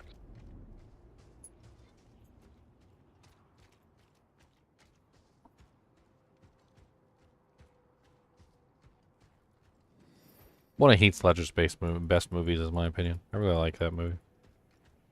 I remember I used to watch it like a lot.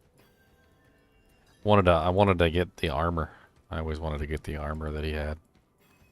The not the first armor, because the first armor is garbage, but the later on in the movie he has a Ferris, which is a female blacksmith, make a really cool armor for him, and it's pretty sweet looking.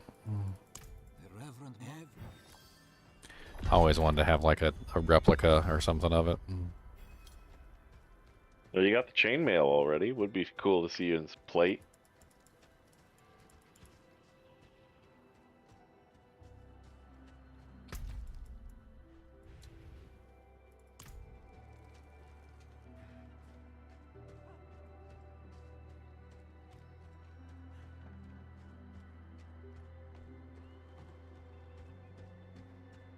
If I had $1 million,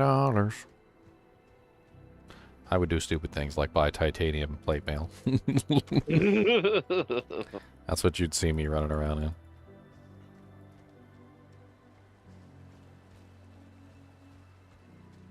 I actually had this, like, kind of an idea a long time ago. I always thought it would have been neat to have, like, an everyday wear form of chainmail. Like, chainmail has a very interesting properties. You know, first off, it's very flexible. It acts like clothing in many ways. If made out of a thin enough material or a strong enough material, it can, like, not only prevent, you know, like, wounds from, like, the cutting edge of a blade, but it also has other properties. I mean, it's still used in, like, butcher shops and things like that. Like, I don't know if you've ever seen a butcher's glove, but those usually are made out of chainmail. Those are a little... A glove is kind of an odd spot, though. It's a little bit difficult to make a good glove. I mean, even like really well-made gloves generally tend to be kind of, you know, like meh. Even if they were made out of like leather or cotton, like, you know, like gloves are hard, hands are hard. But like something that covers like the, you know, like your back or your like your front, like maybe even your like wrists or something like that, can probably be pretty easy to make. Yeah, did you see the Adam Savage videos on inspecting plate gloves and things like that? Did some really cool ones on YouTube recently. Inspecting? Yeah, where he was oh shoot, videos. He was in some sort of like museum going over like medieval armor and things of that nature, and just going super in depth into the build of how these things function and the intricacies of the moving of the knuckles and things of that nature. It was really cool to watch. Oh, a revenant. That would explain it. I was like, why can't I do anything? Why can't I move? Why am I not using potions? Why am I not dodging? And then I saw the revenant, and I'm like, yep, there you go. That's your answer. If there's one monster in this game that is ridiculously OP for no reason, it's the freaking revenant. The revenant will get you killed more often than not.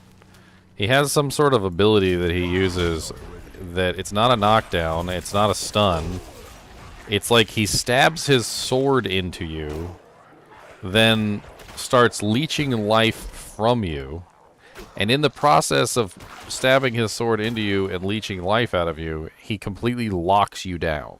Like, you cannot use abilities, you cannot use potions, you can't do anything during the time where he's sucking the life out of you. And the irony is that despite the fact that you can't do anything, everybody else can beat the ever-loving crap out of you while you're getting the life sucked out of you. So literally, whenever the Revenant uses that ability on you, you're just frickin' SOL. If you don't survive, you don't survive. Like, there's nothing you're gonna do to be able to survive it. Like GG. Yep. Because you can't even use your your defensive cooldowns. Like, you can't even pop your defensive cooldown to survive it. Because he locks you down and stops you from using all abilities.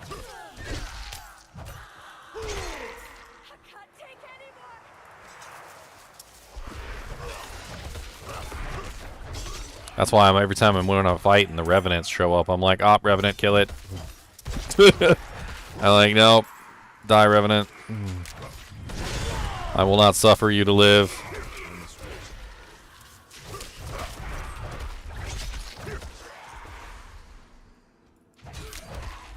What's up, King of Flate?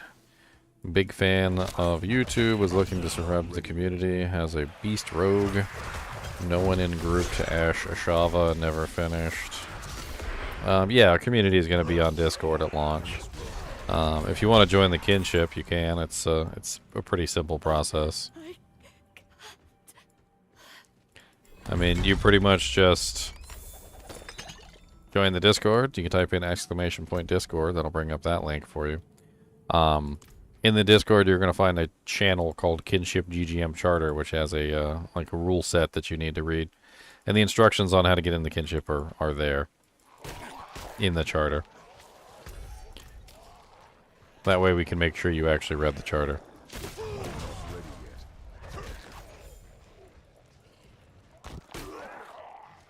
as well as the secret last rule, which you will be quizzed on.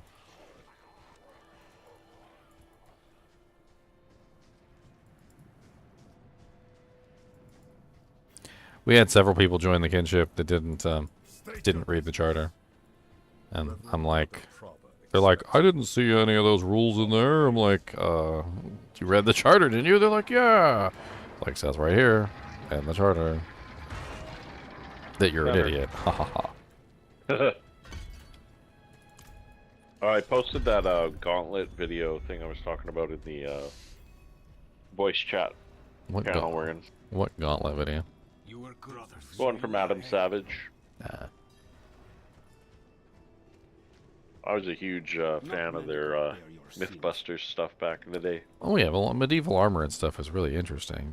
What I was thinking of was something more or less that you could like wear under your shirt. She's expecting us. Here you go. Good luck. What would you say is the most powerful character this time around in Diablo 4? I really don't know. I mean, the companion build on the druid is pretty fun. Seems like it's pretty powerful, but I really haven't had much of a chance to actually get legendaries and like play around with some of the more advanced builds. All my characters are pretty mediocrely under-geared. Yeah. Kind of what I'm fighting with.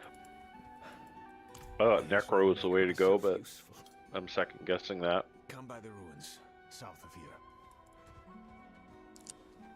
From what I'm hearing, the shadow imbuement with the rogue is pretty strong. Shadow imbuement got nerfed pretty heavily. That's part of the issue.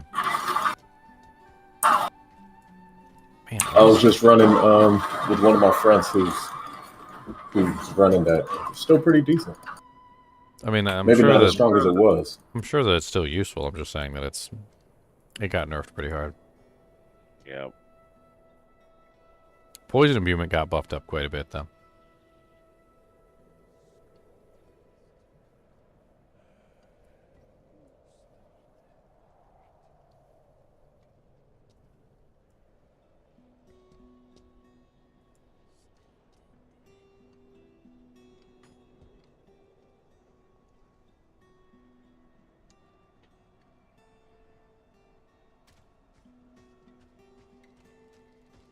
I'm still not finding this game as engaging as Diablo 2.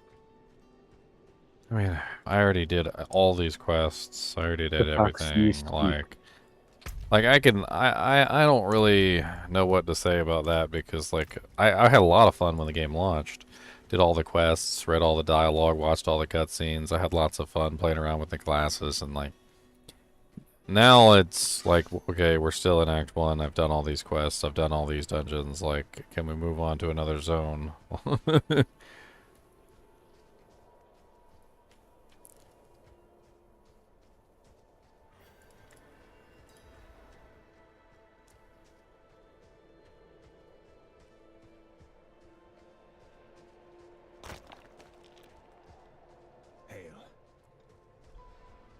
What's up, Vigo?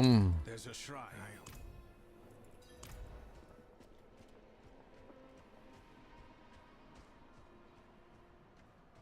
I try not to feel bad for what happens to Vigo because I get the feeling that he's kind of one of those guys that likes to self-sacrifice. Like, at first I felt kind of bad for him, but then I realized that, like, when talking to him and like, you know, just with his general dialogue, he's totally the kind of guy would jump to self-sacrifice. And I'm not saying it's okay that he sacrificed himself, but like, I feel like if another person were in his shoes, it probably wouldn't have happened.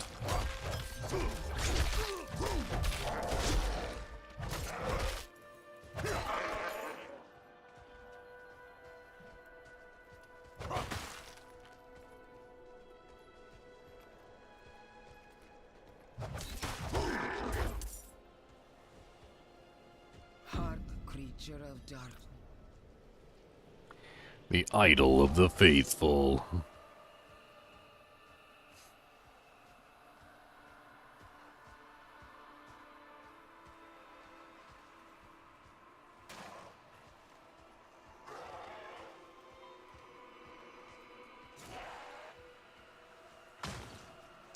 It's interesting to consider the very strange dichotomy between like the way that faith works and the way that like it works in this game, which is completely strange. Let me see if I can explain what I mean. So let's say, for instance, you are a follower of the Zakarum faith or whatever, right? And you have an ability which allows you to, I don't know, heal yourself or heal a friend or something for, like, because you believe in your Zakarum god, like, to the utmost. In most games, it would be something along the lines of like this. Like, I have faith that my god will perform the task. God performs the task. My faith is rewarded, right?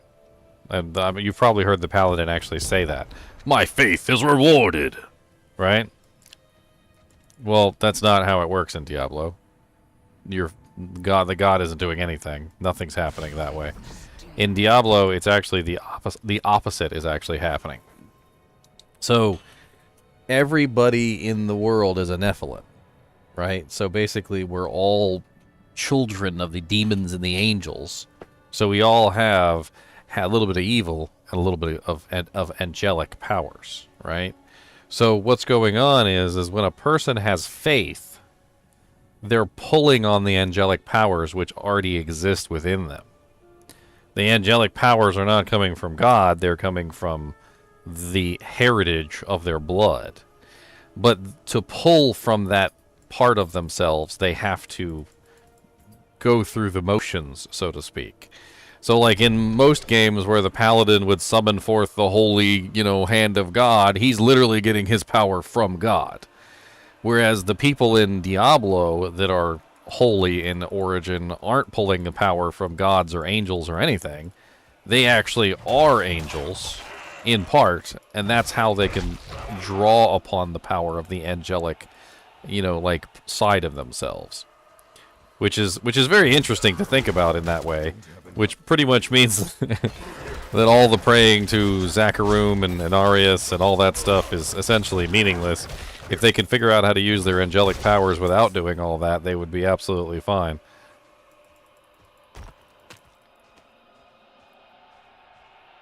But I guess in a way it gives them a way to focus their powers into a form that's usable, I suppose.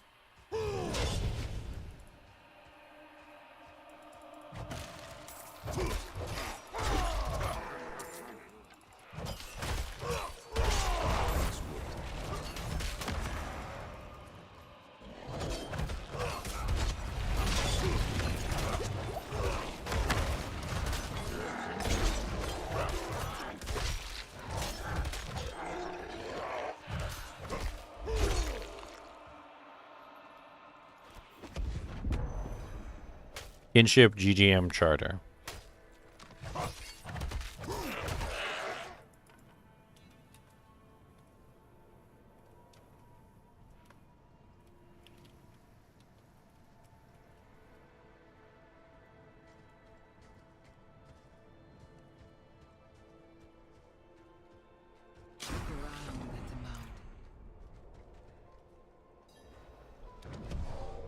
Do I like the sounds of affected music? Yeah, I do. I turn it down, though, because I have to. Otherwise, you guys won't be able to hear me. This game is loud. You guys... Yeah, look, check it out. Look, I'm at 9 right now. I'm going to turn it up to 100. I'm going to blow you guys' speakers out.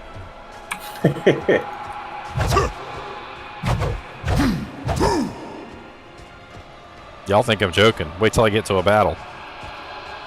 No, I had to turn mines all the way down to like 60 to be able to hear anything. Yeah, I think I have mine like 30.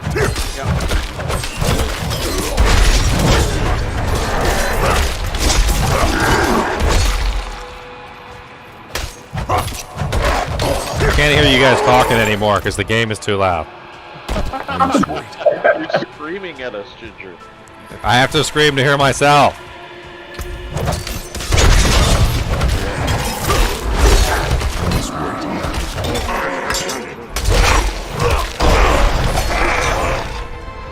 And now you guys know why I have my sound all the way down at 9.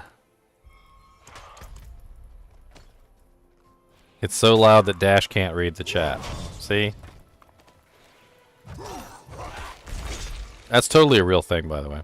I'd be driving in my car, and I get close to my destination, and I turn down the radio so I can see better. That's something we all do. A requirement. Like, hey, we're getting close. Hold on, everybody be quiet. I can't see so good when you talking loud. I'm not ready yet. Sorry, King of Late. My bad. It is pretty late. It was pretty late for me to turn the volume up like that. My apologies to all you guys that are sleeping. Okay? I will make up for it, alright? Hush, little baby, don't say a word. Papa's gonna sing you a stupid song. While he plays Diablo and while he plays Diablo in a thong. Killing demons is just wrong. Put your head back down on the pillow, or I'll kill all of the Zillows.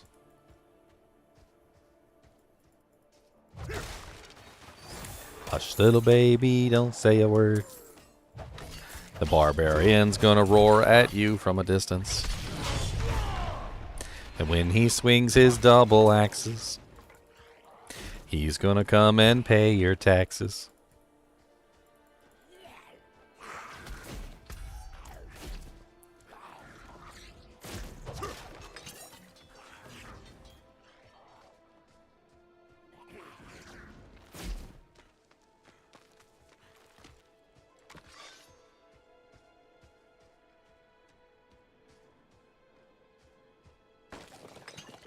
I missed this one. I gotta backtrack all the way back here.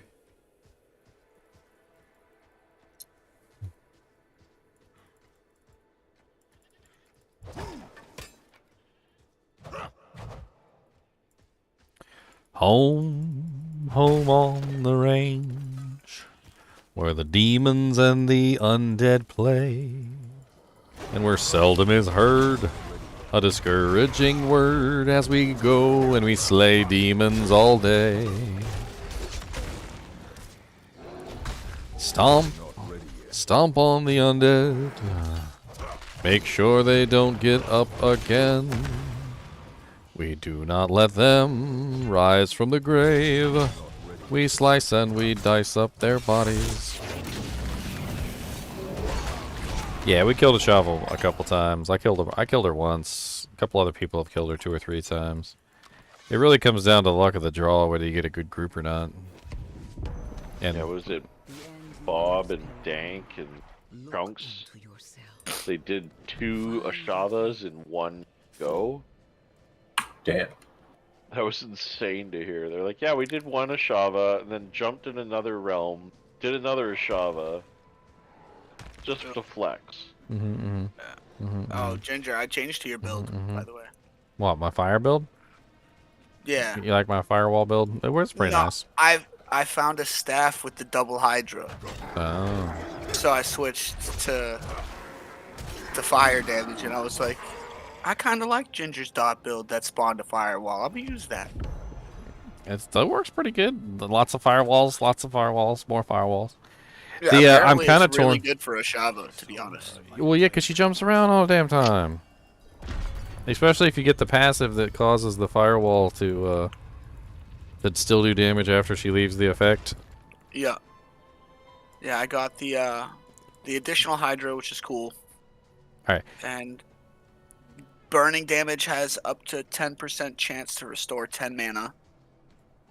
That was happening a lot, so I was able to like just constantly be putting firewalls under her.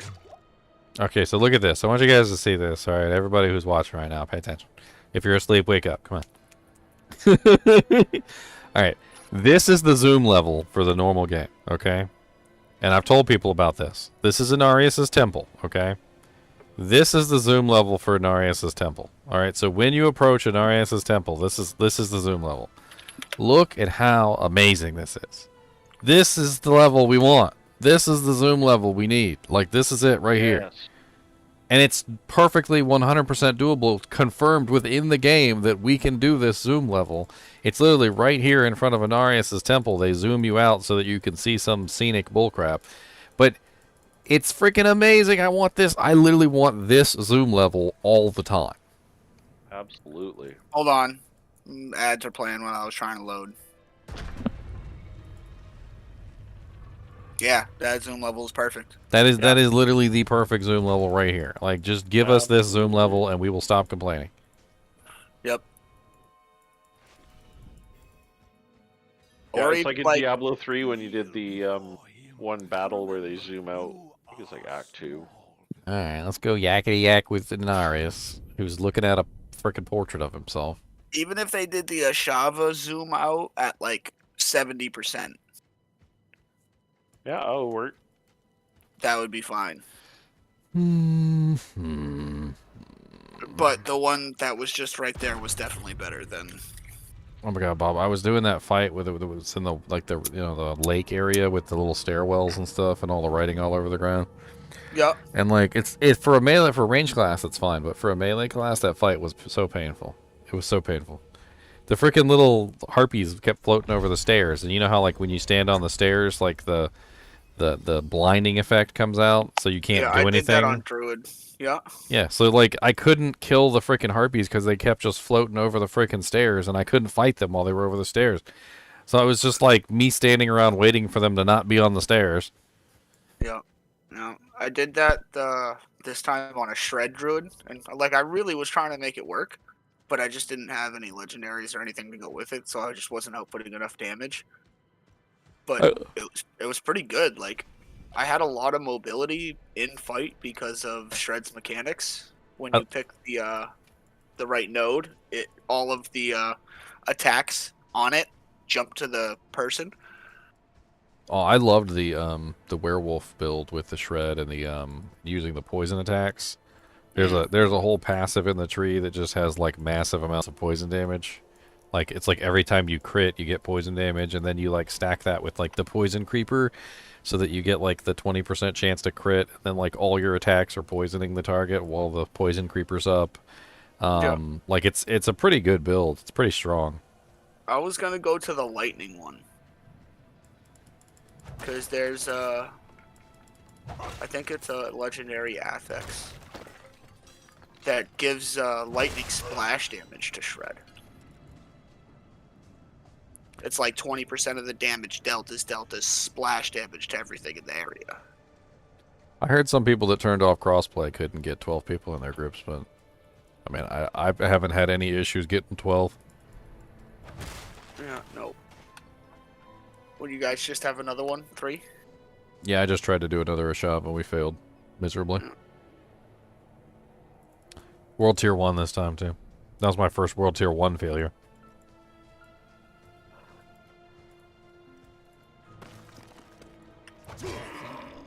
Like, I don't think I have any issues. Like, nothing's going wrong with me. Like, I'm not doing things wrong. I don't die very much at all. I think I died like 2 times in that last fight. Like, and then like a couple times running back because I couldn't freaking get back to the fight while she was freaking circle spamming. But we had like 61 deaths in the one that we actually beat in World Tier 1. There were 61 deaths. Damn. Like it's insane how much people are dying on these fights.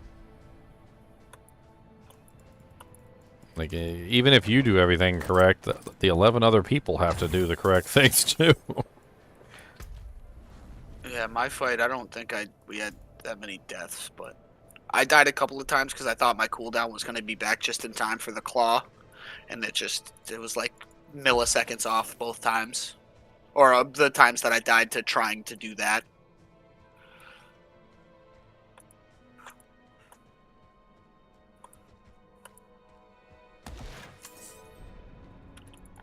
Yeah, when this build isn't playing in a group, it like decimates everything.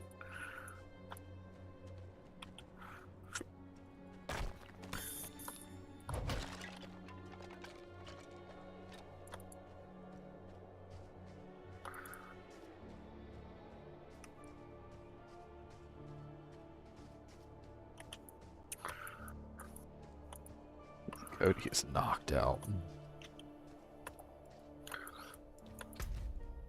It's hilarious watching him sleep sometimes. He'd just be like so dead sleep. Like a bag will crinkle and his head will pop up, but like his eyes, it won't even open all the way, and he'll get that like that under eyelid thing going on, and then he just falls back down. Like, are there trigger words you can say to get him? Oh yeah, definitely. He knows lots of words these days.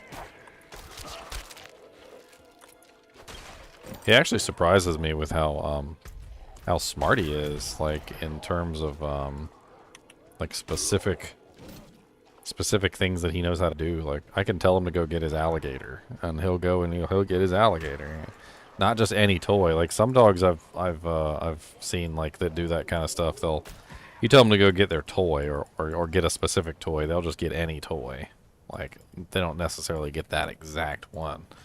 But like he knows what all his toys are. Like you can tell him specifically to go get like one specific toy, like his pig or his, you know, or his bunty or whatever, and he'll run around the house looking for the damn thing. And then he comes back with that specific toy, which is freaking hilarious. Let our faith be our armor against the encroaching darkness. Ah, you've returned. You find it in nice legendaries on. What are you playing right now, Druid? Out of the cold. I have not found any legendaries. I got one from Ashava earlier. I got one. It was a ring. It wasn't even for me. It was an ice blast ring or something, or ice shards ring. No, not ice shards. Sorry, ice armor. Oh, okay. So I actually switched from flame armor to ice armor because I have a legendary that actually supports ice armor. So I was like, okay. Oh yeah, I use both. I think they're both too good.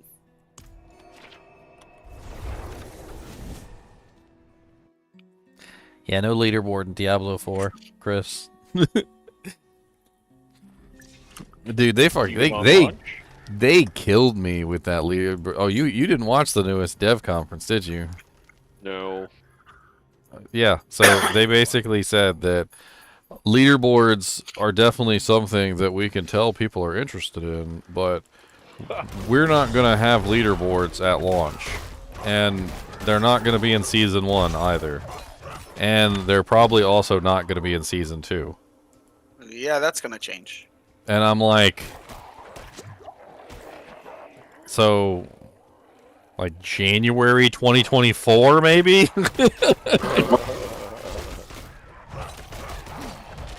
Like because they told us that the seasons were going to be 3 months long, and then they told us when the first season was, and then I calculated out how long it would be till Season 3, and Season 3 is like so far away at this point that if that's when the leaderboards are going to get put into the game, I mean that's going to take a really freaking long time.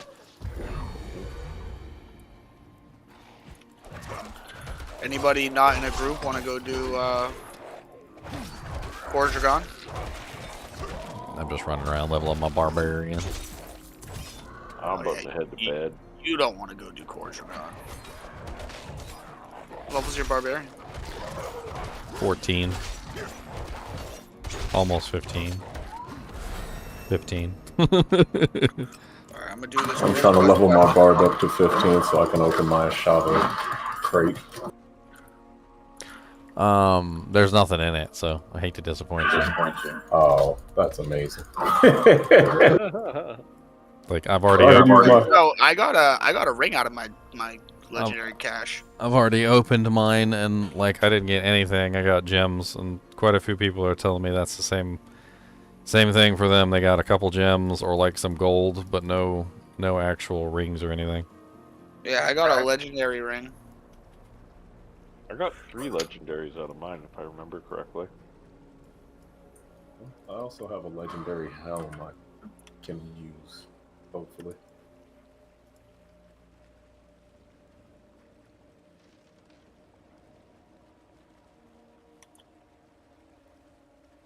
How was Zelda, by the way, there, Ginger? It's really good. I want to get back to it. The server slam needs to die already. Like, I get it, Server Slam is a timed event, and we really can't do this any other day, so that's why I'm booting Zelda to the curb for the moment, because it's a timed event. But as soon as the Server Slam's over, I'm going straight back to play some Zelda.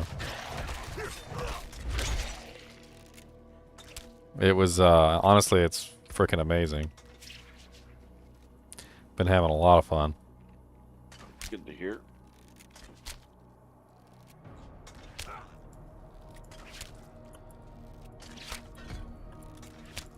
Stop being rude to me. More strangers in the camp. Alright, guys, have a good night. We'll catch you tomorrow. In the morrow. Enjoy. This is my only time I've been able to get on. And it will be my only time.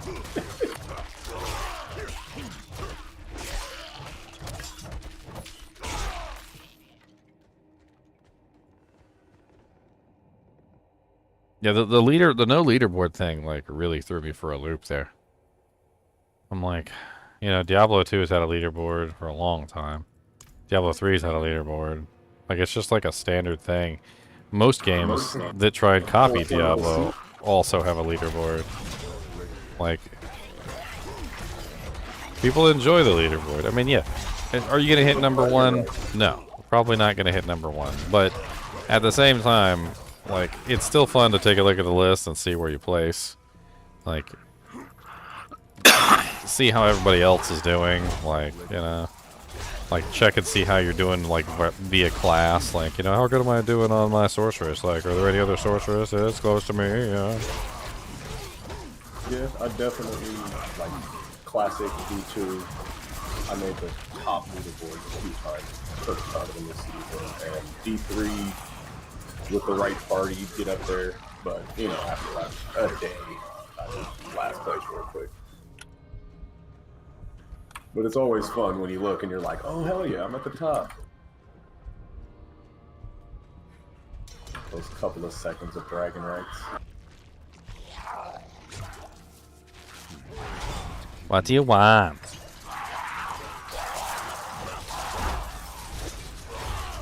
I'm trying to get my butt kicked by random goblins out here. It looks like you succeeded. They just blew up on your face. What blew up on my face? I don't know, whatever those guys were that were running around. They do blow up. They're mean. Don't like them. Not ready yet. Ow! Why are you... Get out of my way! Frickin' Shaman was successfully keeping all of them resurrected to the point where I was stuck in a choke point that was never ending. I was just trying to get through the choke point. I couldn't get through the choke point. They were blocking the door.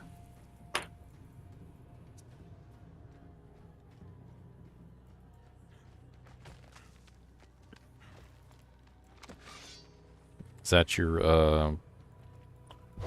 wolf? It was. I wasn't able to live through like boss fights, so I had to switch. I literally didn't. I don't think I killed a single dungeon boss. Wow. My build was doing great for that. The poison wolf that I made, man, that thing was beastly.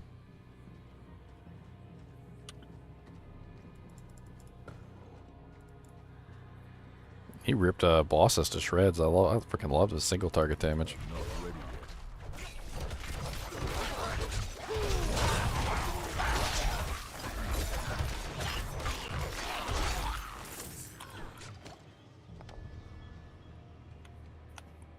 Poison Wolf is gone.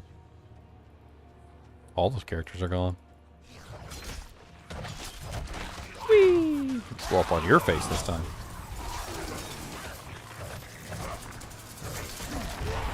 That's okay. I got Earthen Bulwark. I got Iron Skin.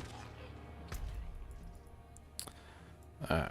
I'm done killing monsters. Let's go this way. Oh look, more pus bubble thingies.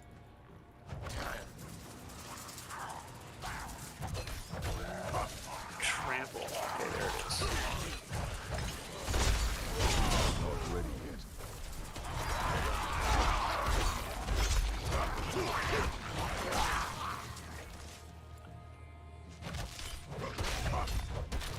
Not ready yet. I'm just trying to experience different builds. I'm not really so much worried about building a character that works as I am just simply playing with the abilities and seeing how they actually perform. I gotta do videos on these eventually, so I need experience. I don't like what they did to my double swing. I like double swing in Diablo. They massacred my poor boy. It's not even the same ability anymore. I really wish they'd just call it something else. Because it doesn't even, it's not even remotely similar to the way that double swing worked in Diablo 2. And the notes weren't much better. I think I know how to talk with my mother again.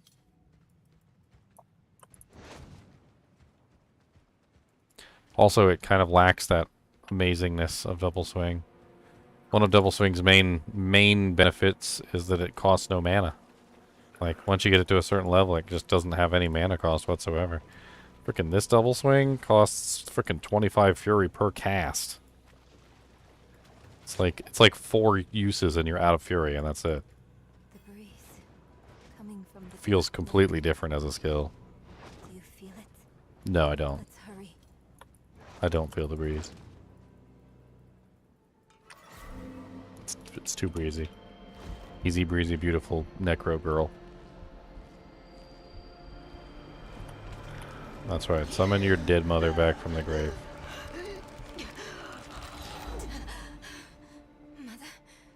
Mother, please, can you hear me? My little magpie, it's you. I can save you from this, Mother. I promise. I can learn how to... Nere, stop. I can't be saved from my own mistakes. This body is only a husk. Oh, sorry. Watching the cutscene. Like I haven't seen it before. I feel a cold Oh, it doesn't matter. through my bones. Hey look, it's Rathma.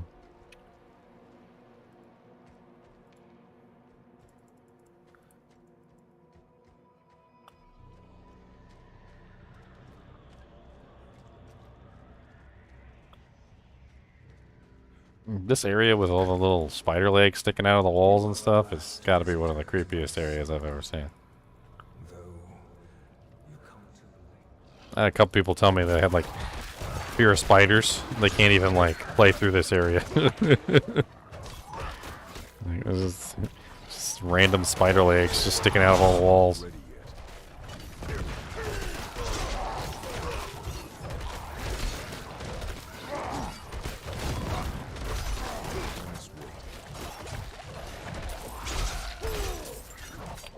Oh look. Oh look, you're stuck.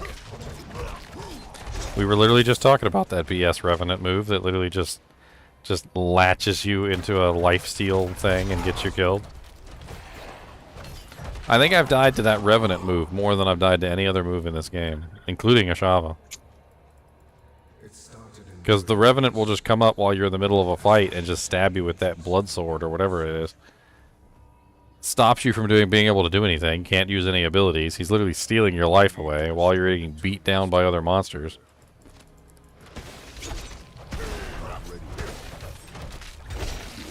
It's usually why I die. I'm like, oh look, a Revenant. Come to kill me. So mean. Go away. And God forbid it's like an elite Revenant with like several mods on it. Like,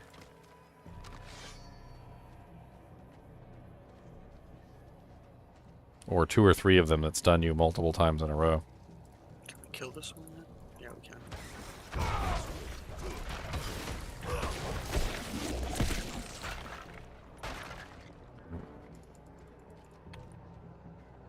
Destroy the tumors.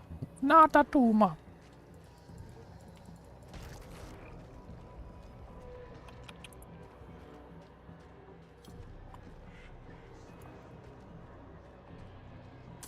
Your missus won't let you go past the choke point either? That's unfortunate.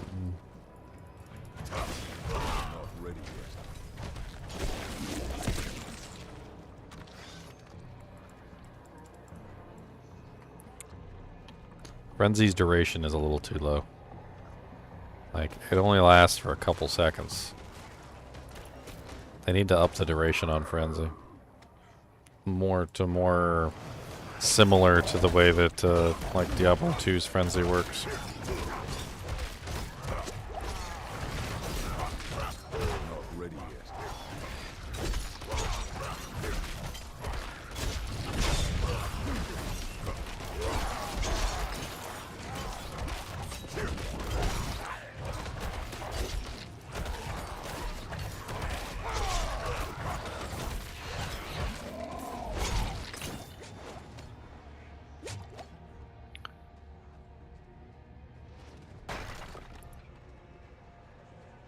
Look at those beautiful spider legs. Oh yeah, doesn't that give you the heebie-jeebies?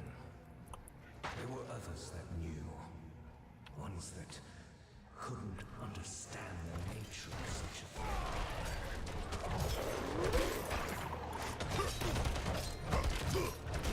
thing.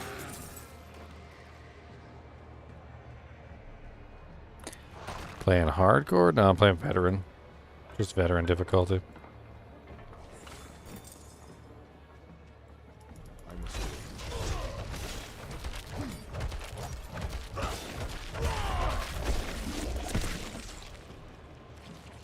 Where'd that tornado come from? Is that you? My volcanus. Your Yeah. volcanus? Oh god, we got volcanuses up in here? Oh, is it over here? But I can't go over here because I gotta go around. I think it's this way. Tornado is nerfed? Why would tornado have been nerfed? I mean, once I get a better damaging weapon, I'll be good. I still got a blue weapon on this guy. I'm using 2 blue weapons.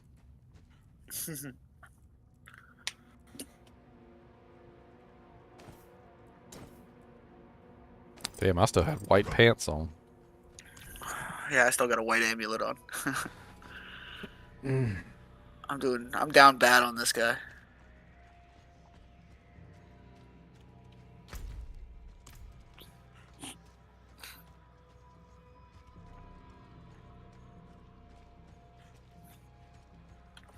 Oh, come down to where I am. This is the... Actually, I'll just go do it. I should be able to clear this pretty quickly. Man, I'm on my way. Life, Mama always said life was like a box of chocolates. Sometimes you eat one and spit it out because it's disgusting.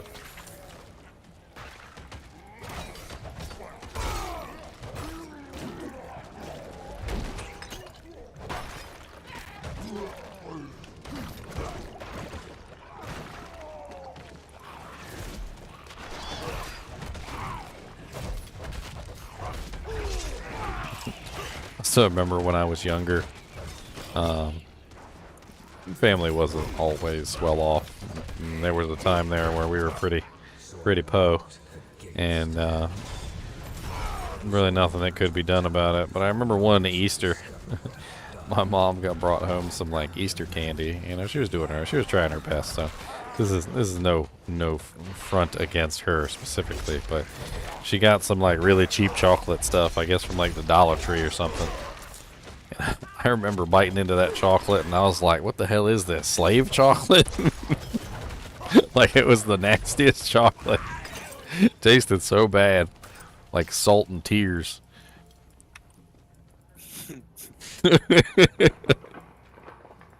I ain't never had bad chocolate before. It was the first time I ever had bad chocolate. I didn't even know chocolate could be bad. I thought like even with the worst ingredients most of the time chocolate still tastes good. I mean, yeah, it's not no like Ghirardelli or anything, but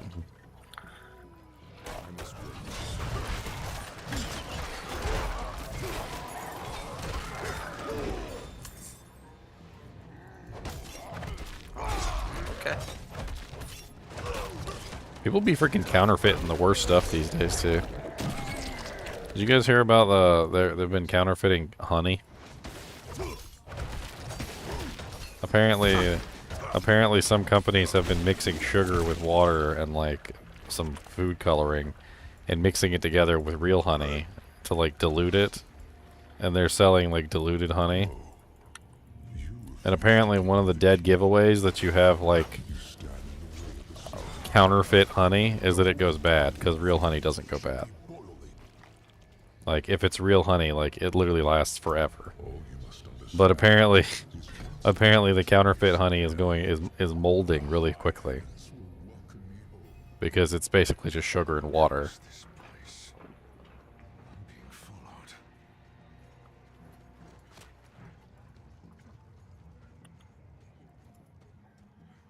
Yeah, I think dark chocolate is the best, but it does have to be a certain percentage. Like I don't want it too dark, I don't want it too light. It's gotta be like in a nice little happy place.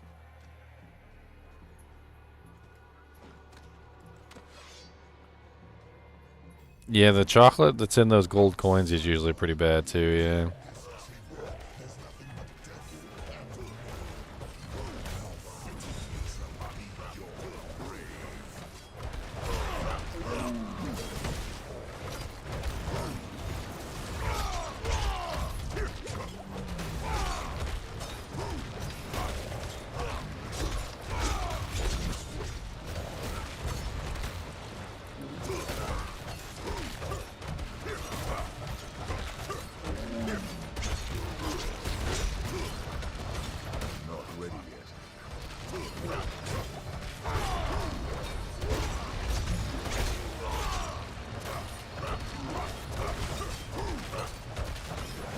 Our weapons are so bad.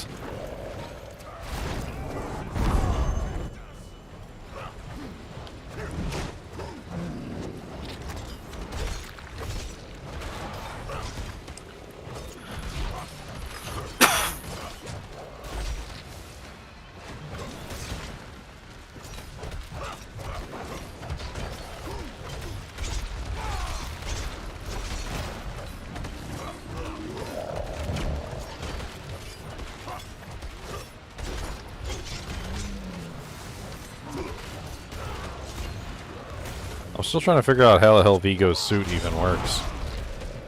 How the hell does that suit even work?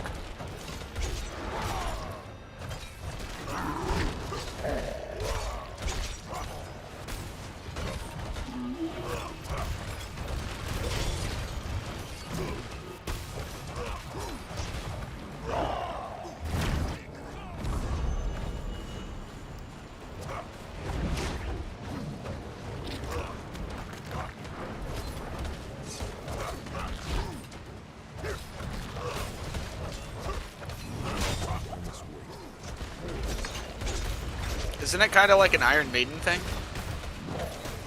Well, I mean, it murders him. Like, it's got spikes on the inside. They're all stab into him and stuff. Like, he's, I don't know how the hell he could even move in there without being in excruciating pain.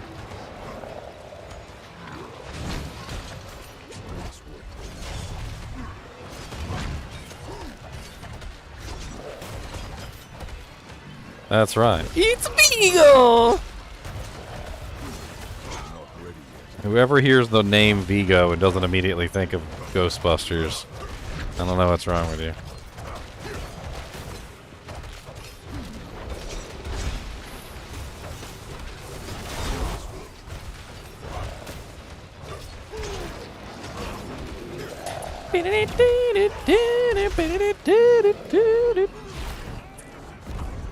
I ain't afraid of no Vigo.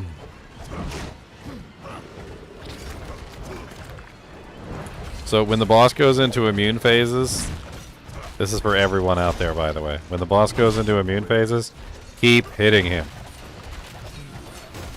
I don't care if he's immune. I don't care if it says immune 10,000 times. I don't care if a guy pops up on your screen and scolds you for telling you that you shouldn't be hitting the immune boss. You know why? Because when the boss is immune, you can still build your resource off of him. Immune or not. When you're hitting him with your attack, you will still build resources off of him while he's in his immune state.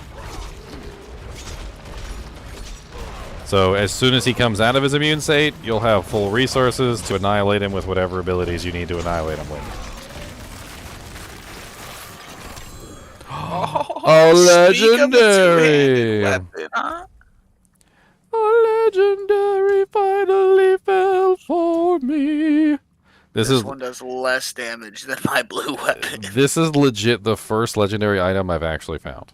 So, is this a one-handed so Ashava gave me a legendary, and I've created a couple, but this is literally the first legendary I've actually found myself. Well, I found a one-handed mace. Now I need to find a different mace or a different weapon. We're gonna watch poor Offhand thingy. We're gonna watch poor Vigo's scene. Poor Vigo. Do you have a druid offhand in your inventory? Oh no, you're a barbarian. What am I thinking? Never mind. You can use two-handed weapons. I can. No, I know I can, but I just found a legendary mace that's one-handed. I need the offhand or what it is for the druid. Oh, you using two-handers or are you using one-handers? I'm not using No, two-handers at all. But you can still get the legendary power from it though. Oh yeah, I forgot about that. Vigo's protecting amulet. He basically gives that to you for free, right? That's the bubble amulet. I guess I could rip that off and put it on something else. I got a legendary ring from the shop. If I didn't need an amulet, I would rip that off, but I don't even have. I had a white amulet on. Here, I'm not using two-handed at all. You want to see if that's better than what you got? I mean, it's definitely better than what I'm currently using. I mean, I need one-handeds. Do you have any good one-handeds? No, I literally just picked up a legendary 227, but it's got my fortify on it. So I want to use this. Or I guess I could rip it off and put it on a different one. I don't think I have any other one-handed weapons, though. Sadness. So I gotta get fortify. No, Narius. Stop being a bad boy. Because this is a core skill, right? Yeah, it is. You guys might want to look away if you don't want to get spoiled, because we're about to hit a major spoiler. Is that him? Is that Rathma?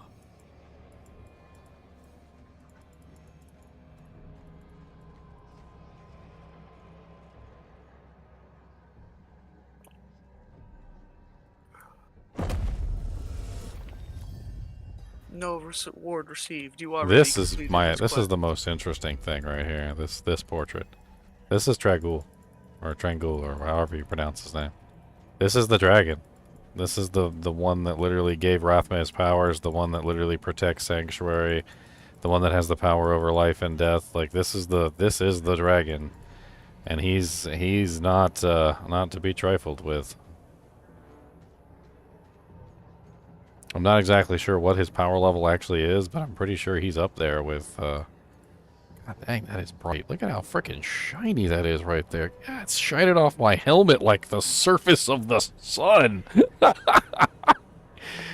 Good lord.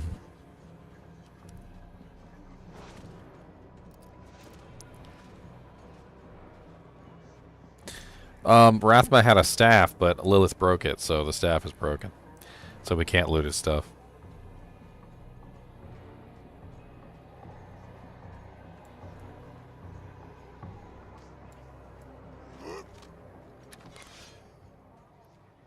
I mean, dragon is a loose term. Oh yeah, there's a lot of different forms of dragons. Some dragons have legs, some dragons have wings. Some dragons have 2 legs and 2 wings. Some dragons have 4 legs and wings. Some dragons have no legs and no wings, but they're pretty much all dragons. That just depends on the classification of dragon.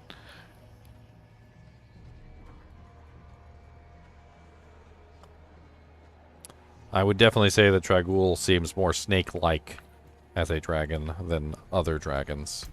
He doesn't seem to have wings or legs.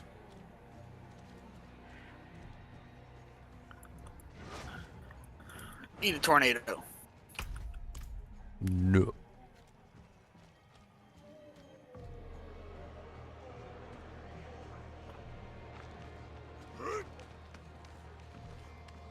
They're so concerned about backtracking, but they make us run out of this dungeon.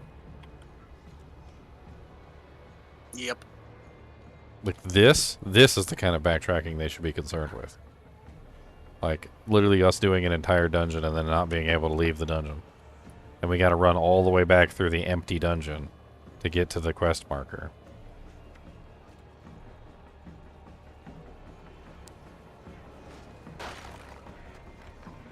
"10 years later, look at there's a chest. Another blue sword. Is it better than mine?"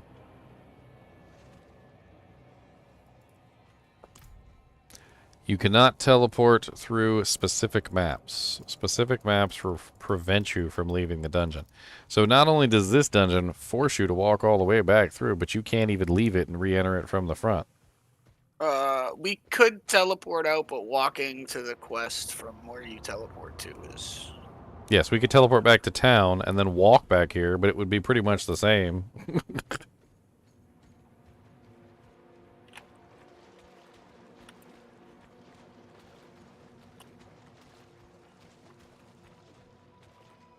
You cannot click the front icon, because the front icon is also the leave icon. They're both the same thing. See this little button right here? See how it has a red X? Boop, boop, boop, boop, boop. Everybody always thinks they know better. Like, they're like, "No, you're stupid. You can just hit the leave dungeon button." I'm like, "No, but the leave dungeon button is X'd out, and we cannot hit the leave dungeon button."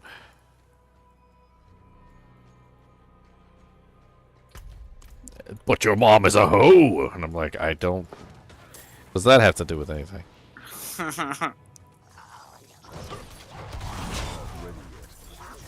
Seems a little rude.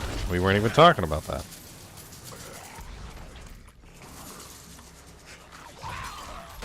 Yes, the map one that you're talking about is the same thing as the leave dungeon button. They're the same thing.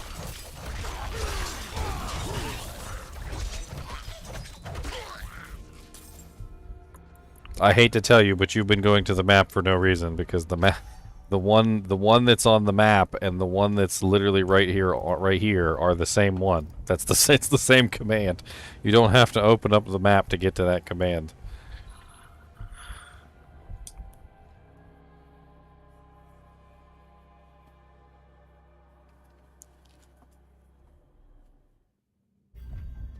Whee!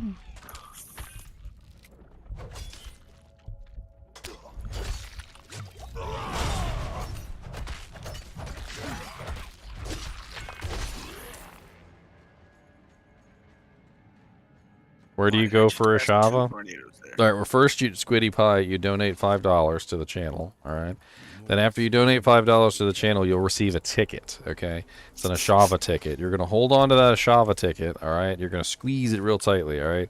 And it's going to vibrate at the time that you need to show up for Ashava, alright? Then you're going to look at the ticket, and it's going to say exactly where you need to go for the Ashava fight, alright?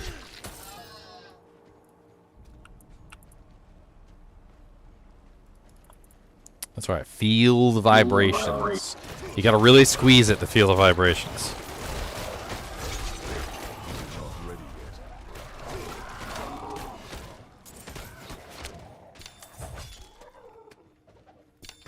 Dang, damn it. Give me my stain.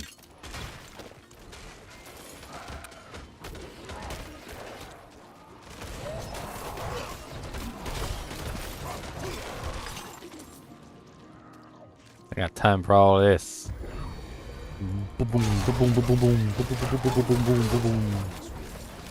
Wall. It's down here. That's right. Feel the vibrations.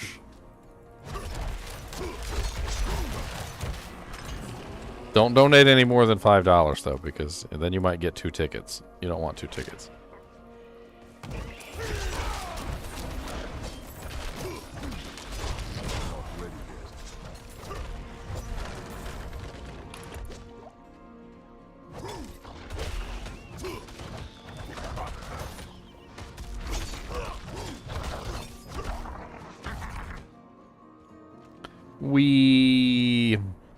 Oh yeah, this is the end of it, right?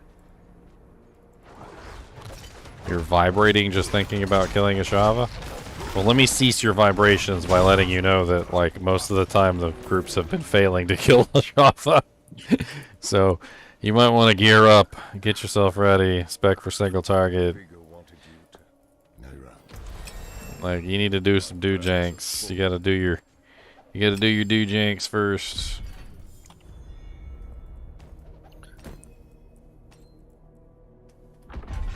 Cause I'm proud to get some do-janks, cause at least I know they're free. I'm born to do the things we do, cause I really gotta go pee.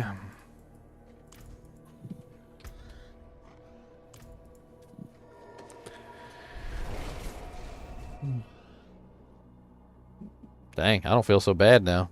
Firehoof said the first group he only got him down to 60%. Dang. Oh wow, we did. We did way better than that, even with our failures. Yeah, my first group, we got them to like 20%, or less than 20%. We just couldn't get the end. I mean, we almost killed him several times. We just had a little bit of trouble with the DPS at the end. Honestly, I chalk it up to just way too many people dying too much. And then eventually their gear was broken, and then at the end our DPS started to slow way down. Yes, sir. Well struck.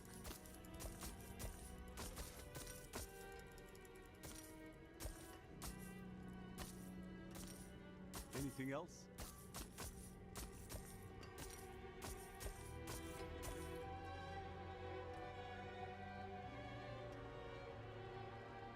Good old Cruel Club.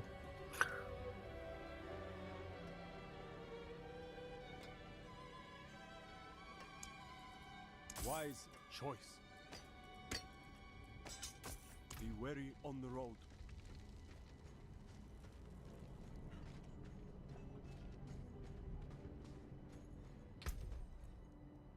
I need to make a video shaming people for dying to Shava.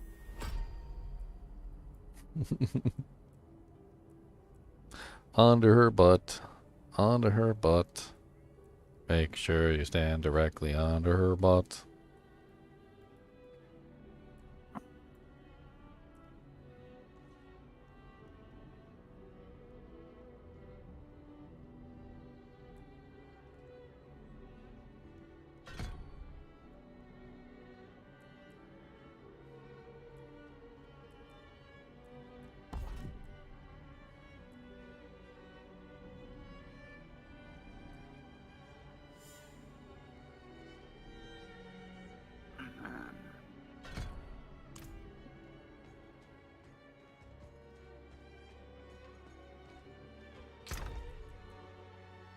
Well, I got some obols. Let's see if we can gamble something. I really need some swords.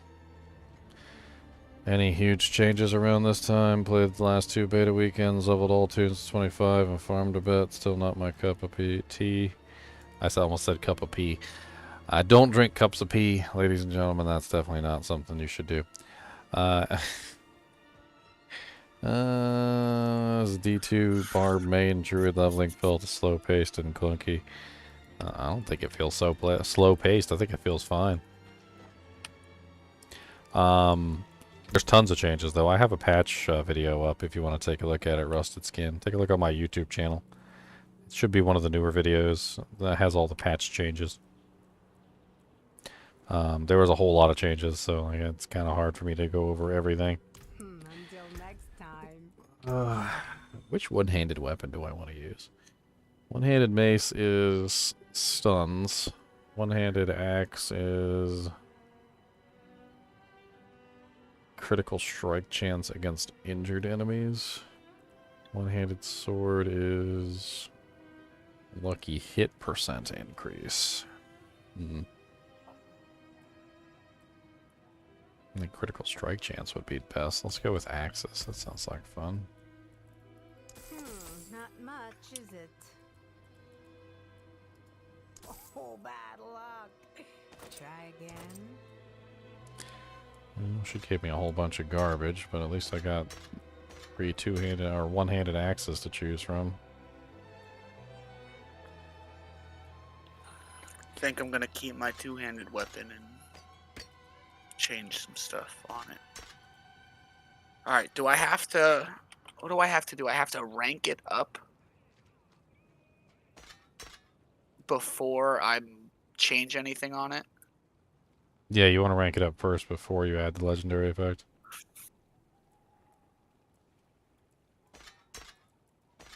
Let's go do that, I guess.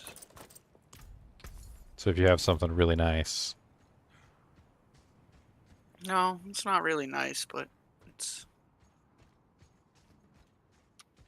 He always felt it took forever to get through Act 2. You know, Act 2 is nothing compared to Act 3, sir.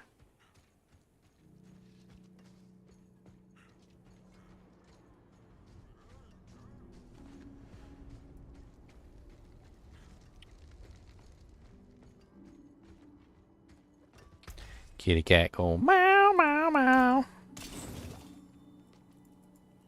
He do the dang old meow meow meow meow meow meow meow meow.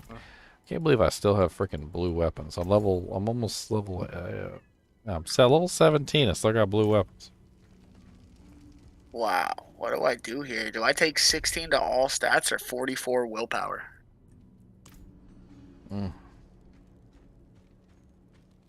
True. I think willpower is really important for Druid. Yeah, it gives the overpower damage. I'm gonna do that.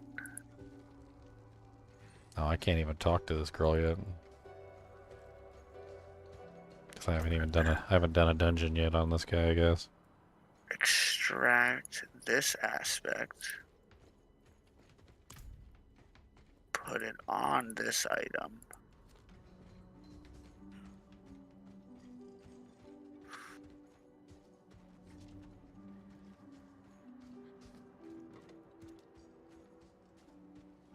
Not while I'm in town. I guess let's go do a dungeon.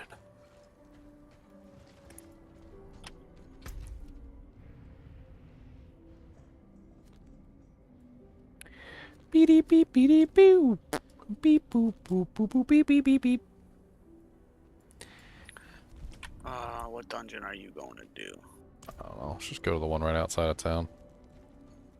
Alright.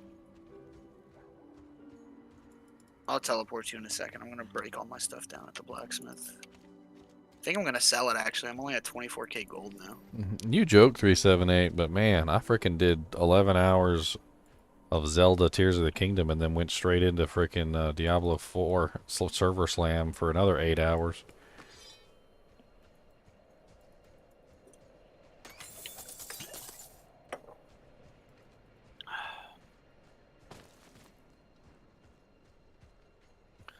My weapon looks pretty cool.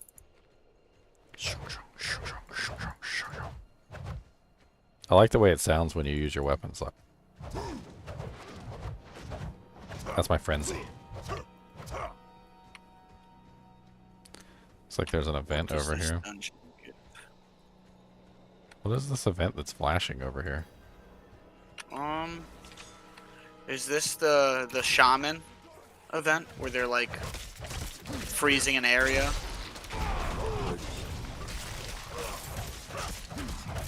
Wow. Hey guys, my Sark is level 16. Can I join up with you guys? Yeah, come on. Okay.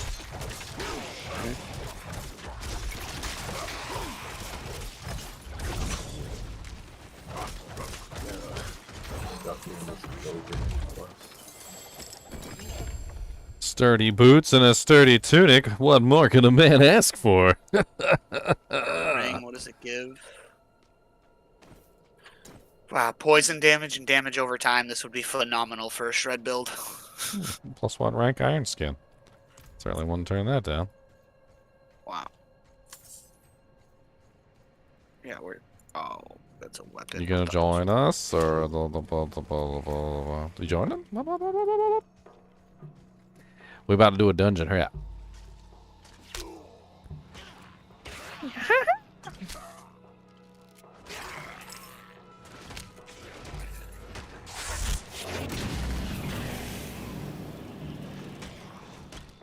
Can join you from my game or invite.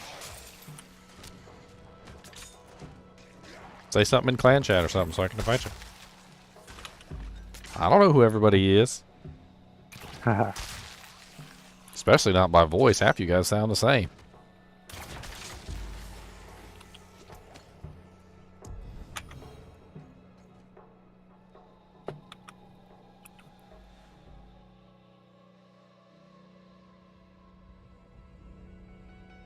Finally got a little bit of movement. Dang it. Did you leave the dungeon? Yes. Every single time. I feel like I'm in Diablo 2. You know how many times I accidentally go into a door and then accidentally go right back out of the door? No, the ones I hate is somebody goes through a door and makes a portal. Right in front of the door, then you go back to town.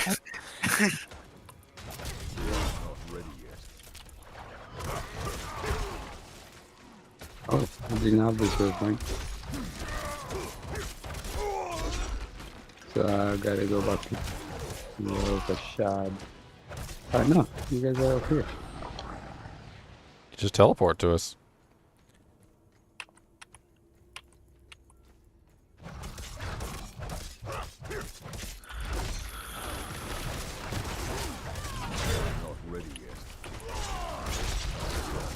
So the teleport only works from Kyowa shard. Yes. Okay.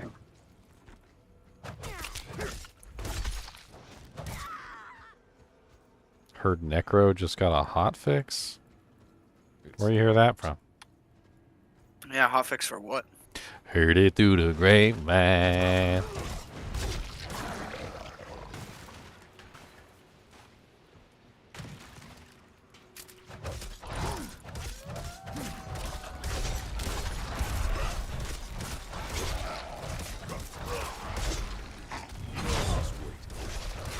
They posted it on Reddit.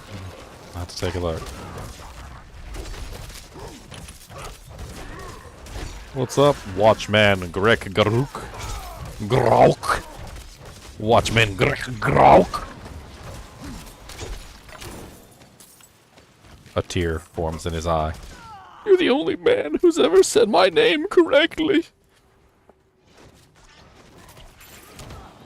You even put on the inflection. Grouk! Everyone says my name wrong. I'm pulling up the Reddit post. Pez Raider Reddit. Let's see what he has to say.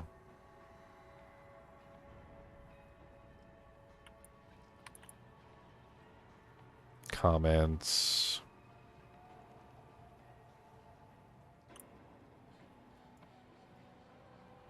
Riker got clapped. What?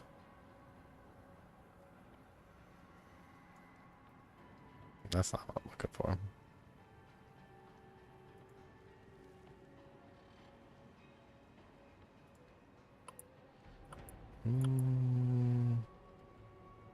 I don't see anything from Pez Radar recently. The official Diablo account. Boopity boopity.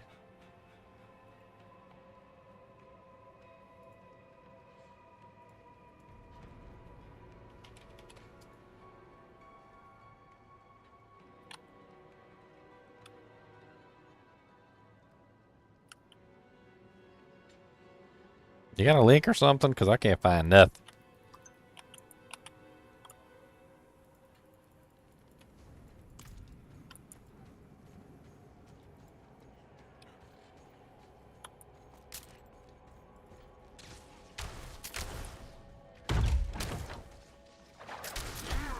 I gotta alt tab and change my keyboard settings and blah blah blah. I can't access Discord as quickly as I used to be able to.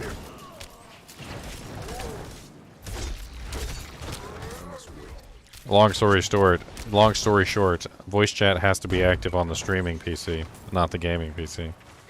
If I open Discord on the gaming PC, it will override my voice chat for some reason and kick me out of voice chat on the streaming PC and put me back into voice chat on the gaming PC, which doesn't even have a microphone hooked up, by the way.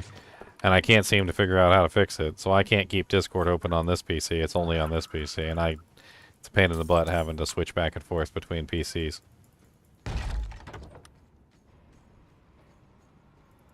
On the Blizzard forum, not on Reddit. You know, there's a pretty big difference between Reddit and the Blizzard forum, sir. I'm gonna have to fight you later.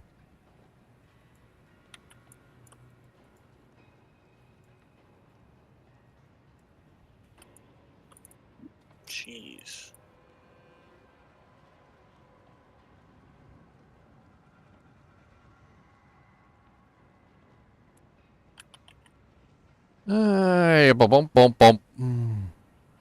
Hi all, the team has just deployed a hotfix for the Diablo 4 server slam that will be addressing some of the feedback we've seen regarding the Necromancer pets and their survivability. This is a back-end change, so users will not need to download a new update. The hotfix will take a few hours to deploy to all users. Just a reminder, the server slam will be ending at 12 p.m. PDT on Sunday. So it's not going till Monday then.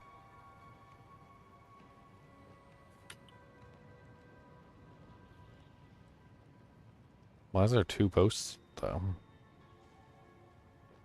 It's duplicate. Right there. Duplicate. 4 hours and 4 hours. The team has identified an issue where the max foreground FPS and max FPS background FPS options are not working on some hardware. I've noticed several times that I've alt-tabbed, the FPS has dropped into the dirt for no reason, despite the fact that I already changed that.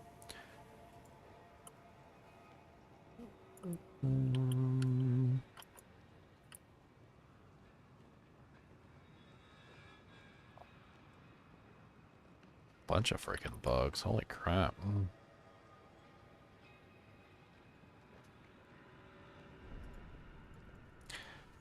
Sorry, I need to catch up to you guys.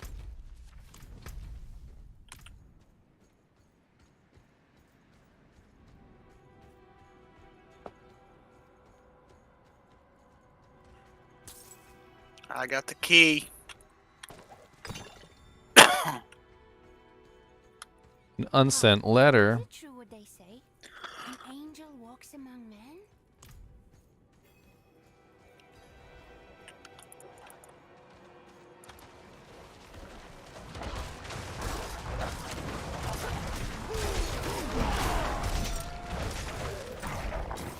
Where's the butcher? He hasn't come to kill me once. The butcher doesn't love me anymore.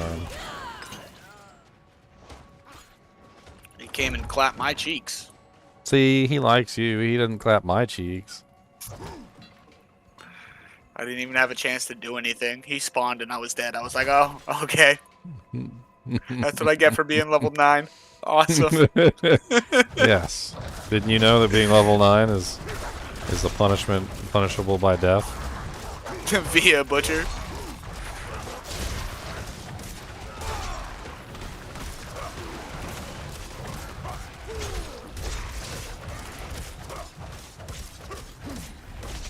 I want Duriel to be a dungeon invader too.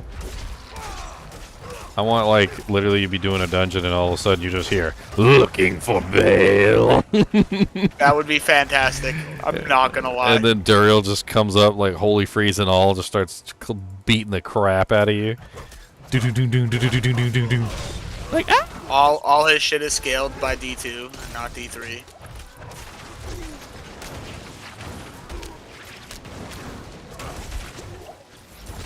Not ready yet.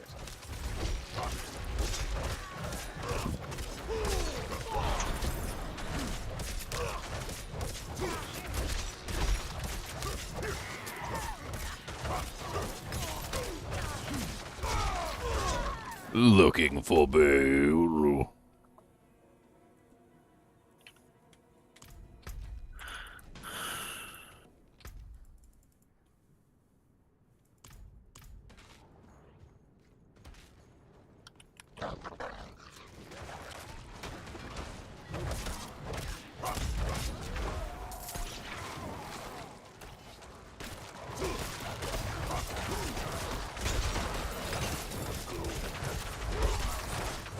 Man, I feel like Duriel is very similar to the Butcher in a lot of ways. Like, new players would have trouble with the Butcher in Diablo 1. It was a very common thing. You didn't know he was there. He'd surprise the crap out of you. It was your first really tough encounter of Diablo 1. And as a new player, it would often be your first death as well. Whereas in Diablo 2, your first really tough encounter of Diablo 2 is literally Duriel. Like, he's the first monster that literally, like, there's nothing else around. You don't have any other monsters to, like, interfere with the fight. You can't leave the room unless you teleport back to town. Like, there's no wells to help you out. There's no shrines. Like, it's just you and Duriel. Clapping cheeks. And he's got you stuck in a room that you can't teleport out of. And I know for a fact that many new players have gotten stuck on Duriel. Like, that is a very tough challenge to pass if you don't know the mechanics of the game.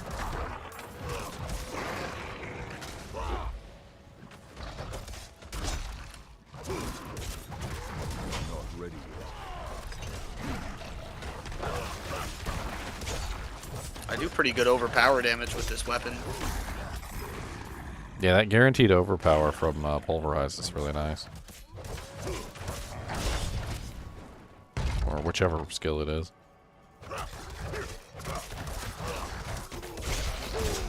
I don't have guaranteed.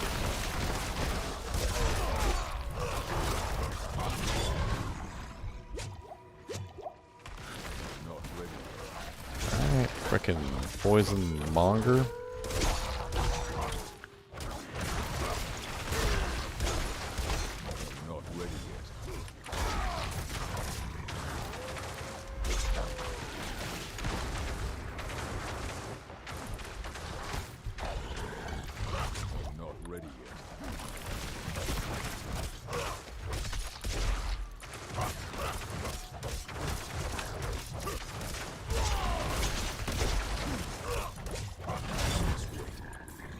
That boy's a little chunky. Yeah.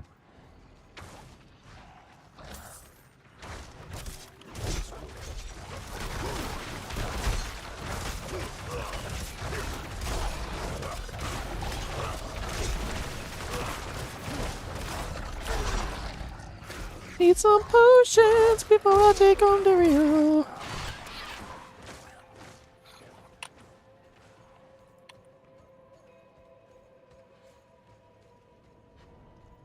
Yeah, this is a really cool dungeon. I like this dungeon. Not all the dungeons in this game are very well made, but this one is very well done. The boss I at like the the end. Animus Collector one. The boss at the end is rather unique. The dungeon itself is very fun to go through. Like, there's some nice little notes that you can find all over the place. Like, kind of like going over like what happened here, and like the boss fight itself has some pretty interesting mechanics. She goes into stealth mode and tries to stomp on your face.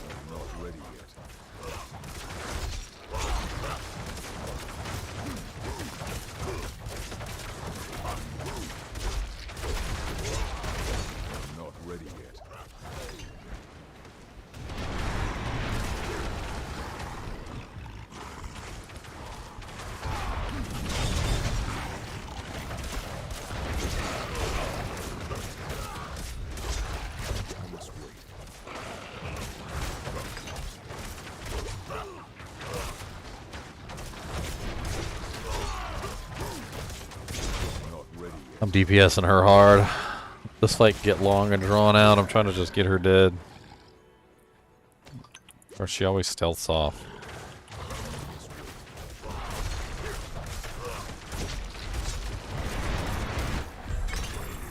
She ain't stealthing off that time. I got a ring. Physical damage, damage to distance. Aspect of configuration. I know that sounds fire. So I legit just found an axe which is exactly the same damage, exactly the same stats as what I was using, except it had one better damage output.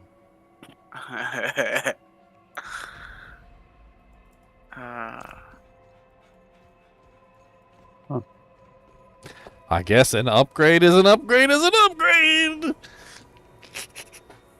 Yeah.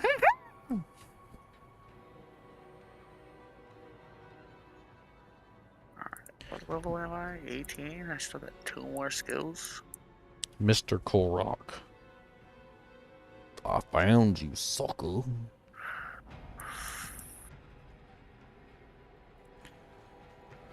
Level 18, I'm almost capped out, I guess. Have you guys done the Oh, man. quest line yet? Yeah, burn the entire thing.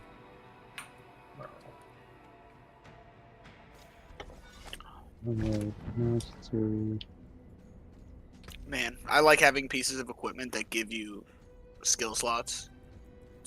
Like, I get my movement skill for free now because I just got it on, Nice. like, my boots, I think. Oh, no, my pants that I just got. He likes to move it, move it. Sometimes. And he wants to move it, move it.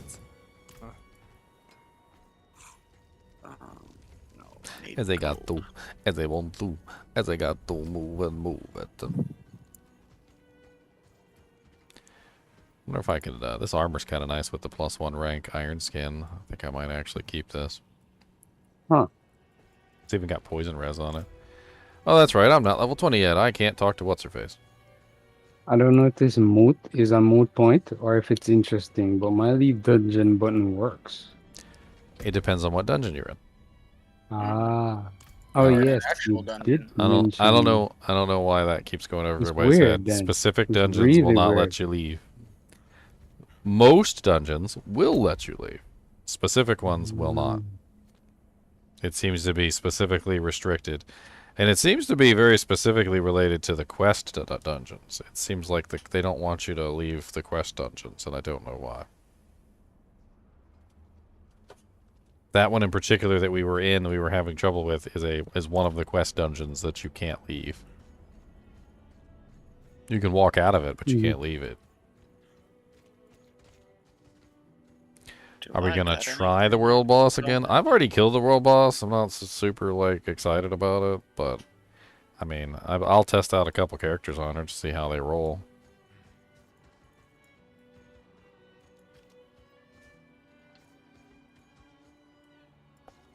Oh, I don't have enough mats to put this on. Okay.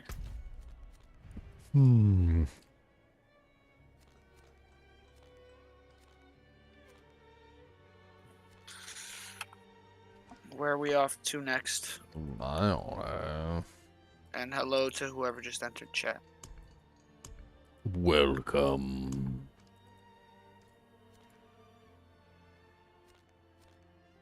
Did you guys ever do the Sanguine Temple one? I'm not sure if like we can do that one. I think we can do that one now since we completed the main quest line. Where is it? Over there. Yeah, let me hop on mine. My sorceress. How many hours of the Server Slammer left? Not very many. It ends today. 19. It ends today at 12 PDT, which is not even really that far away.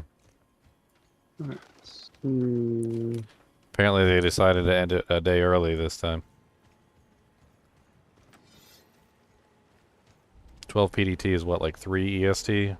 So 5, 6, 6, 7, 7, 8, 8, 9, 9, 10, 10, 11, 12, 12, 22, 5, 6, 7, 8, 9. It's about 9 hours.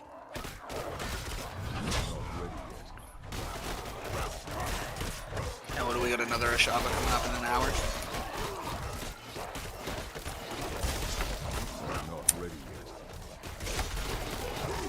Did you say you guys were about to start the Sanguine chapter? Yeah, I'm heading up there right now. It's going to take me a little bit to get there, though. Boy, perhaps I'll join for that one. It's locked. The I spawned on an event. Sanguine. Oh, I got a Whispering Chest right here. I'm going to go get a key. Haven't had no luck gambling. I might as well grab some keys. It's locked.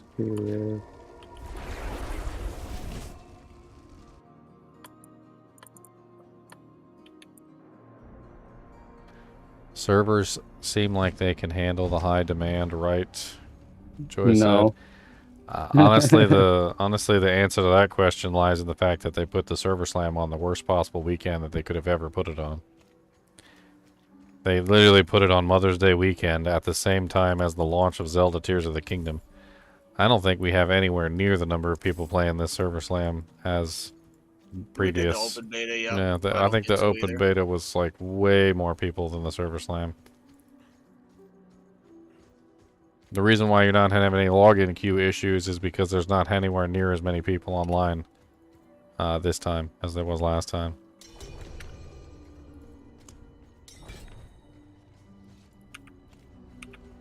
I'm pretty sure that these chests drop for everybody, by the way, so I have a key. If you want to come out here too, and click on the chest. I don't know if we're going to get anything good from it. And I never did the entire beta, but I do know that it drops for everybody. Yeah, I gotta teleport to you. Yeah, I'm waiting.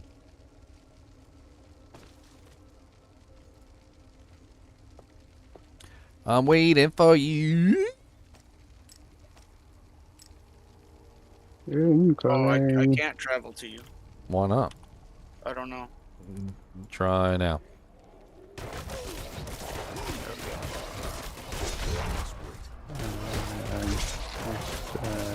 Didn't.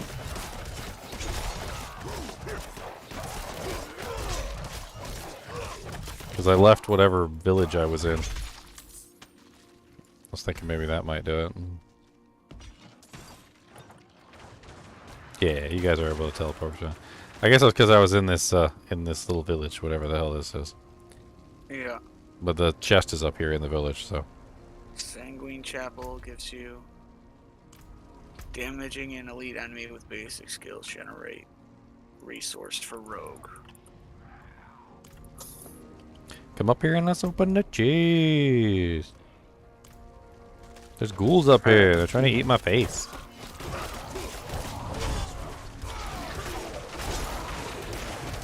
X marks the spot. Well, I got a rare. Did you guys? Oh, yeah. Nope, it doesn't. It doesn't go for you guys anymore? No. Well, I got a rare two-handed mace.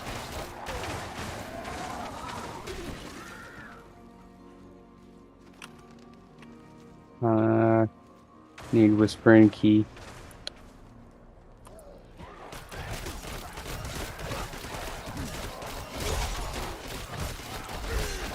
Diablo 4 is full of controversy? When did that happen?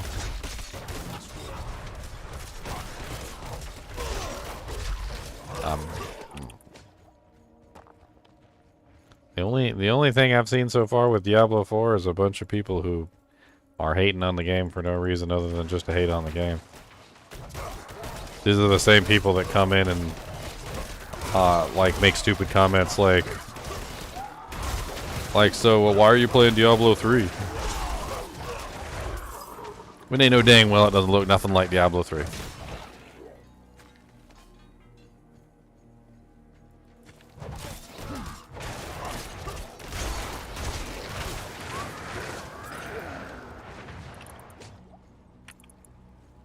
You didn't have to pay $70 for the open beta. You paid $70 for the early access. Oh, I'm gonna travel to Bear Tribe Refuge. It's closer than where we are right now.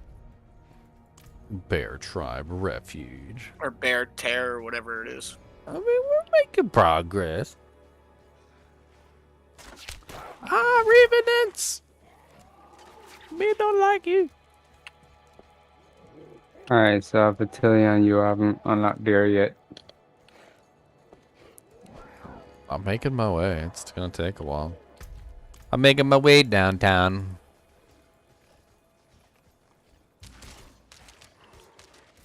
Walking fast. Oh my god, people just love hating on games. I saw a freaking Facebook post about Zelda, and somebody was like, why would I want to buy the Zelda game? It's got PS2 level graphics. And I'm like, PS2? Wow. It's like, PS2 is pretty bad. I'm like, I don't think it's anywhere near PS2 graphics. Not even close. Like, do we need to get this guy a PS2 and actually let him play the game? Like, play a PS2 game, and then let's see if he still thinks it's PS2. Thoughts on Diablo 4? Honestly, I think Diablo 4 has a good base. It's like a car that runs well, you know, gets good gas mileage. You know, it's got a good engine, you know, hits 0 to 60 pretty fast, but it's got some quality of life issues, in my opinion, like some pretty bad ones. Like it you know, there's no cup holder, the heat doesn't work, you know, like it's and the AC kind of works sometimes if you jiggle the handle, you know, like it needs some freaking quality of life fixes, in my opinion. There's a lot of little things here or there that given a little bit of effort should tune up pretty well, you know, like a bad paint job, you could always just, you know, like repaint the car. And but overall the base of the game, the core of the game, I think is very well done. I think we have a very nice car here that, with a little bit of love, could definitely see some amazing heights, I guess would be the term I'm looking for.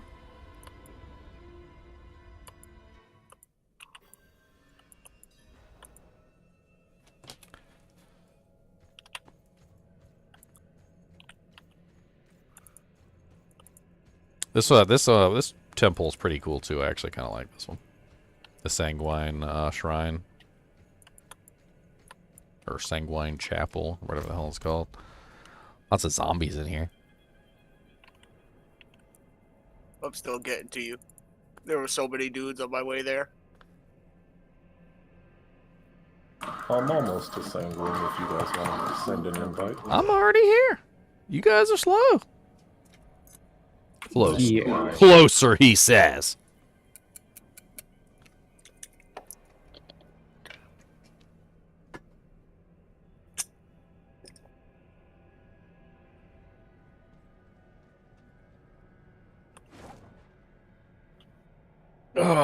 It's about art style, not graphics.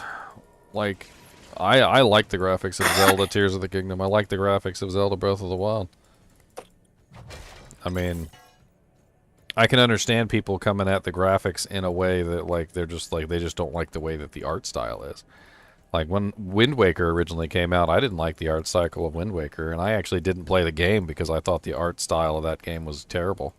But I actually gave the game a try, and it was amazing. It's an absolutely amazing game. Zelda Tears of the Kingdom is an absolutely amazing game. Anybody who says otherwise is fooling you, because, like, they haven't played it. Not there. Not there.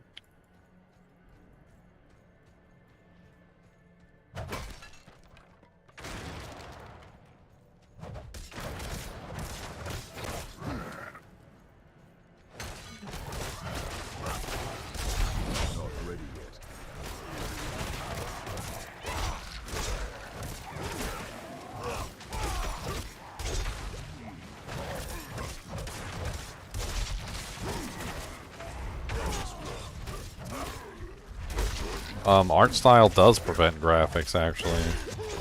If I pick a pixel art style, the game's going to be pixel art. It's going to look like it came from the NES era. I can give you several examples of games that use pixel art that are modern games. Cyber Shadow, what's that one game that was really popular? Shovel Knight. There's tons of various games throughout the era, like Stardew Valley, that all have a art style that specifically it constricts how the game looks. Zelda Breath of the Wild isn't even using, I mean, Zelda Tears of the Kingdom isn't even using a new art style. It's literally the art style from Zelda Breath of the Wild. It's the same art style that Breath of the Wild used. The same game that was hailed as a masterpiece that has the same art style as the same game that was hailed as a masterpiece is now suddenly getting hailed as PS2 level era graphics, which has got to be the dumbest thing I've ever heard in my life. This game is amazing! 3 years later, Game 2 comes out. This game is garbage! It's literally the same game.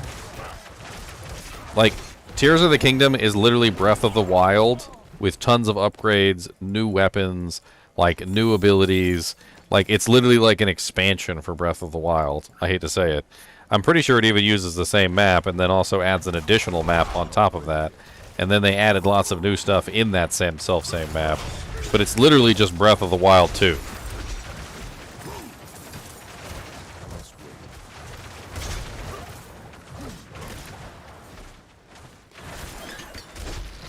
I mean, when you consider the fact that the Nintendo Switch is only capable of 1080p, 16 gigabytes is more realistic. Most modern games, the only reason they're so freaking large is because they have freaking 4K and like 8K textures in them. I completely disagree with you, Joy. I'm gonna go in the completely other direction, and I'm gonna say that comment is 100% wrong. I feel like you're coming from a place where you're viewing like 4090 level graphics from like PC games that are designed around hardware that can handle stuff that the Nintendo Switch is never going to be able to handle. The Nintendo Switch is literally already pushing itself to its limits. It's a mobile device. You're not getting any more graphics out of that device.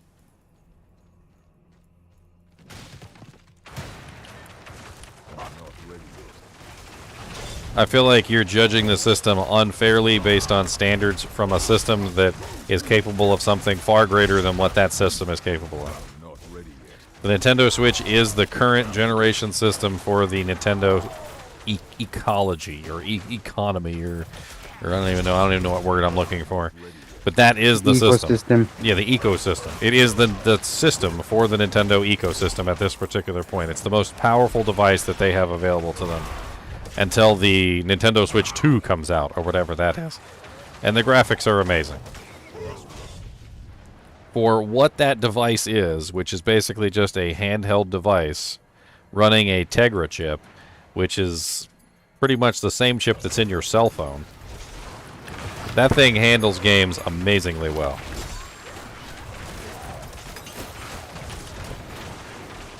Nintendo is never going to bring out a modern gaming system. You might as well just hang that hat up on the wall and never wear it again. Nintendo is dedicated to putting out systems that are affordable using last-gen hardware. That's one of the things that they've said in several press releases.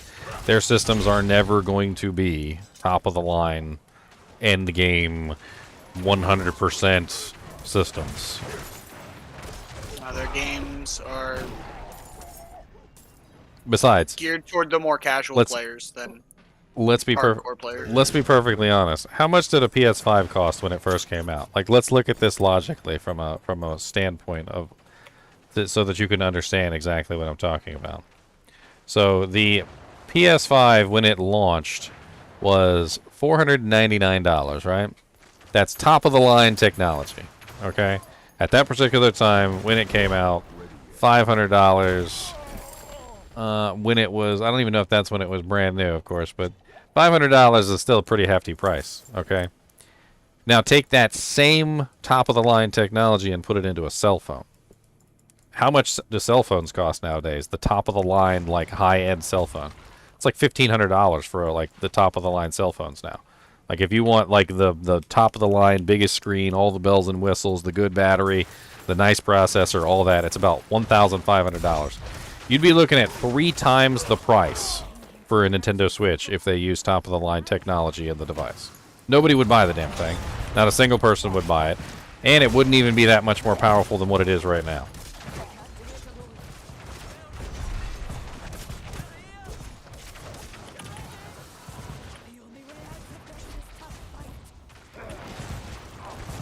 Yes, and exactly, Relic.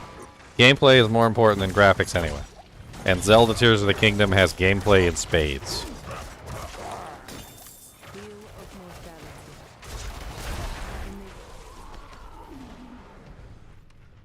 I just had like 3 firewall procs right there. I know, it's pretty nice. I grabbed the thing. I was looking at my skill points. Oh, chest. Oh, a unique focus. Or a unique legendary.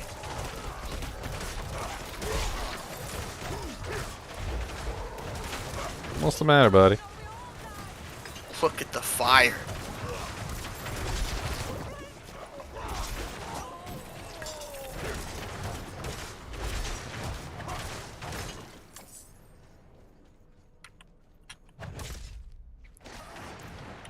What was that on the... Oh.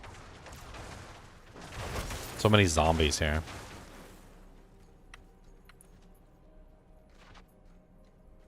I mean, I've always said that graphics is not the most important thing for games.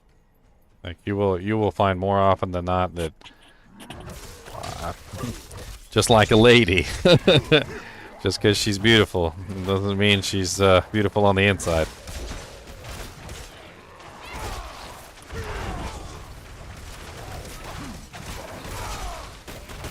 I've played some very pretty games in my time.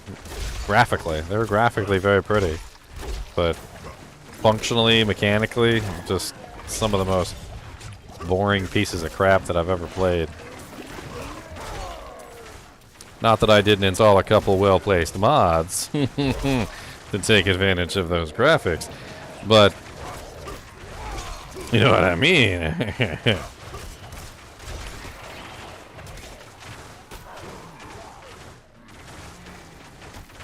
I don't want to see Ocarina of Time in Unreal Engine. I want to play Ocarina of Time on the Nintendo 64. Yes.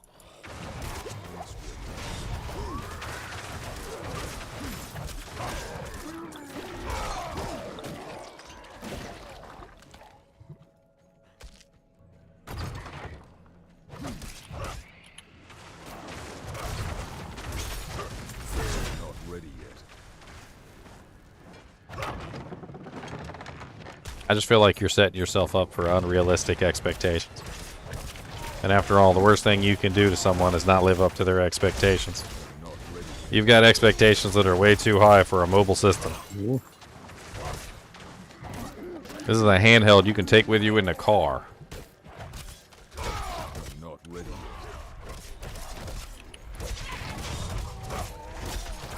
And the number of games that thing can play is actually pretty amazing, in my opinion.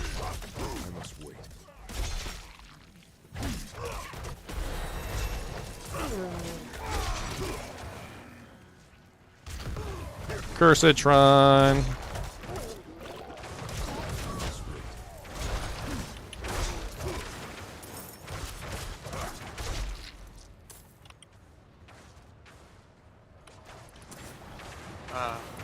that it? He was over there fighting one random monster and it was stopping the thing from going. Whoa. The evidence is meaningless, Joy. So somebody takes Ocarina of Time, redoes it in Unreal Engine, right? Okay. Nintendo owns the property, which means that it's never going to be released on any hardware that's not Nintendo. The Unreal Engine version will never play on a Nintendo product because the Nintendo products don't have that kind of power. Nintendo's never going to release their product on anything other than a Nintendo system because that's how Nintendo functions. Nintendo will never release, like, Zelda Breath of the Wild on a PlayStation. It's never coming out on a PC. It's never coming out anywhere, and they lock down emulation at every single opportunity they have.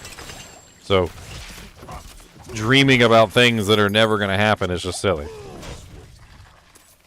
One day, maybe 20 years in the future, if Nintendo feels like remastering one of their properties, maybe at that point we'll be able to see what the difference is between, like, the old one and the new one. And they've done some pretty good remasters, by the way. If you haven't taken a look, they did, what was it, recently? Metroid Prime remaster. That was amazing.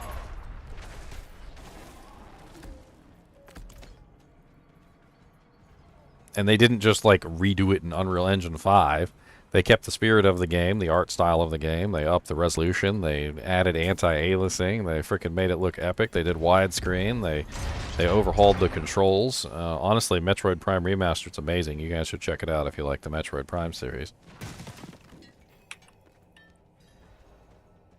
Alright, we ready for this? No. We gotta kill all the dudes, right?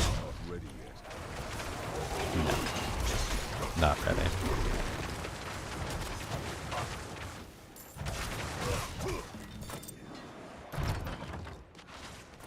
Honestly, I used to be into graphics like you are, Joy, and one day I kind of woke up from that silly fever dream, and I realized that art style was more important than graphics. Yes, sir. I mean, in many ways, Diablo 3 has a very good graphical system. I mean, you can play it in like 4K if you want to, and like it doesn't like overall like it, but the art style of Diablo 3 is terrible, and I freaking hate it. Retrying.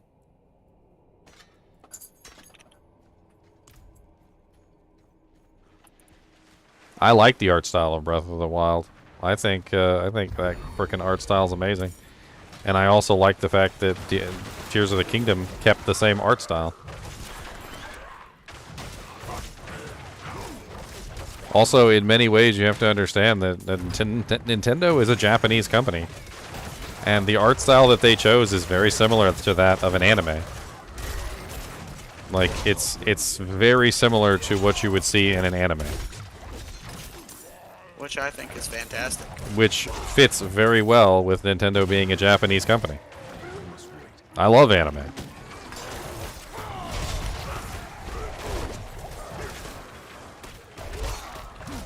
Oh, did you catch up on Demon Slayer? No, I haven't been able to find anywhere to watch the episodes. There's only like 4 episodes in the next season, apparently. Yeah, it's coming out week by week. So it's Crunchyroll and Hulu.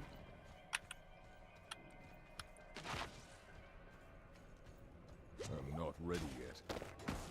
And the graphics are absolutely fine for that particular art style. If they bumped up the graphics of Breath of the Wild to 4K and threw in some anti-aliasing and some extra processing power, I really doubt it would even have that much of an effect on how the game looks.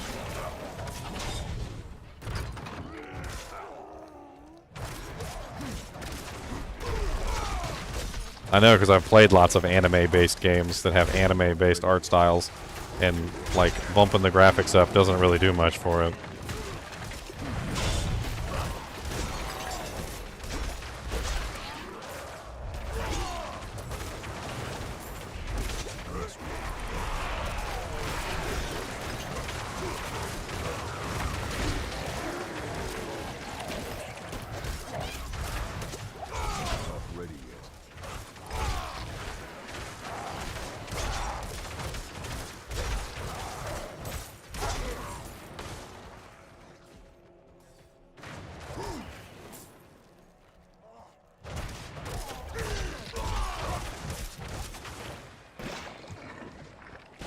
Hey, I'm level 20, I didn't even notice.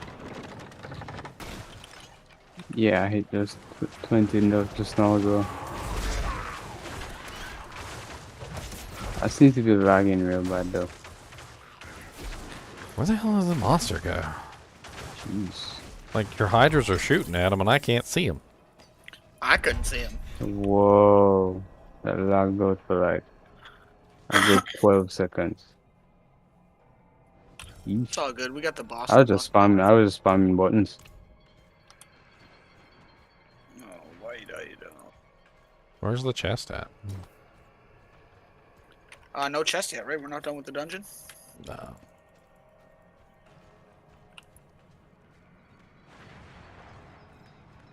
Oh, yeah, here we go. What's up, Blood Bishop?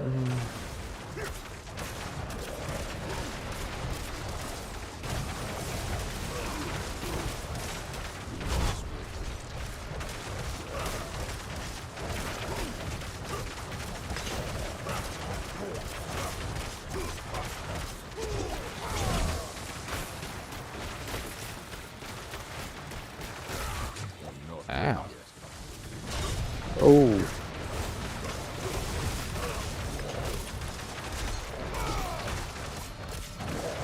Ow.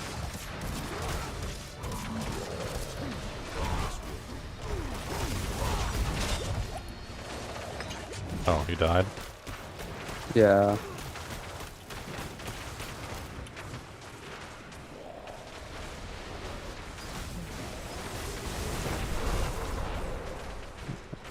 Thank you.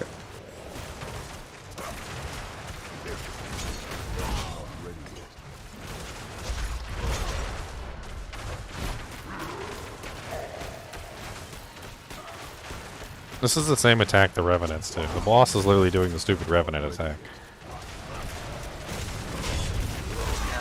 gonna die. Give me a legendary. Nope. Okay. Oh, well, my first yellow sword. Nope, never mind. Nope, never mind. It's two-handed. God bless it. Alright, next dungeon. I'm literally still using blue weapons. I'm gonna start punching people with my fists instead. might work better. Do we got yeah, we can hit Core Dragon again. Yeah, I guess we can go to Korjagon. That's where I got my current weapon.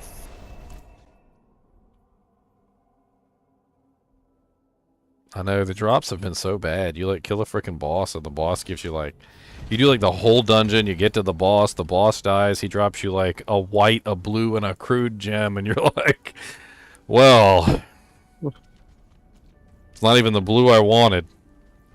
It's like it's a blue I already have a rare of.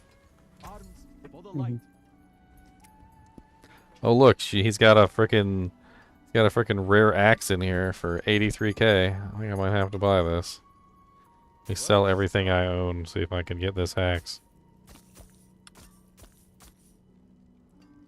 I'll be headed to Core. You guys can port to me whenever you're ready.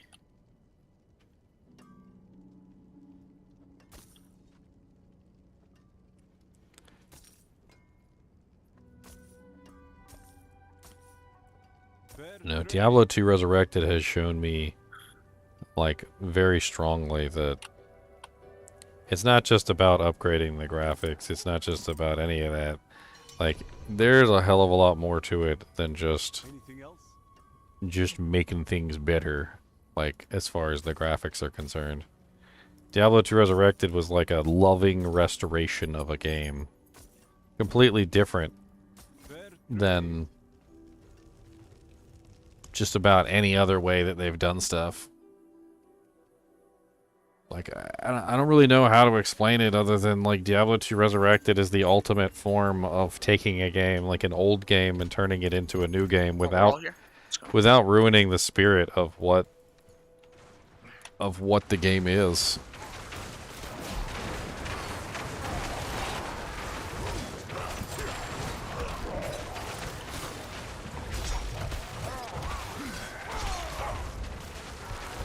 Okay, just, yeah, alright. Frickin' Revenants, man. Ooh. Alright, I think I'm lagging too much.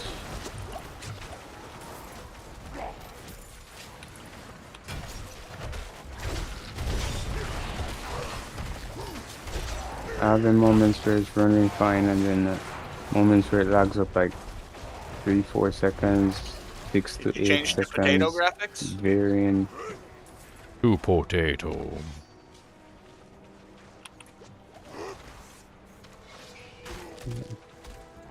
It was like running fine earlier, even with the stream. I'm not even streaming now. That's what's weird. It should be even better.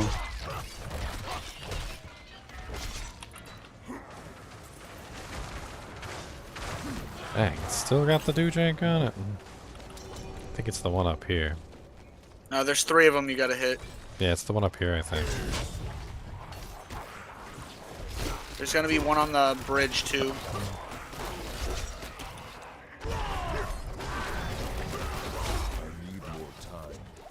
Yeah. Alright. Alright, I just got the one upstairs and then ran for my life. Then there's still one more. God, where's the one more? Should be up here on the bridge. Rubberband Oh, here Central. it is. I got it.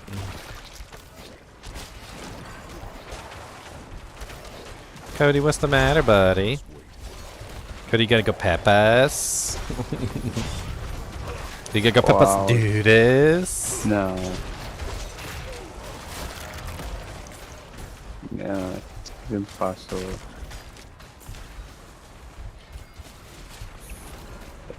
Yeah, I'm just fully stuck.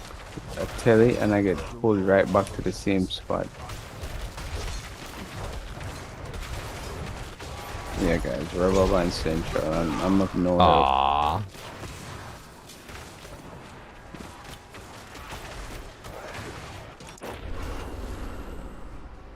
I'm literally spamming buttons. Oh, jeez.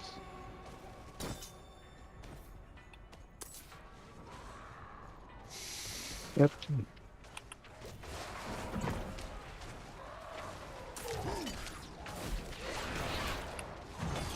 Alright, that must be DC now.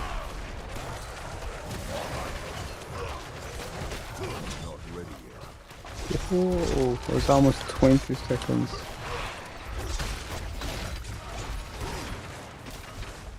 Woo. I don't know how I'm still alive right now. Me either. I'm just trying to get some of these elites down. I almost had one before Spear Boy came up behind me and started stabbing me in the butthole. Ghoul should be just about dead. I died at a completely different location. As in, not even on the same screen that I was on. I died somewhere else.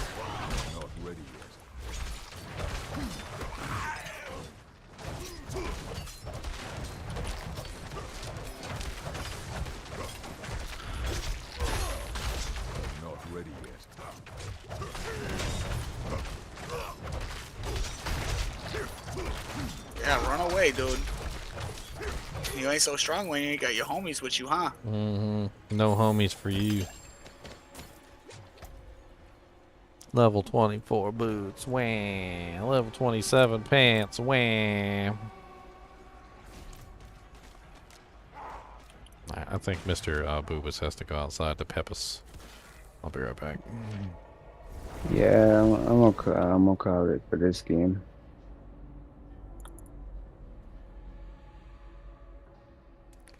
I don't know, but the thing is that in Diablo 2, like, it was still a great game, like, despite the fact that it had old graphics. Well struck. I can afford this weapon. I have one weapon that's not garbage now. Maybe-ish. Sort of. Alright, I'll be right back. Peppas, boy. Come on, Peppas, do this, boy. Let's go. Look at you, so excited to go Peppas. Nice. Give me that health potion.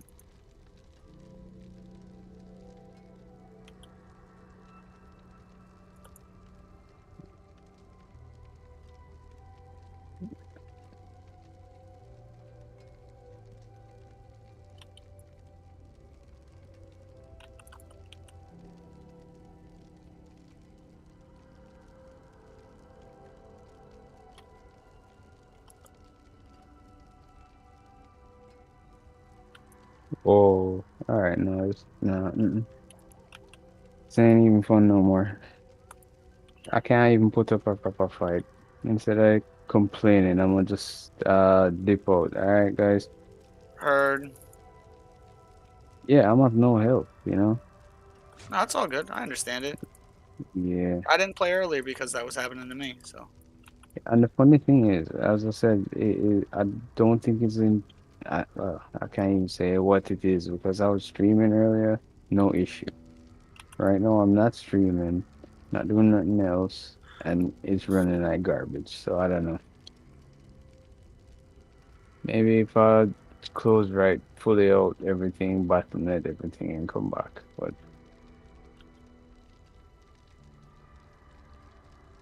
Give it a try. If it don't work, log. yeah. All right. If not, have a good one. Heard. Same to you.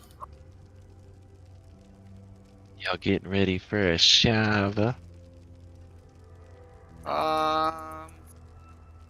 We're in Core Dragon right now.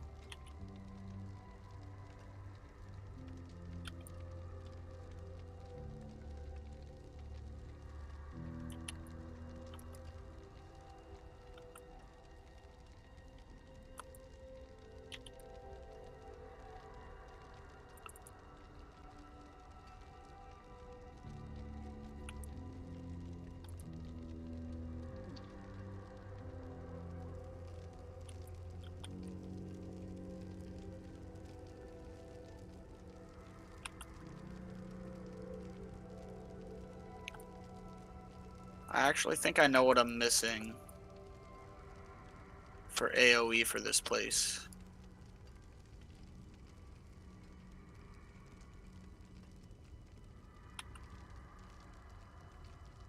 Let's see if I can do it real fast. Do I have fireball slotted anywhere? No? Alright, never mind.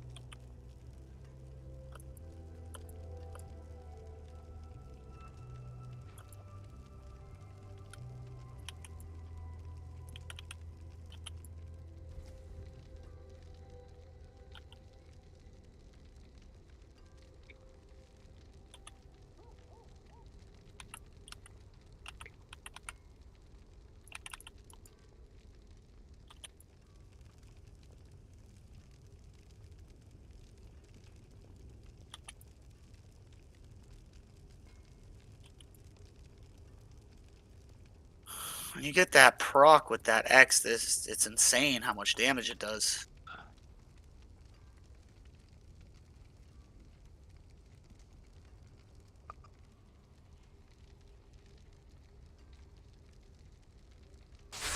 Hey, I got a potion back. Did we already get the one up here? Nope.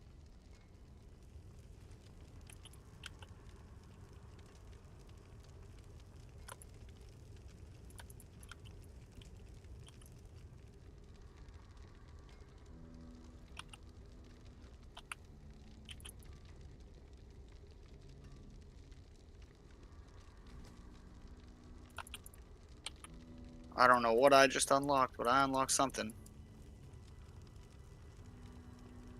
Oh, Vampire Destroyer. Okay. Alright, I'm back. Yay, welcome back. Y'all guys dying horribly in there? No? We're doing pretty good, actually.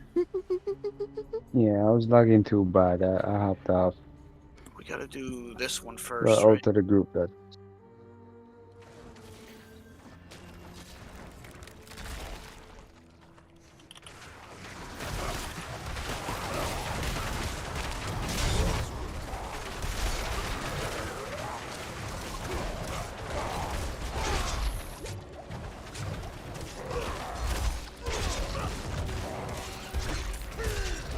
Hello, Fiery Revenant. Gonna have to ask you to die. Oh, okay, never mind. Or ask me to die. That's, yeah, impressive. That happened. I was trying my best to kill him, and he was like, here, have a little blood leech thing where you can't heal yourself or use any cooldowns. I finally grinded enough to be able to imprint my armor with an aspect now, so I think I'm ready for Shaba. So that's good. I'm using Incinerate for this one. Yeah, I wasn't using the Incinerate aspect. I think it'll improve the damage a lot. And now I have better mana regeneration.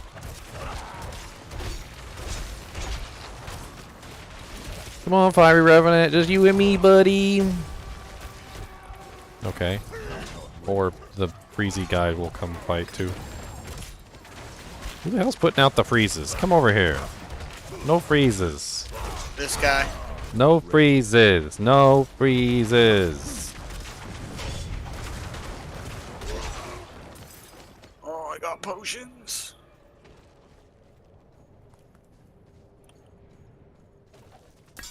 Ooh, a saber. Oh, the saber came from the dead body and it was still level 24. I thought you said the dead bodies have lower level gear. I didn't say that. I could have sworn somebody said that. Somebody might have, but it wasn't me. Well, I'm offended. That is your right. Anyone got an open spot in the group? Yeah, we do. Ooh. We're doing Core Dragon.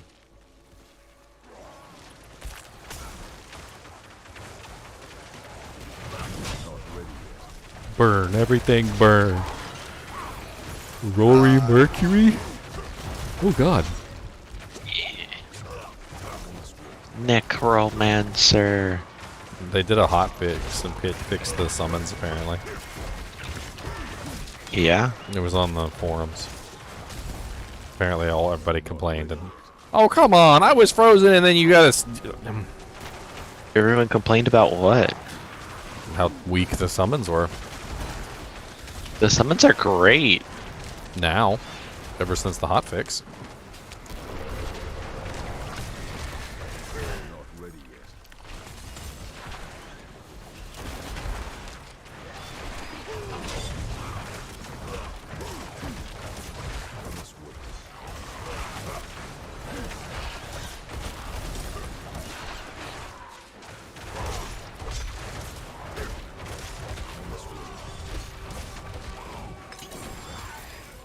Boots. Can't wear them boots because they too high level for me. Nice, Can't wear let's them get boots because they too high level for me. What are we getting? Yeah, there was a hot fix for the necro skeletons because they were so bad.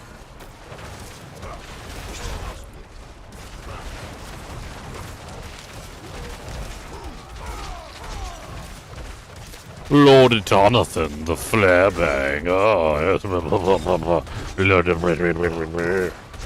We just like face tanked him. That was awesome.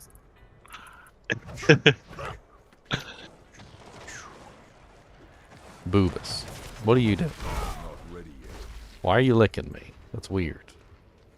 It's weird here. What's weird? What are you licking? What's that? Why? Do I taste good? What do I taste like? What is going on?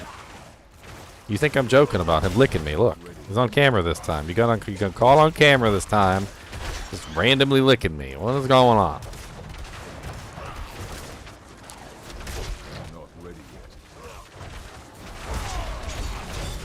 He just needed some salt.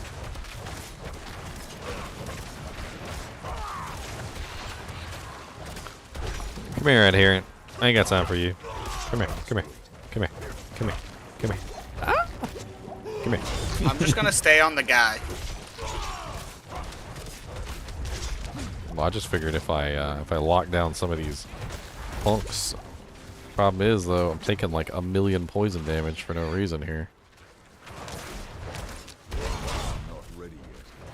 I wish he would just sit still and die like a good man.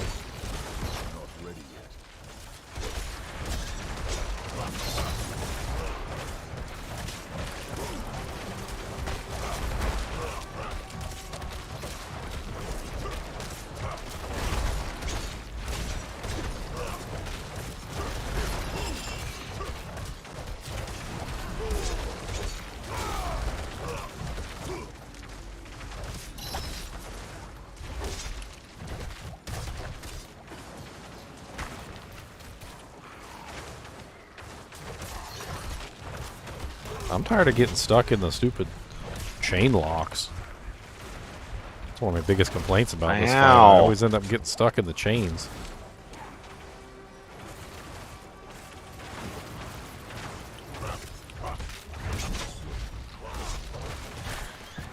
Ow! Yeah, don't get stabbed in the butt. Oh, that one hurt a lot. Ow. Oh.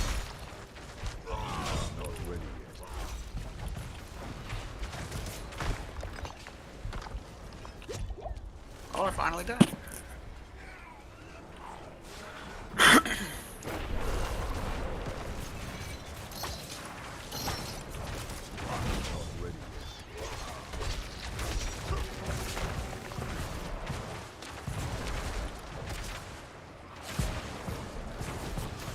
I think he's regenerating a little bit. If he's inside the bubble, he doesn't take damage.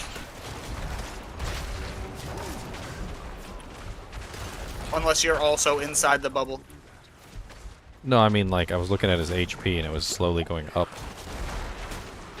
Because we weren't attacking him. I think he actually regenerates.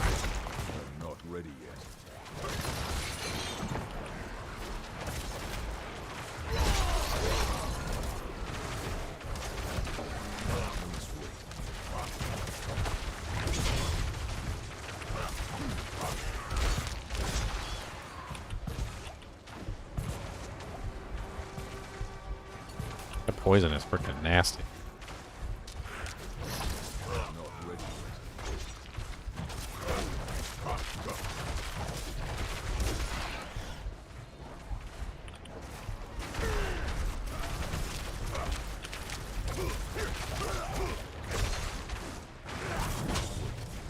Oh yeah, you're big dead now. Oh, give me a potion. You think we're letting you get away? All right, what time is it? Yeah, we gotta go. We gotta go to the shop if we're gonna do it again. A Shuvo. A Shavalav. I'm still using one blue weapon. I ain't even. Nah, you got this, Ginger. So the Ashava fight is only for groups? Or you can just randomly just get there? You can just show up and fight a Shava. Your group's gonna be missing people, I think, unless they spawn you with other solos. Alright, well, let's change it to world tier okay. 1 here. I loaded in world tier 1, I think, but It's the group. We need the group in town, and then I can change it. Okay. I need my companions to do that. Do I gotta be in K-Town? I think so. Alright, I'm coming to K-Town. I got a better pair of boots for you if you're interested, Ginger. Oh yeah? Mine are just Yeah. regular boots. Nothing special about them. I got some nice boots for BCU. I'm at the world tier tower. There we go. Everybody's got to hit the doojink. Except... Nice. There we go. Now we're changed to world tier 1. Alright, I'm gonna run over. Oh, they're account bound. God damn it. That is the dumbest thing. They're freaking yellow too. It's not like they're. Did you ever do anything to them? No, other than upgrade them. I think when you do anything to them, it binds them. Shit. Let me get rid of these stupid upgrades. Make it not account bound. God. They're nice boots though. They're tri-res with one evade charge. Let me see. I got a bunch of sockets. I guess I could throw some random stuff into my gear for the Ashava fight. Some emeralds. Well, then I'm gonna put them on for the Ashava fight. You should. And they got poison res on them. I still don't have a rare hat. I'm still using one blue melee weapon. Oh, make sure you make a poison resistance potion before the Ashava fight. Oh, where do I go to make that? Alchemist lady or something? Yeah. Okay, thanks. It looks like a pistol and mortar symbol if you're in Kyovashad. Yep, But yeah, yeah, the alchemist. Yep. Yep. And just a weak elixir of poison resistance. It lasts 30 minutes, so it helps a little when you're standing in the poison pools and stuff. Nice.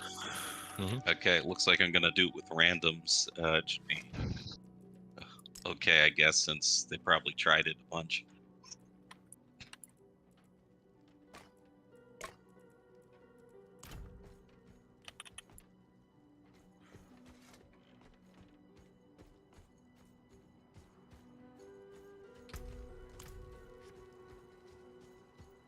I think I need to upgrade my potion.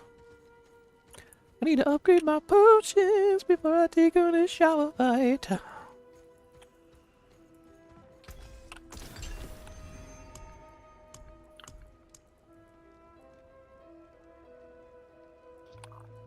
cannot make this right now.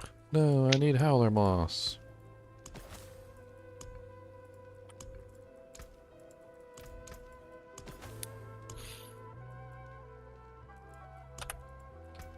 We got Lokar and Bones.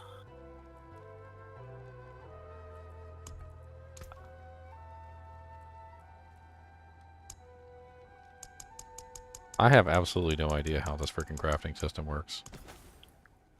Yeah, Like it's a for the bit potions. confusing. Like it's so confusing. I don't even understand what the hell's going on. Oh, I can help you with that really quick. Like it seems like every single item transfers into every single other item, and there's no limit. Like you can take any item and just convert it into another item, and it costs gold. It's really freaking weird. Yeah, there's a lot of different stuff that you can turn into, like the gallow vine and stuff. Yeah, but then like half the time you go in there, right? And so like say you need whatever it was, the moss that I needed, right? You go make the moss and it makes it out of the gallow vine. Now you don't have the gallow vine. You go try and look for the recipe for the gallow vine, it makes it out of the moss. And then you just end up going back and forth and wasting money. It's stupid. There shouldn't be multiple recipes to exchange multiple items back and forth in between multiple different types. Like if I get some wood, I can take that wood and refine it into logs. Like, but why are my logs refining into metal? And why is my metal refining into copper? And why is my copper refining into trees? Like, it doesn't make any sense. There's no logic to it. It's just like random. Even better, you can only make 20 at a time. So if you're making like a bunch of them, you can only turn like 20 items into it. You are courting pain and death.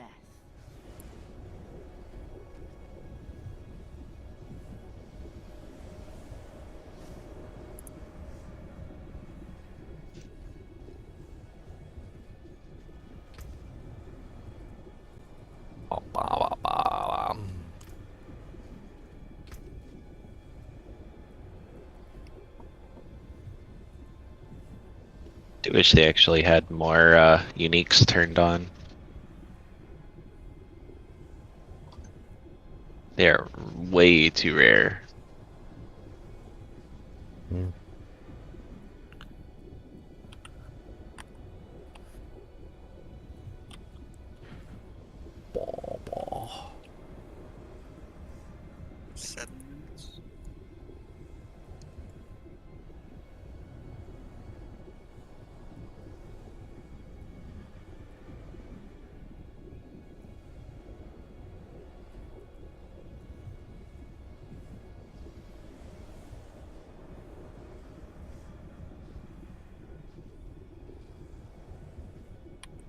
Yeah, Poison Creeper's pretty strong.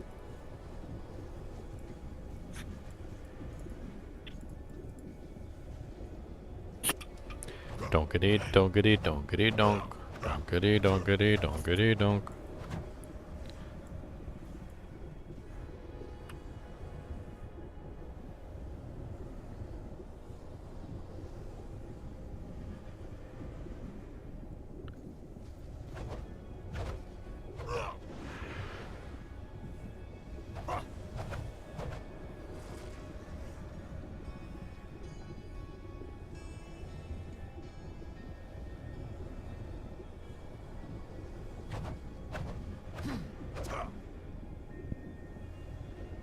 I constantly find myself trying to zoom my character out, like, even still.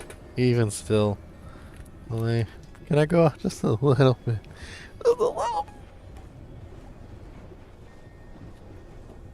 Imagine you had to play all the way zoomed in.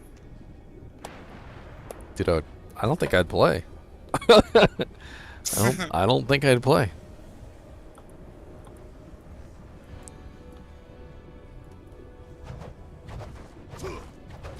Man, what is my attack power? 311? It's not even that great. I kind of feel like I should go back and upgrade my weapons real quick. I got 3 minutes. Let me just spend whatever golden materials I have and upgrade my weapons so I can get a little bit of extra damage output.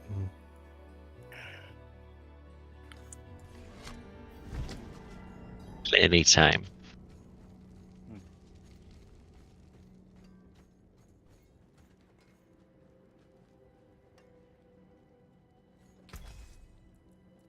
Does this fight scale by how many people are in the party?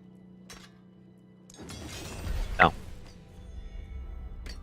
Because there's hardly anybody where I am, me and somebody else in the kinship. Y'all are about to fight a Shava alone. I guess so. I'm not sure what's going on here. There's an empty group. Send me an invite Who? Anything breaks, the fortress. in chat. Hi, live.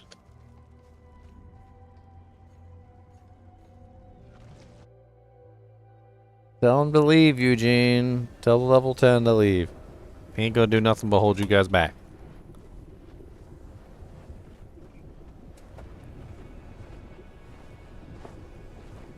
That boy, you don't go level up your character. Quit wasting our time. Okay, this is good.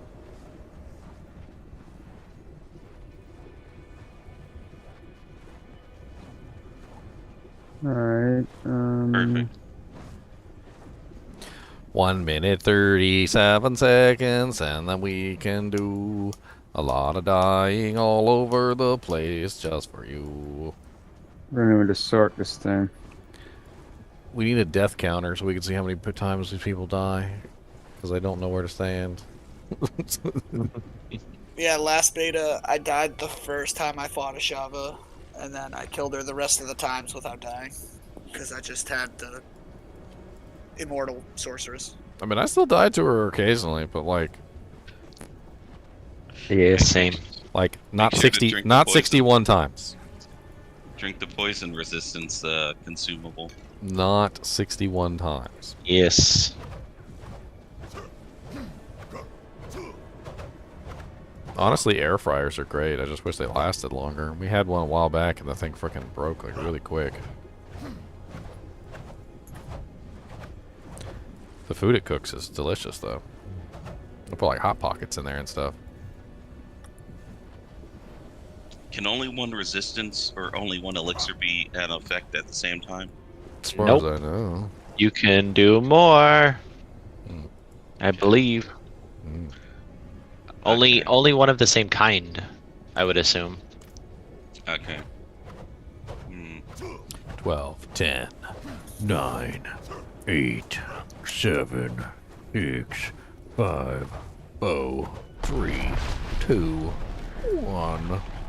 Boopity boopity. Nope. Only one at a time. I just tried it.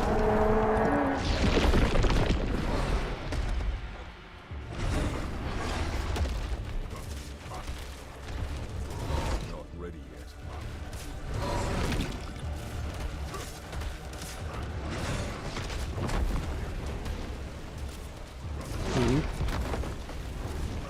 Oh, somebody already died.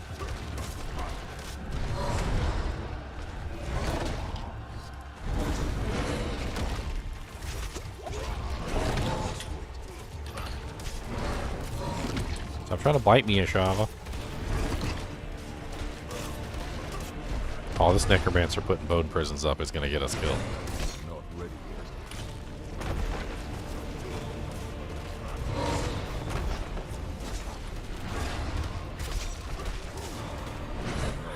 Ooh.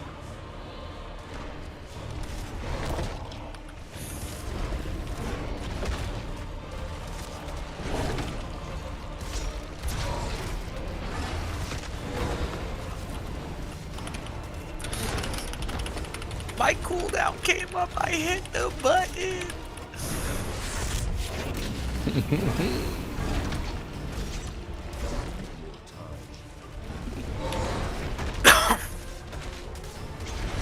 Ow, don't bite me.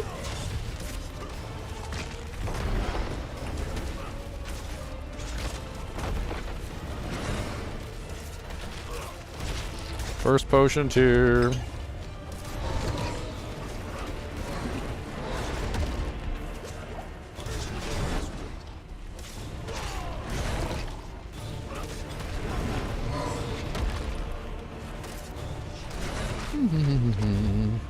Oh, we're not sure.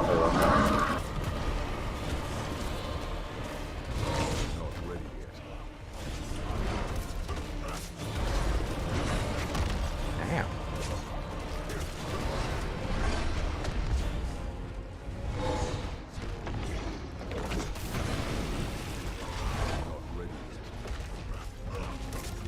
Oh, yeah. That almost got me killed. Ooh, I have a good feeling about this one.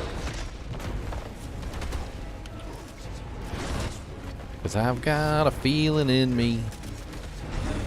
Whatever a Shava farts on the ground, I'm gonna take her back to town. You gotta take her out. See, that's how you beat her. You gotta take her out. Show her the sights. You know. She doesn't just want to go to McDonald's. Okay, you gotta take her to Applebee's. She wants to go to Applebee's. All right. She wants 2 entrees. No. That ain't cool. Not ready yet.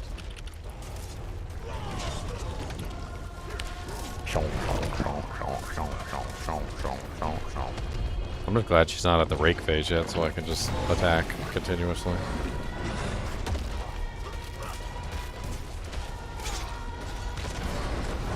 This phase is the easiest. As soon as she hits rake phase, then we're in trouble. That's when you actually have to pay attention.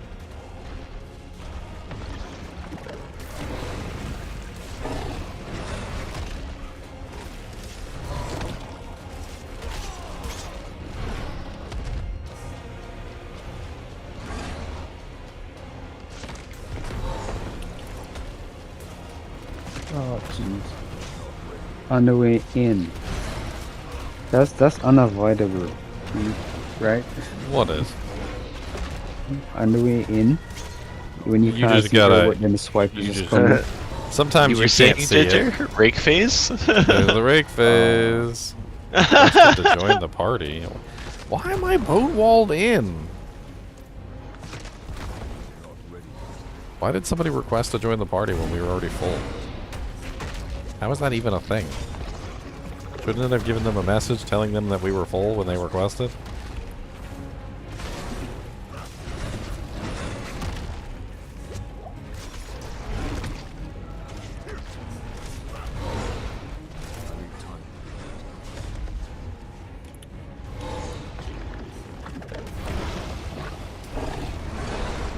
Stagger, stagger, get her.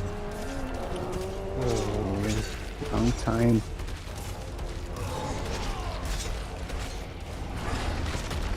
I feel like a Shava has healed for more damage than buffers. Yeah, I'm pretty sure our DPS output is going to be enough for this. As long as we don't have a bunch of people dying. I'm gonna have to die here soon at some point. This necromancer is going to get me killed though. He keeps putting the freaking bone prisons up, and I keep getting trapped in the bone prisons. And then a Shava moves, and then I'm no longer in the correct position. Yeah, I died. I was one shot. I knew I was gonna die, but it resets my potions. I know dying every now and then actually is not really that terrible because you do get your potions reset, which is sweet. But dying all the time. Look, I'm in the bone prison again. Might as well resurrect this guy since I'm stuck in a bone prison.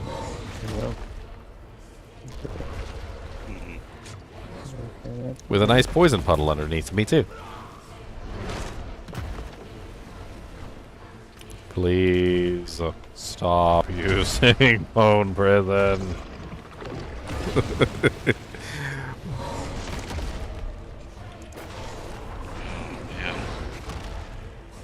Holy Jesus, did the entire team just die? Nope, I'm alive. The boss is not down to half, and we're halfway. Oh man. Well, we're almost at half. If it staggers again, I think we can do it.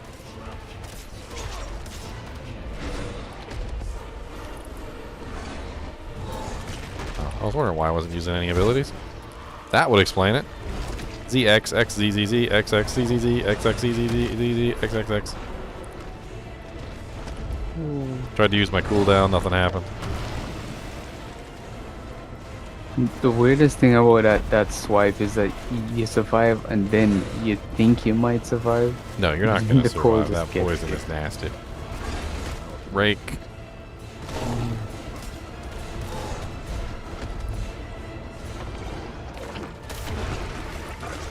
Her poison is like insanely fallacious. Oh.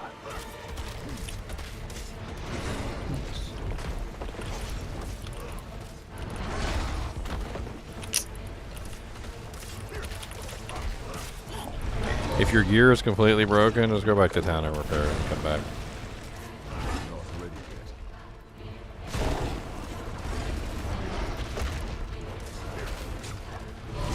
Ow, I even had Iron Skin up. She bit me. She's a feisty one. Oh, there's a rake. Circle. Second circle. I'll call him out if it helps you guys not die. Bro, I'm at literal 1 HP right now. How am I alive? Poison. Rake. Stomp. Jump. Oh, there's a rake. Oh, I got killed by that one. Circle. Usually you're able to stun it right in between, right? Second circle. Yeah, like between its legs or something. Or under it. Yeah, right between his legs in the is the middle. safest spot. Spit. Rake. Oh, the boss is halfway. I don't think we're going to be able to. Unless it staggers again. Circle. Second circle.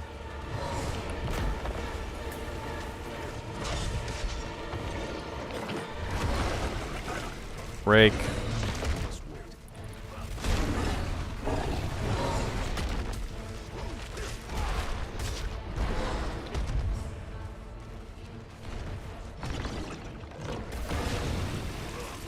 Rake.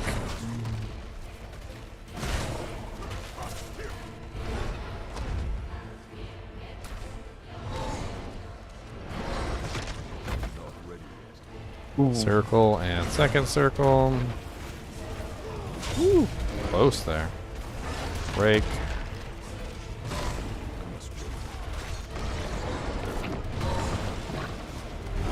Slam.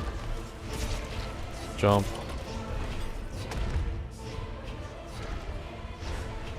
Circles. Second circle.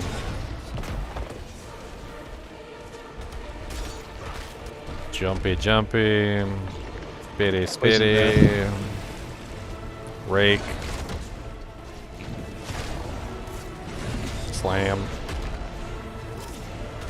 Jumpy. Spitty. Oh no, circle. Circle. Oh, I'm dead. I got stuck going backwards. Second circle. Oh, I'm alive. I survived it. Jumpy, probably. Spitty. Yeah, Spitty. She likes to do Spitty after a Jumpy. Reiki. Oh, nope, Daddy. Daddy, not Reiki. 418 left. Not bad. Oh, I got a ring. I got a wand and a focus. 40%. Oh, I got the Dust Devil one. And a body armor I can't use. Nice. I appreciate that. I got my cache that probably doesn't have anything in it. Done.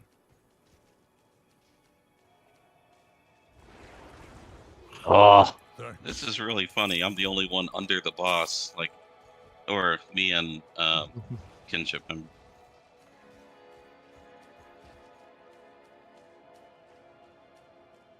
Oh yeah, we gotta go see if we can get another kill in. How do we do that?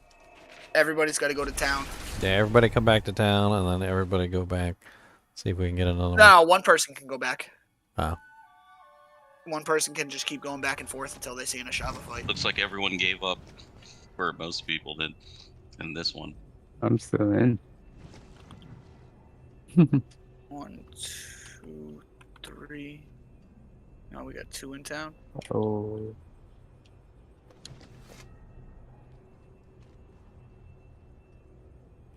Riley's still over there.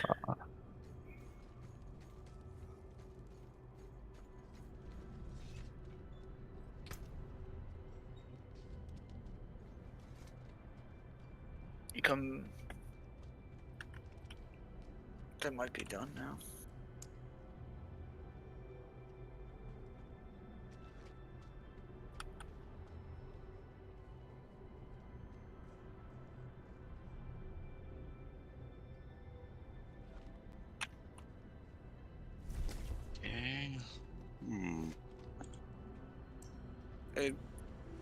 Riley, can you come back to town?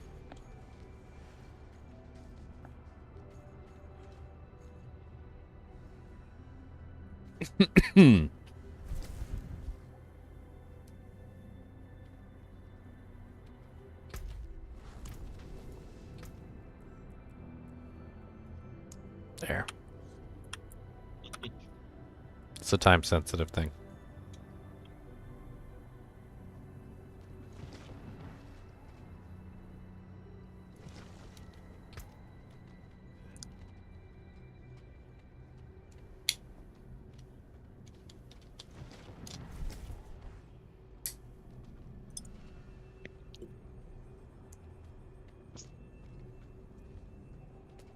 Oh, yeah, there's a fight going on. Alright, let's go. This is nuts. How much time left? A minute. 112. Okay. Oh, we might be able to do this. Let's push it. Let's get in here. God, I spun right into a poison breath. Lovely. Break. Circle. Second Yeah, I'm circle. dead.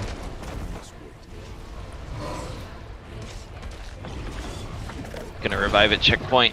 Screw it. Rake. Oh, I was literally beneath her legs. No. Freaking A. Yeah, I've been reviving at checkpoint the whole time. I'm not waiting for someone to revive my character. Well, yeah, but if your equipment's broken, you should go back and repair it. True, true. Yeah, we're not gonna get this one. Yeah, we're not gonna get this. I freaking died. I was in between her legs on a rake and she got me. I don't freaking know how. I even had my defensive cooldown on. I'm kind of pissed about that.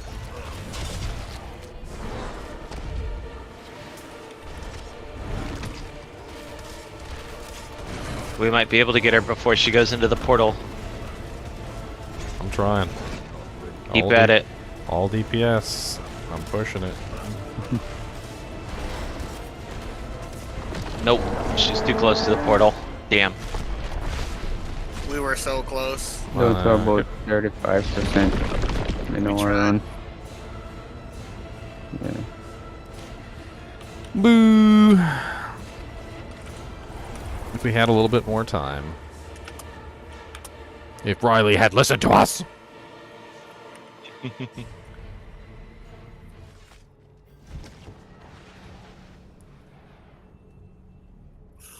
The guy giving pointers to the people. But being an arsehard about it.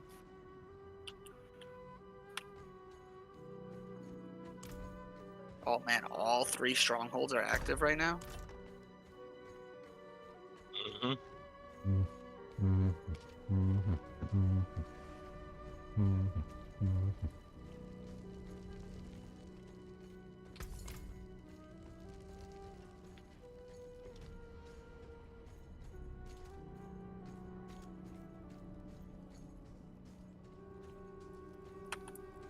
I'm gonna head to Mistrava.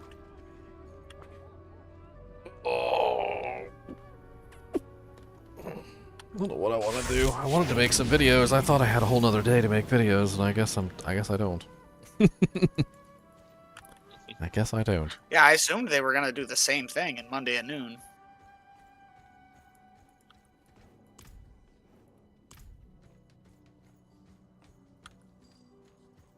Apparently not.